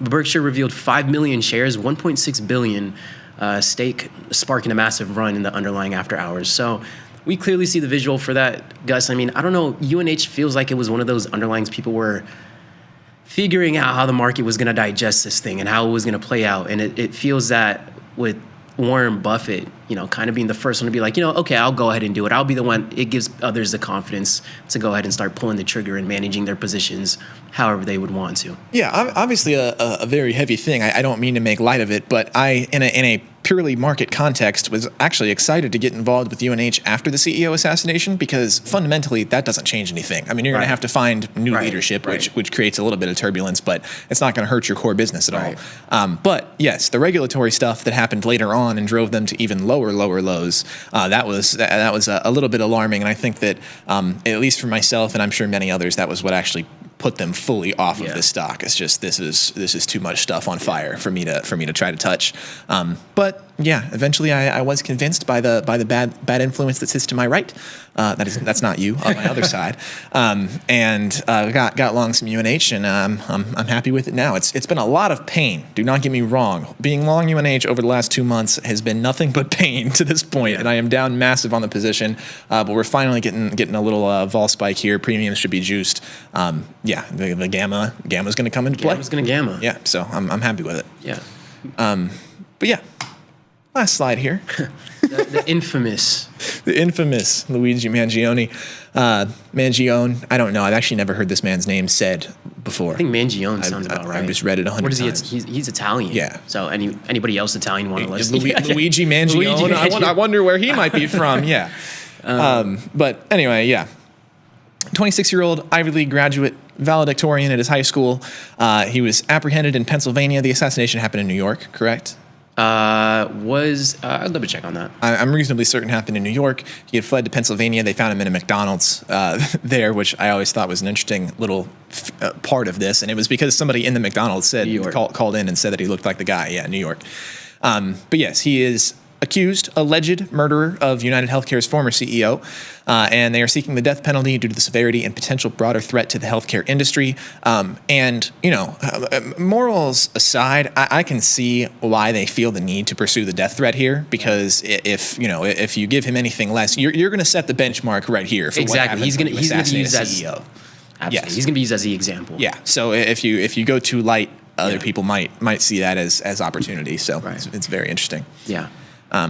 But yeah. No, I mean, it's always funny seeing this picture pop back up, but at the same time too, I know a few months after that, he had released something along the lines of, wasn't there some type of eerie message that was left later on, like you will eventually see, or he had a manifesto. That was in the manifesto, I think it was, right? Yeah, they found him with a manifesto on his person.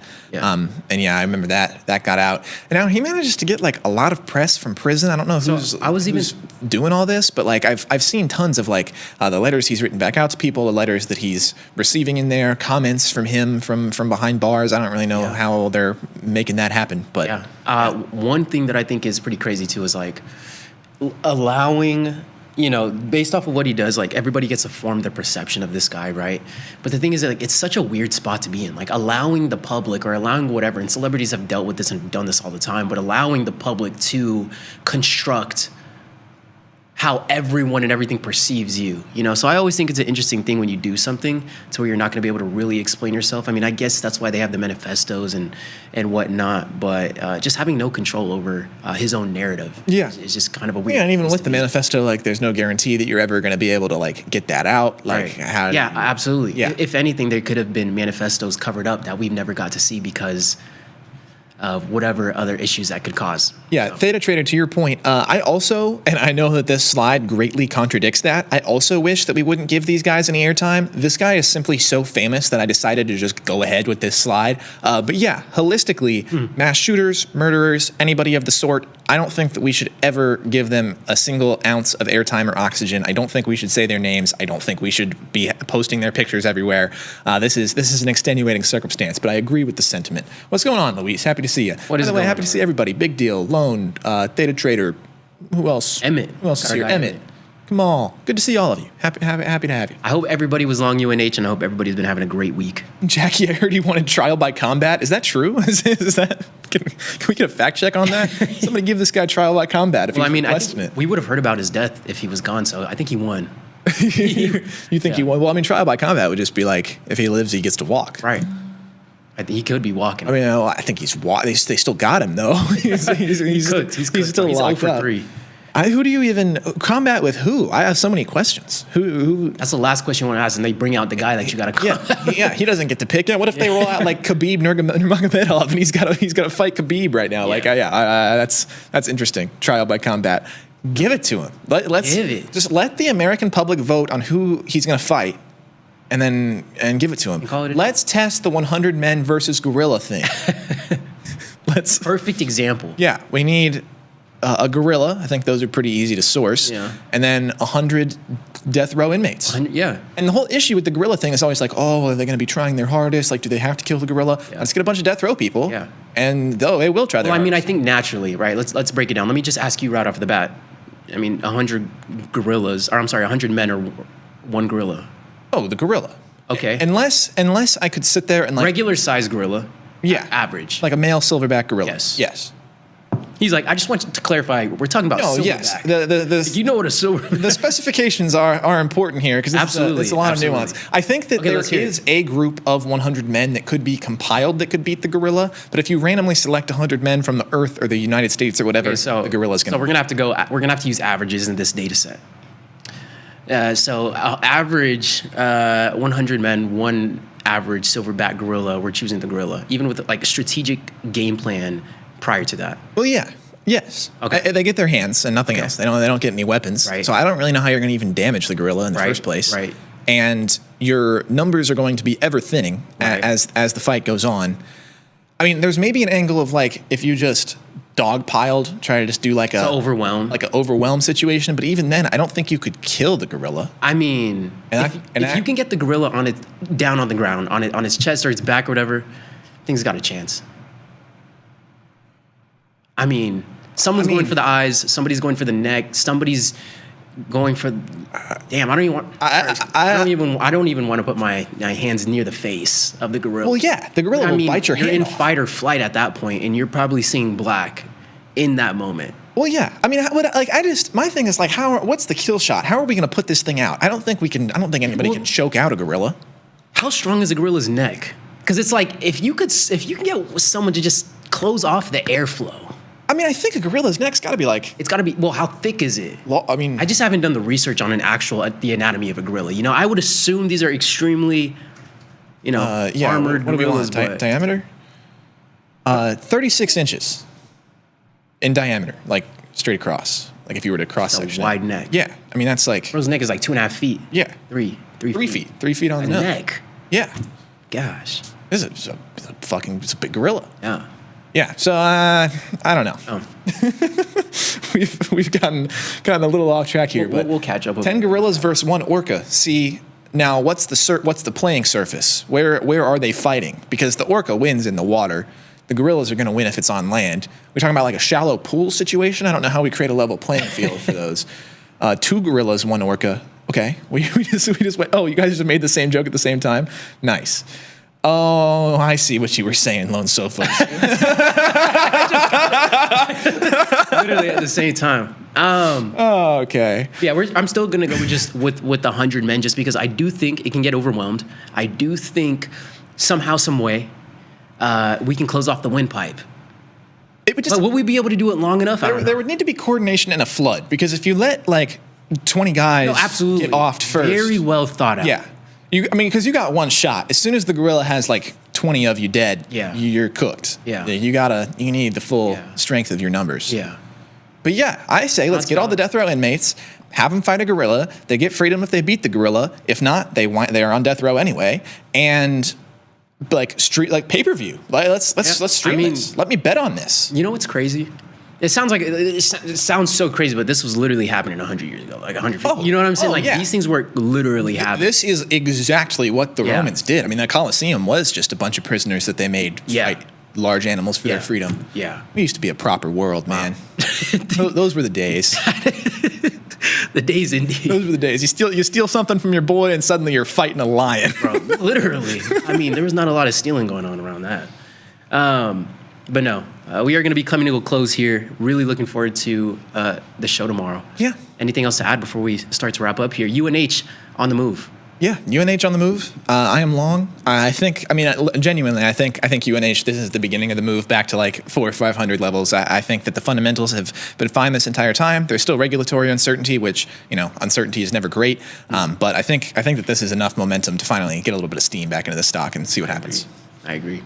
See what happens tomorrow. We'll be managing those positions. We'll be keeping an eye on the overall excited market. To see you all tomorrow. If you're coming to the Chicago event, I will be there bright and early and for the whole time. Come find me, shake my hand, let's take a picture. Absolutely, it'll be a good time. Everybody rest up. Hope everybody has a good night. Thanks for taking the time to hang out with us today. We will be back tomorrow at the live show. We'll see you guys in the next one. Peace.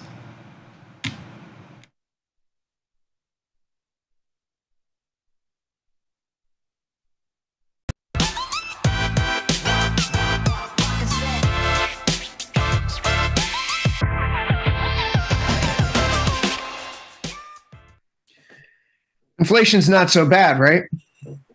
It's Thursday, August 14th, 2025. This is Overtime. I'm your host, Chris Vecchio in New York, Ilya Spivak in San Francisco, Dylan Radigan on the road on the phone to join us for the next hour as we take us through. This is called President Trump style, baby. Calling in. Squawk Box. Ilya's our Joe Kernan around here. Please treat him as such. We'll be with you for the next hour till 5 Eastern, 4 Central as we wrap up the trading day. If you're on the platform Tasty Trade on the website tastylive.com, welcome. Come over to YouTube. Tell us what you think of this action. The sell-off that was sparked by price pressures going up. Does that mean inflation is coming down the pipeline for the consumer? Stocks take it on the chin initially, but when we turn to our charts, we see a recovery during the day. And sure enough, the S&P 500 here basically back to break even after a big sell-off this morning, getting down below 64.55. NASDAQ off by 0.25%, Dow off by 0.11%, the Russell, the big loser, off by 1.4%. It's a bad day for the cryptocurrencies as well, which are down 4% or so each. We take a look at gold and silver, which are sliding, but it's good news for the US dollar because higher treasury yields ultimately lead to a stronger currency. So as we break this down, Ilya, we need to talk about this inflation figure because the PPI did spook the market today everywhere. If it was stocks, if it was bonds at the long end of the curve, those never quite recovered. If it was gold prices or silver even, PPI comes in and the market gets weaker. Yeah. President Trump said that inflation's hardly here. Direct quote, said today. Yeah, okay. What's the real story here? We've been talking about this for months, right? This idea that CPI is not an accurate reflection of what's actually happening with the tariff impact on inflation, not because the data is fuzzy, which it is. It's fuzzier than it's been in years. But that's not what's going on. To interject, but why is the data fuzzier now than it was a year ago? Because we have about 30% imputed data in CPI. That's the highest in known memory. Imputed even means during an inference? Yes. Even in COVID times, it got to maybe 15-20% while everything was closed. And why is the imputed data so high at this particular point in time? The imputed data is so high because they don't have the staff to collect it because a madman with a chainsaw because has, they're not collecting it. Because they're not collecting it. That's right. And the imputation fall off starts in, or rise rather, starts in March, which coincides with Doge. Yeah. So the data is fuzzy, but that's not what's going on here. What's going on here is in the first quarter, we had a massive jump, as we all have seen, in imports and in inventories as everybody was trying to front run the tariffs. In other words, people have built up these inventories to try to get as much as they can before things get expensive. And that's shielded consumers because inventories have these goods at the former costs. And until we wind those down, we have that as a shield. The other major shield that we've been watching has been wholesalers eating into margins to protect consumers because they want the tariff thing to sort of wash over them without destroying demand, because nobody knows what's going on with these tariffs in recent months. They're here, they're there. And so wholesalers make the bet that they don't want to kill demand by passing on these tariff costs.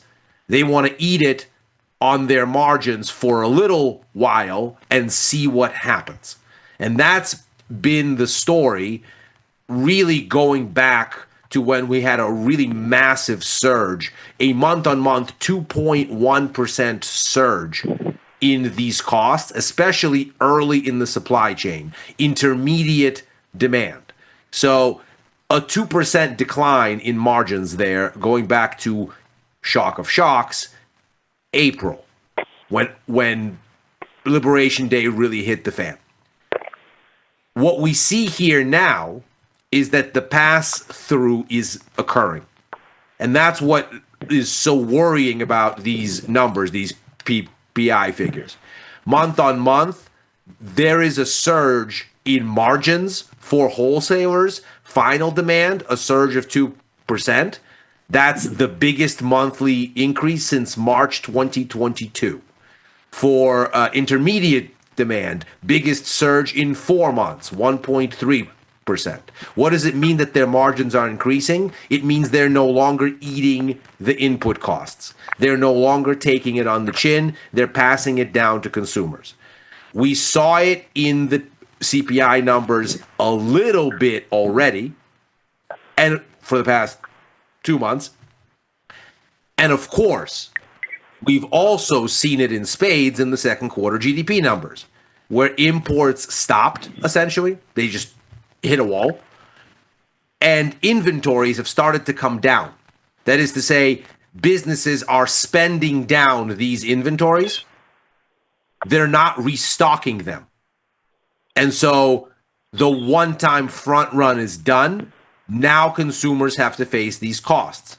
Those same GDP numbers told us the first 6 months of this year were the weakest contribution from consumption since the first 6 months of 2020, the COVID recession. So we're already in a weak spot. And as we've seen with the CPI numbers, the pass-through is only just beginning a little bit. So we still have all of that in front of us. Now, but the bottom line is, does this really affect Fed rate cut expectations? Really? I don't think it does. It did a little bit today. The really interesting bit is I don't think this changes anything for September or this year. Those expectations still north of 90% chance that we get the cut. Now it's a slight possibility that we don't, about 6%. Yesterday, there was a slight possibility that we get a jumbo cut, about 6%. But the central idea that there is a cut of 25 basis points that's coming in September, that's unbothered. The biggest issue is what happens next year. And there, things got more dovish today because the markets see where the economic pain here is going to come. It's consumption. So one thing that sticks out to me in the data, so now that we have CPI and PPI, right, we can basically take a look at PCE. PCE is the Fed's preferred gauge of inflation. If you take a look at the inputs, the head of fixed income over at the chief fixed income strategist, I should say, over at Janney Guylaba. Apologies for the mispronunciation. He imputes PCE, core PCE at 0.56% month over month, Ilya. That's probably not a level with which the Fed would be comfortable cutting, because that gives you an annualized inflation rate north of 6% from how they measure it. Yeah. Here's why I can't necessarily take that at face value. One of the translations that Guy points out here is that investment advice, insurance, portfolio management are some of the largest drivers of why PCE is going to be higher. And that's effectively a function of the fact the stock market's up. So PPI being up for say that again, chunk of, why they're saying why is the stock market up? What are they saying? No, so the way that PPI is measured, rising asset prices filter through into the higher cost of financial advice. So if equity indexes go up, then the cost input for receiving financial advice has increased. And when stock prices go down, because the cost of financial advice is a ratio of basis points against the value of assets, basically. So as the asset value is higher, the cost of advice is higher, because you're paying 50 basis points on the collective value of equity, or some number, an advisory fee on. Okay. So, like, if the Fed is looking at this PPI impulse and saying, sure, there's a whole chunk of it here that's driven by things that aren't great, like food, for example. We now have a 9% effective tariff rate on bananas. We've really never, ever tariffed bananas before. Do you know why? Can't really grow them here. So there's no reason to tariff them. We're not going to incentivize American production of bananas or coffee, for that matter, anytime soon. But coffee prices have shot up. Banana prices have shot up. Food prices are going up. But when you think about everything that goes into the Fed's preferred gauge, you're not exactly landing in a place where, okay, portfolio management, that's why this is a big, okay, let's take a step back then. Will the Fed cut in September, Ilya? Probably. Yes. Should they? No. But our job as traders is not to make bets on what we think the Fed should do. Right. Because what the Fed should do a lot of the time is a day late and a dollar short. They're always fighting the last battle. What they will do is an entirely different equation. And I can't help but think that's one of the reasons why you have an S&P and a NASDAQ that are able to respond and rebound over the course of today's session, even if they're still slightly underwater here going into the close. Yeah, I mean, I think the bottom line here stands. The markets want the September cut. They think the September cut is coming. They don't think this upsets the apple cart. The larger issue here starts to be, okay, you saw the jobs report was weak. Clearly. You saw the GDP report told you to worry about consumption. Clearly. You saw that same GDP report tell you that wholesalers were going to pass on these costs because they're not refilling inventories. So they find this stuff expensive now. Clearly. The question becomes, is the economy already rolling over, and is the Fed already late? That's the biggest threat, really, because the markets have been saying for months that the Fed doesn't need to worry about inflation. And the Fed's concern, let's be clear, wasn't so much that we're not going to get a one-off uptick from these tariffs. Their attacks on imports, of course that was going to happen. Of course that's coming. 1 + 1 is 2.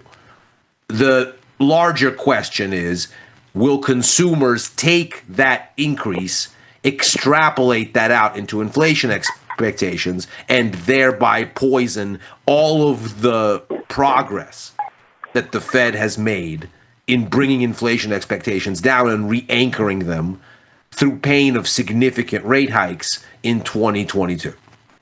And the markets have been saying this is the wrong thing to worry about basically since April, when the whole kerfuffle occurred.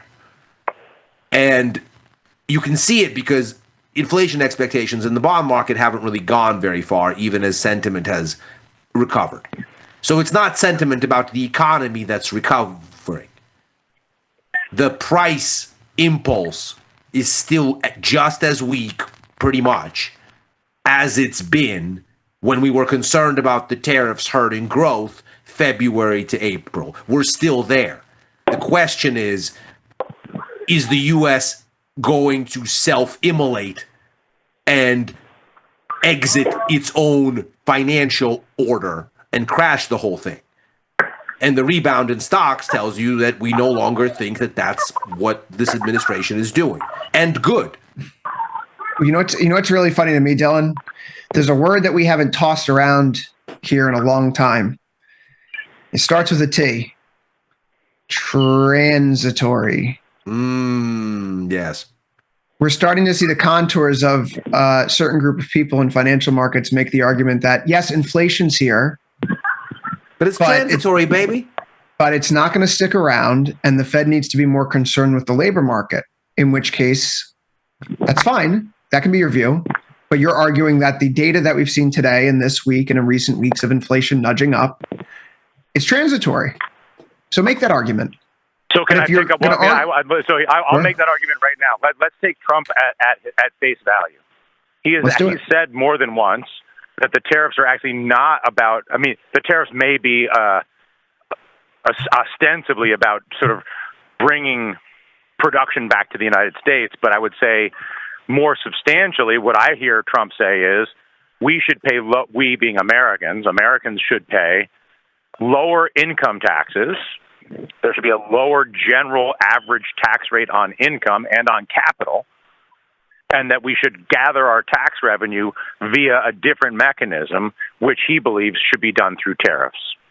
And so the question to the transitory piece is maybe the hypothesis would be that the Trump tax bill is a move towards a reduction in taxes on capital and income and an increase in taxes on imports.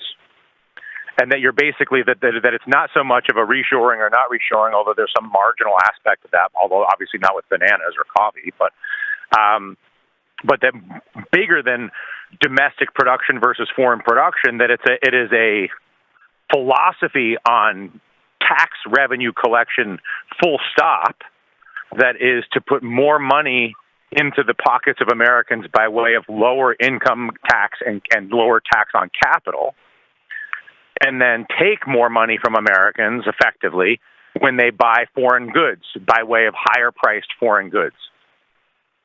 And so the question would be, is the transition to higher taxes on Americans when they buy non-American items, French wine or German cars or, whatever, bananas from South America,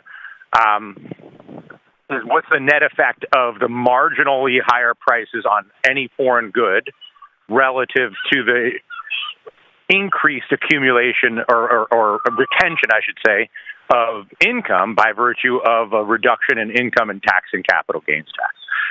One would, if you believe that whole thing was going to shake out, which seems to be a tenuous belief to hold, considering how many moving parts and how much money and how many people and how sort of asymmetrical and selective and targeted and preferential to his friends and all these things.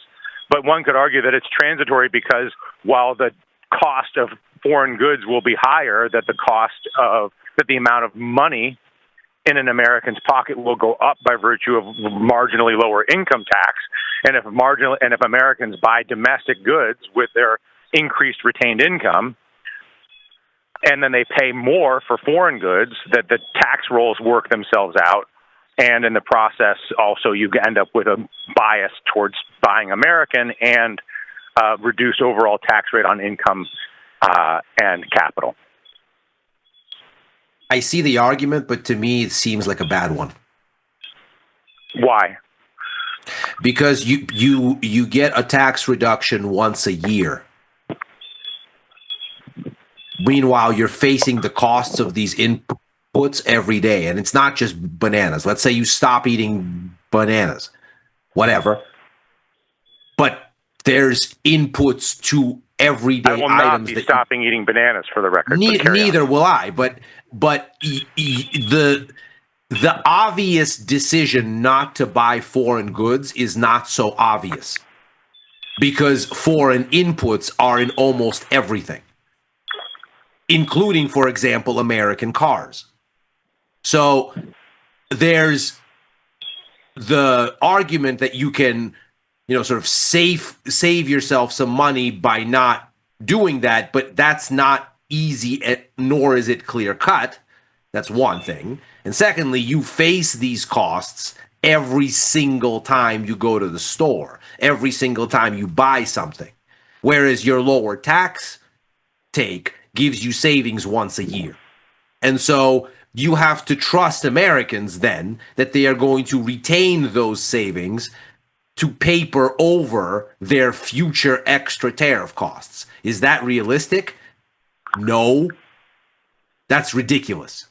And so when you look at the net effect here, the pain from hitting consumption, the biggest contributor to overall economic growth, is every day and all the time.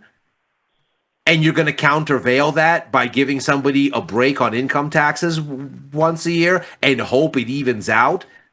That's, to use a recently used term, bananas.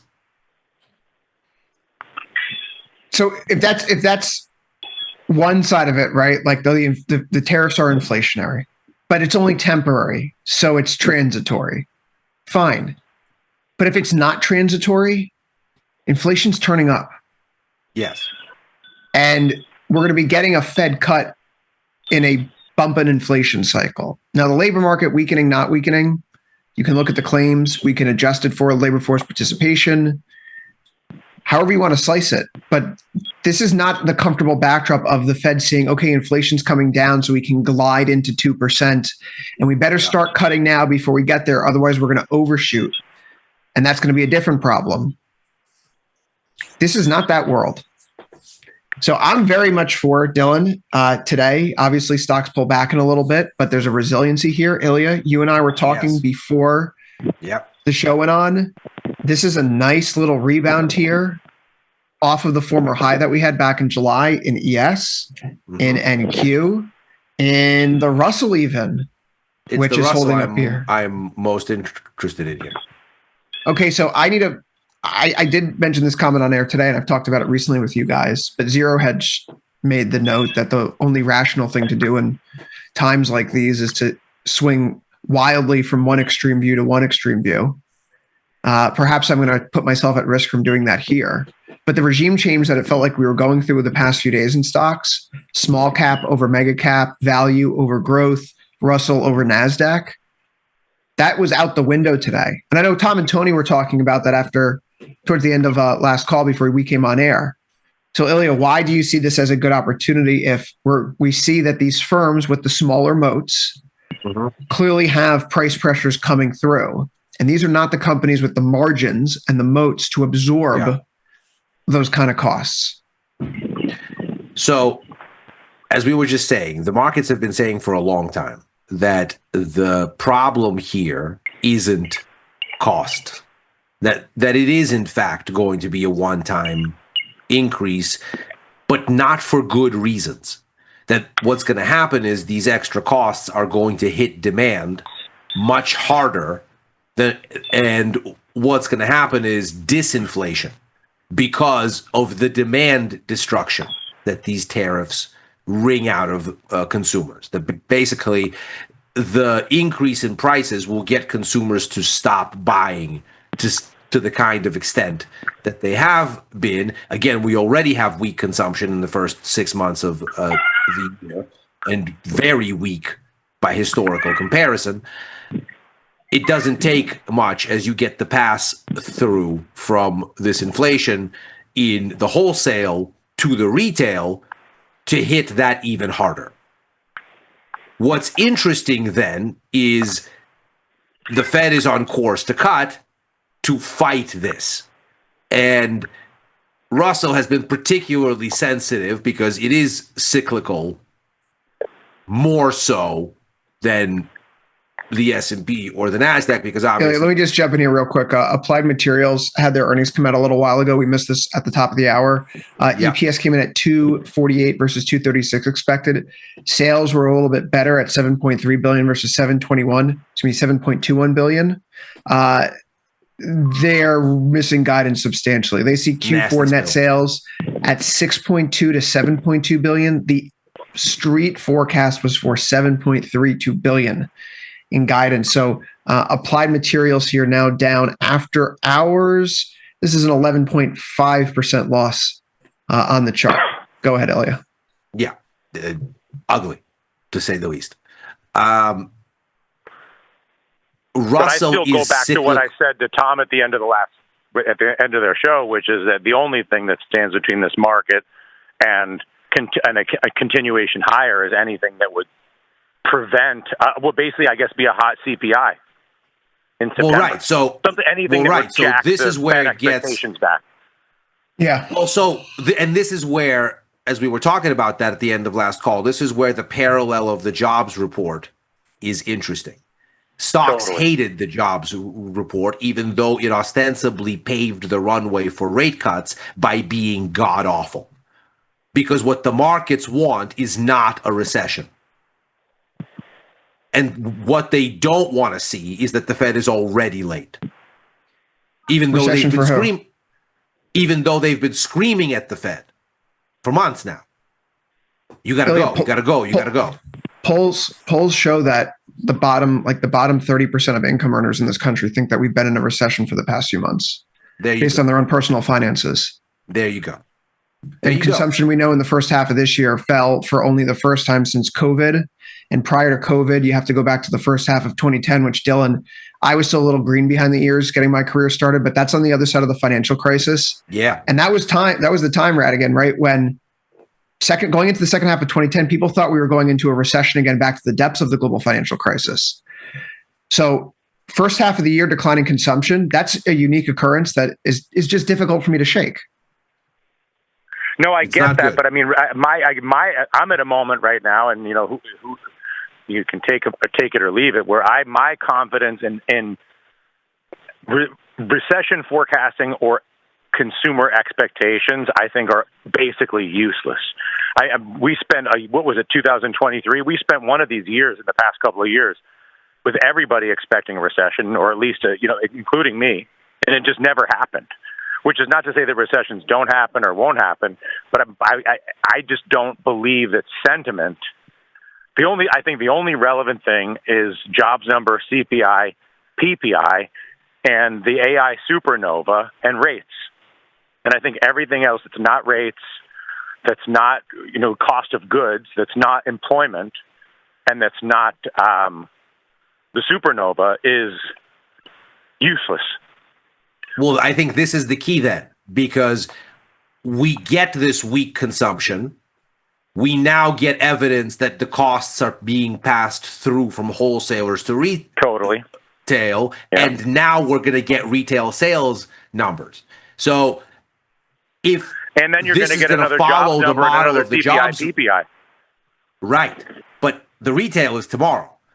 So if this follows the model of the jobs report and is ugly, stocks are going to sell off, even though it paves the way for rate cuts, because that's not a level of intensity they want. They don't want rate cuts for recession reasons. They want rate cuts for the Fed is going to be a little bit more of a risk taker and be a little bit more forward looking and try to head this thing off. But everything we've heard from the Fed is that's not what they're doing. So this is where it gets interesting.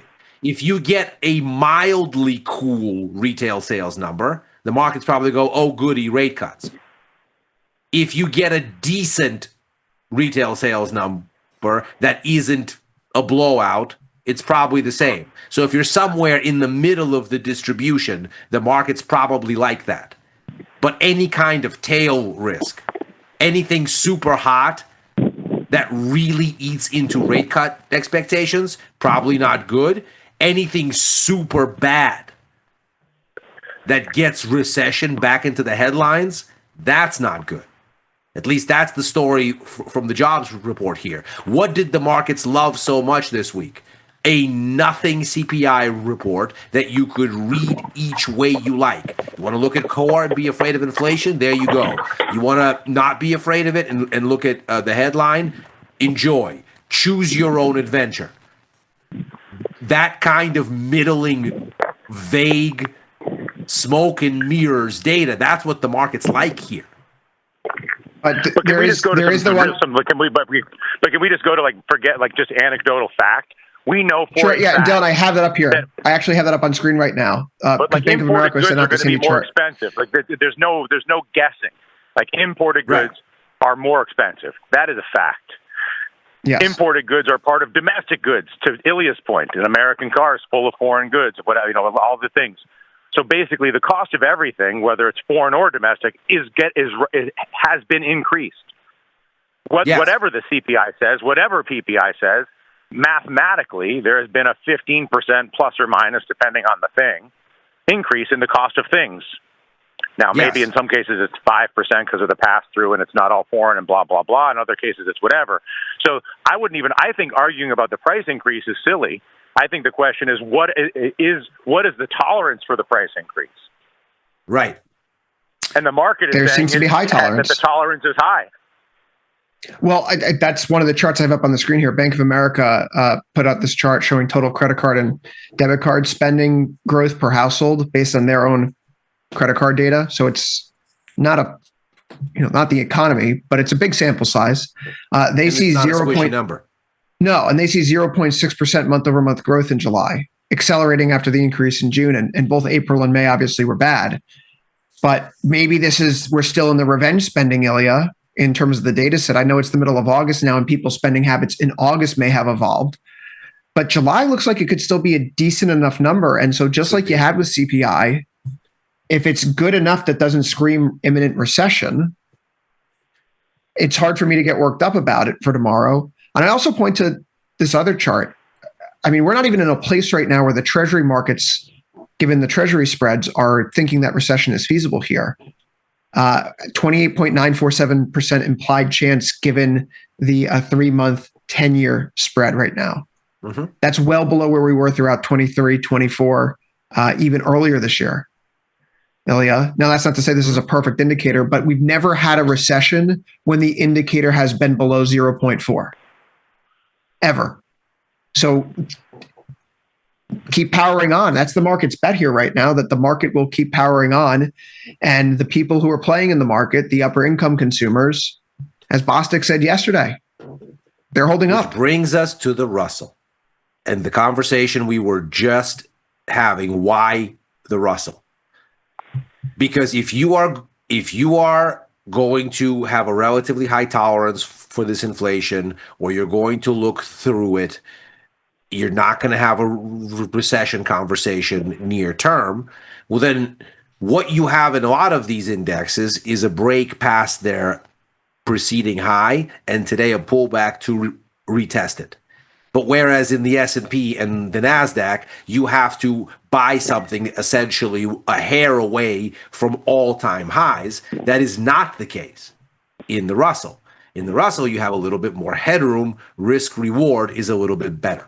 So if you are going to be a buyer of stocks here, and I was absolutely circling around this today, just looking for a level that was attractive to buy vol at. It ultimately didn't happen, but maybe I'll get a better shot tomorrow. We'll see.